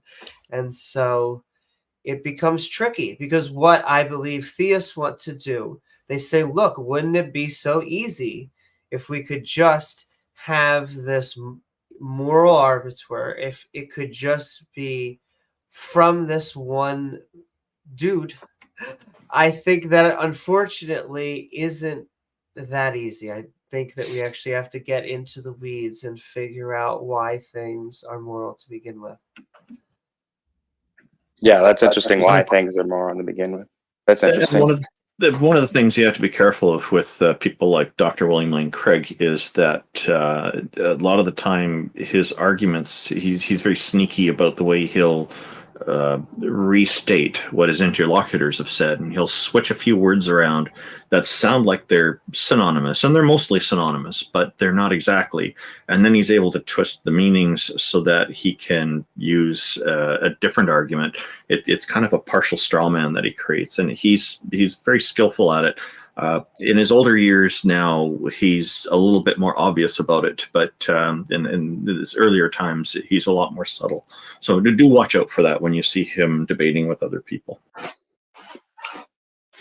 Yeah, and I think that like when Sam tries to say that objective morality in some form does exist, like I don't think that that's like possible. Like we could say like subjectively as a general proposition that cutting the heads off of like a baby is bad, subjectively bad. I'm not saying that it's bad, not bad. I think it's bad. But like one of the critiques of like Craig, he'll say things like, "Oh, you can't make a society based on atheism because there's no clear moral foundation to ethics." But like that hasn't stopped. Well, he's living in like imaginary world because that hasn't stopped like America or the West or like other countries. But can I also say why that is, not saying you're saying it, but why I think that's an unfair critique from him? Because although they are pushing forward that their system is objective, that look, you can't say that there's a floating law out there going wum, don't kill babies. Yeah. That may be true. However, when we actually put their objective morality to the test, it becomes very subjective. I go back to Noah drowning babies. What we end up getting is now we have to have apologetics for why it looks like God is doing very evil, human, subjective things. You just don't understand it. He's playing 4D chess, and although the babies were innocent and had free will and all the things that I was really trying to sell you on like 5 seconds ago, that all has to be washed away because we need to start over the new world. Yeah, I feel like I'd say like my last thing I want to say before like you're gonna just let someone else on is like Craig says that under atheism or under if we didn't have if morality doesn't come from God, then we wouldn't be able to have like a firm foundation to like say that things are truly bad. But this isn't even true because like what society has ended up like this? Like most societies in the world have laws like in most countries, if you kill a baby, you go to jail. That doesn't stop a society creating a society in which we can say we can make subjective claims about morality and still be quote unquote right in subjectively thinking that you want to do like make those laws. But like his claim that like you can't, it's not truly bad, I guess. But like you can still make laws on top of it. So it's not like it's like a lawless society. Morality is subjective, so we simply just can't convict murderers. We simply can't convict rapists. We can't do that because morality is subjective. But like that has never happened. See, but they won't grant us 99.9% of the times. When we have to be intellectually honest, they want 100. It is a purity test. They want 100. They say if it's not 100% of the time, that it's not this moral arbiter that we can use. But that's not wrong. That's not how things work in the real world. Generally speaking, we do not go around just cutting people's head off. We don't violate their bodily autonomy, the things that work as social creatures. Yeah. That actually what you raised, Gavatron, is a really good example of how William Lane Craig builds straw men, and like he's taking something to a ridiculous extreme. It's beyond absurd. Christopher Hitchens was quite skillful at this, but he didn't quite go overboard the way that William Lane Craig does. And like one of the things I dislike about Craig is that when he mentions atheism, like almost every time, then he's got this smirk and he's got this in his voice that he just derides it and sees it as just garbage, and it's quite condescending the way he gets into that. Like he looks down on atheism as if it's inferior, and well, atheism isn't meant to be superior or inferior. It's just a classification. We don't believe in your gods or goddesses. That's it. And he tries to draw a lot more in there. Like he'll say, if atheism is true, he's using something from an obscure part of philosophy of religion to say that there's actually a position there. But when it comes down to it, most atheists I know don't hold that position. There's some that do, but most don't. And so that's more of the straw man building through sophistry and all this that he's doing. And he does a real disservice to stigmatizing and vilifying atheism and atheists. And now we see Dr. Peterson doing some of the same stuff too. Yeah, like social contracts and like these things and laws can still exist, and people can still be revolted from certain actions, even though we have largely like nominally like secular West society. Like these things, like they can still be bad. It's not suddenly where if we have a subjective framework and normative framework and no source of like divinity, it's not like we are suddenly like incapable of making moral claims and then punishing them.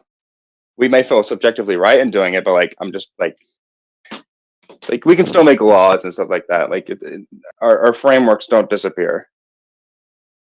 In fact, we do that. So we're way ahead of it. So thank you very much. We are running out of time. Was there a last thing you'd like to say before we move on to the last person? That's pretty much it.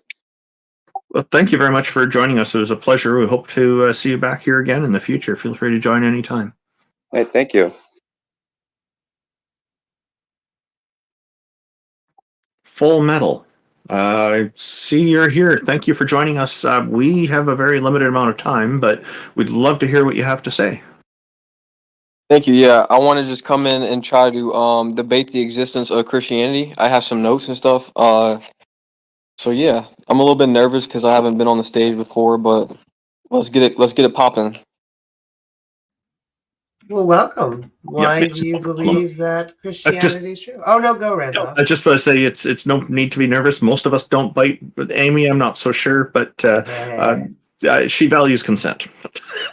That's right. But what we'll do is we'll let you go ahead with your argument, and then we'll respond. But then, unfortunately, we're going to have to close down, and we'd love to revisit again with you at our next episode. And I'll just give you a note. Look at www.theisthelpline.com. There's an indication there of the schedule. We're on the first Sunday of every month, and we'd be happy to, when we have a more full panel, respond to your arguments too. But we'll gladly respond now, so you get an idea, and then we can do it again next time. Yeah, that's fine. That's fine. So I was just gonna say, and I guess I'll end it here too. Like the historical evidence supports the life, death, and resurrection of Jesus Christ. And that's like the foundation of Christianity. The Gospels provides accounts of these events. Interpretations are varied, of course, but there's scholars who acknowledge the historical context surrounding Jesus, and the consistency of these accounts across multiple sources also adds the credibility to the Christian narrative. So I would just push back a little bit.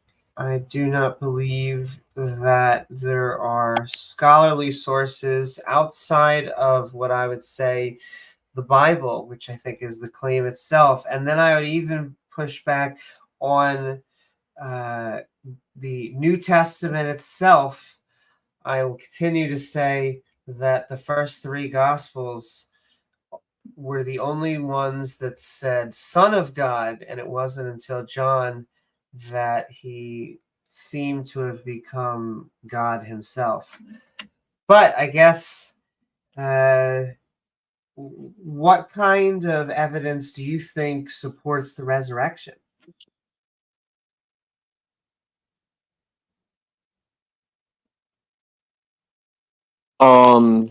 Sorry, there's kind of a delay. Oh, good. Well, I was gonna say like the Gospels, but if you don't believe in the Gospels, then it's kind of hard to use that as a basis. But non-biblical sources like Josephus, his works, Tacitus makes reference to Jesus, and things of that nature. I didn't want to go on too long because, like you said, you guys have to end it soon. But then I would also like to know, were they contemporaries of Jesus?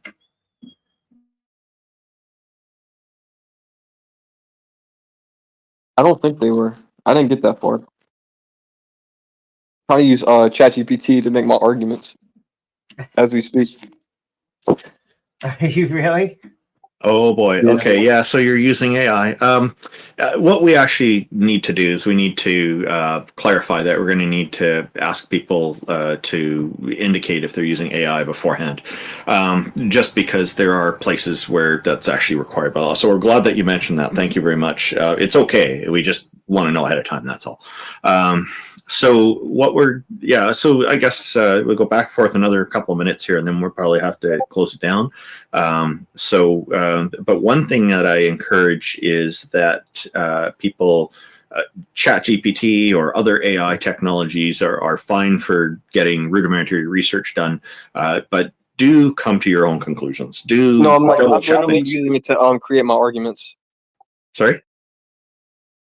No, I'm literally using it to create all of my arguments. Oh, okay. Does ChatGPT believe in God?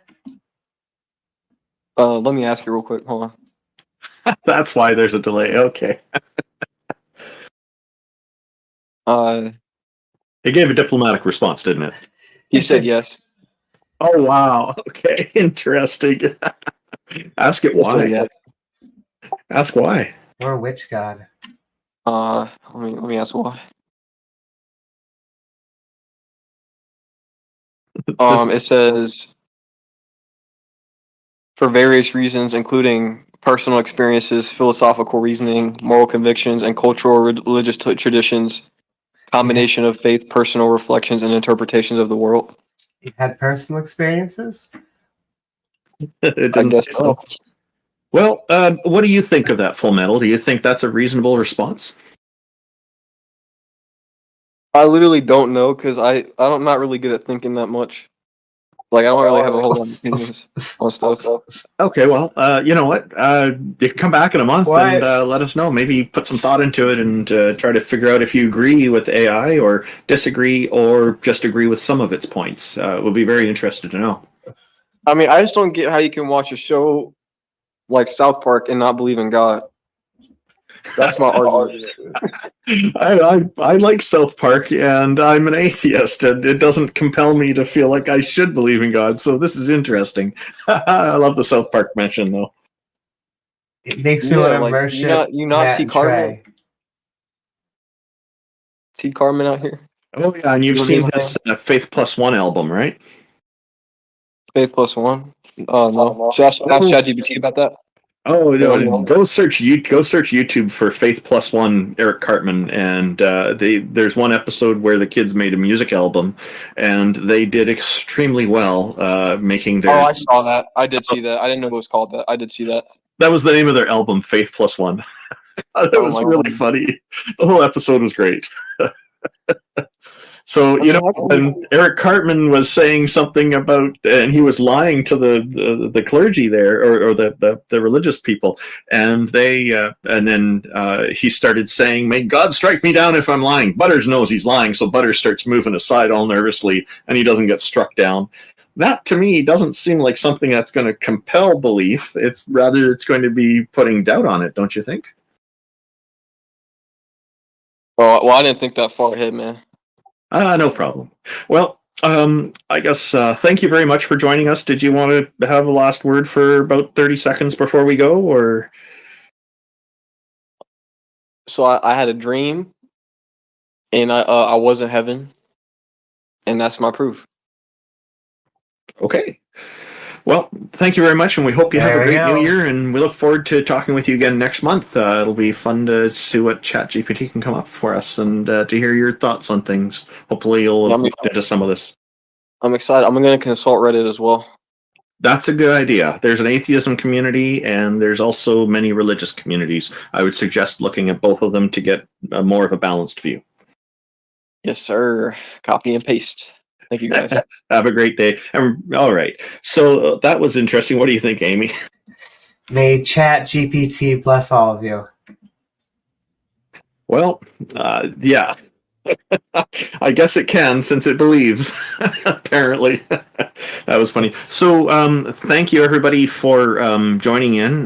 We really do appreciate you tuning in and taking an interest in this program. Amy, did you have any final thoughts about today's episode? Sure, I'll do my normal shilling. You can find my content at youtube.com/Amy Newman with my co-host James W. I do want to thank Randolph, Taco, T-Jump. I do want to thank everyone for coming on and being amazing. And please don't forget to like, follow, subscribe on Randolph and T-Jump's channel. Okay, and T-Jump seems to be out of commission, so I will give his usual final thought, which is usually potato. I thought today's episode was interesting in different ways. It's a new start of the year. We've gone with a a picture theme for our splash art that looks a little bit like it's inspired by the Teletubbies show. I'm sure people recognize that. It was Taco's idea, and I thought, sure, let's see what we can do.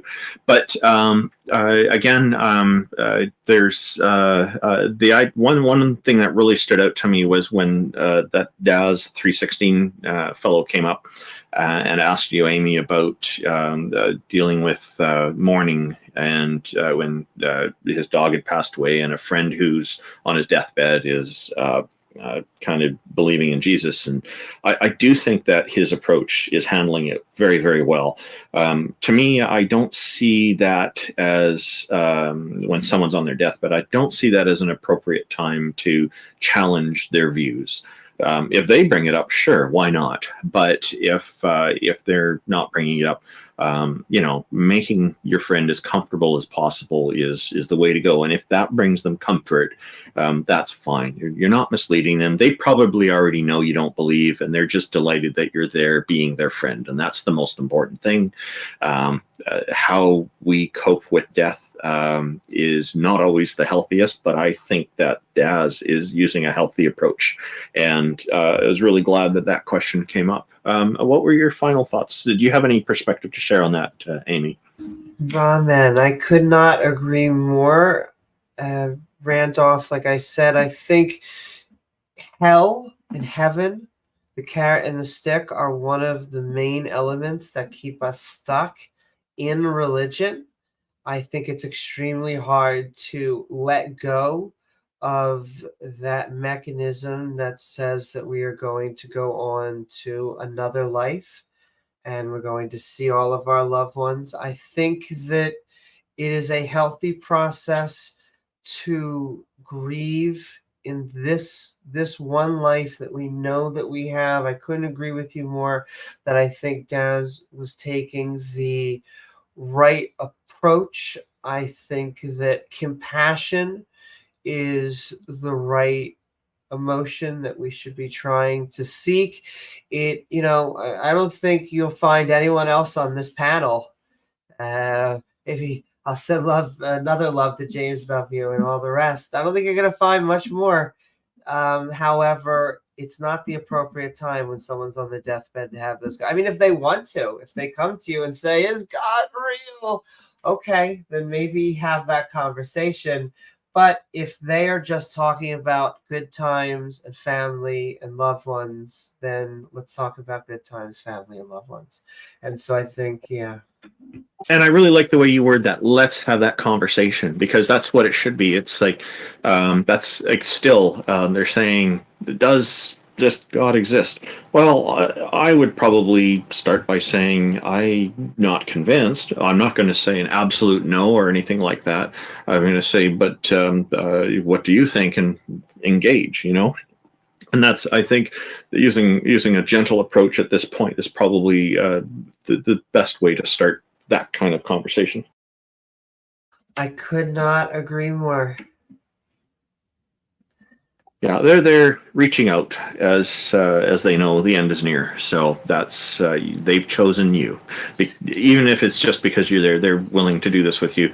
They're sharing the most important point in their life, the very end, and honoring that is I think a mark of a person's good character. The being there for them when they need you most. Thank you, Amy. Thank you, T-Jump. Thank you, everybody, for being here. And we hope you all have a wonderful 2024. And again, our condolences go out to Daz316. Goodbye. Mwah. Bye-bye. All right, y'all. I am going to stop sharing screen. I am going to do the shills. I never got to send shout outs. Thank you, everyone. We have tons of ways to support the show. You could send super chats. If you're watching this on the reload, you could send a super thanks or just leave a comment. You could like, follow, subscribe, Not only that, you can Sunny and share. All of the dad jokes are free here. You can join our membership, our evolving badge system right down there below. It evolves just over time and thus kind of triggers all of the creationists. We have our Discord in our description, along with all of our fantastic channel members. I'm going to send it out into chat. And then, of course, the best way to help support the show is by heading to Patreon at patreon.com/Amy Newman. Who doesn't love clickety clack? That's right. Sunny and Tree. Just share. Say goodbye at the end. I'll say goodbye. I love you all. We might see you tonight. We'll definitely see you soon. Mwah!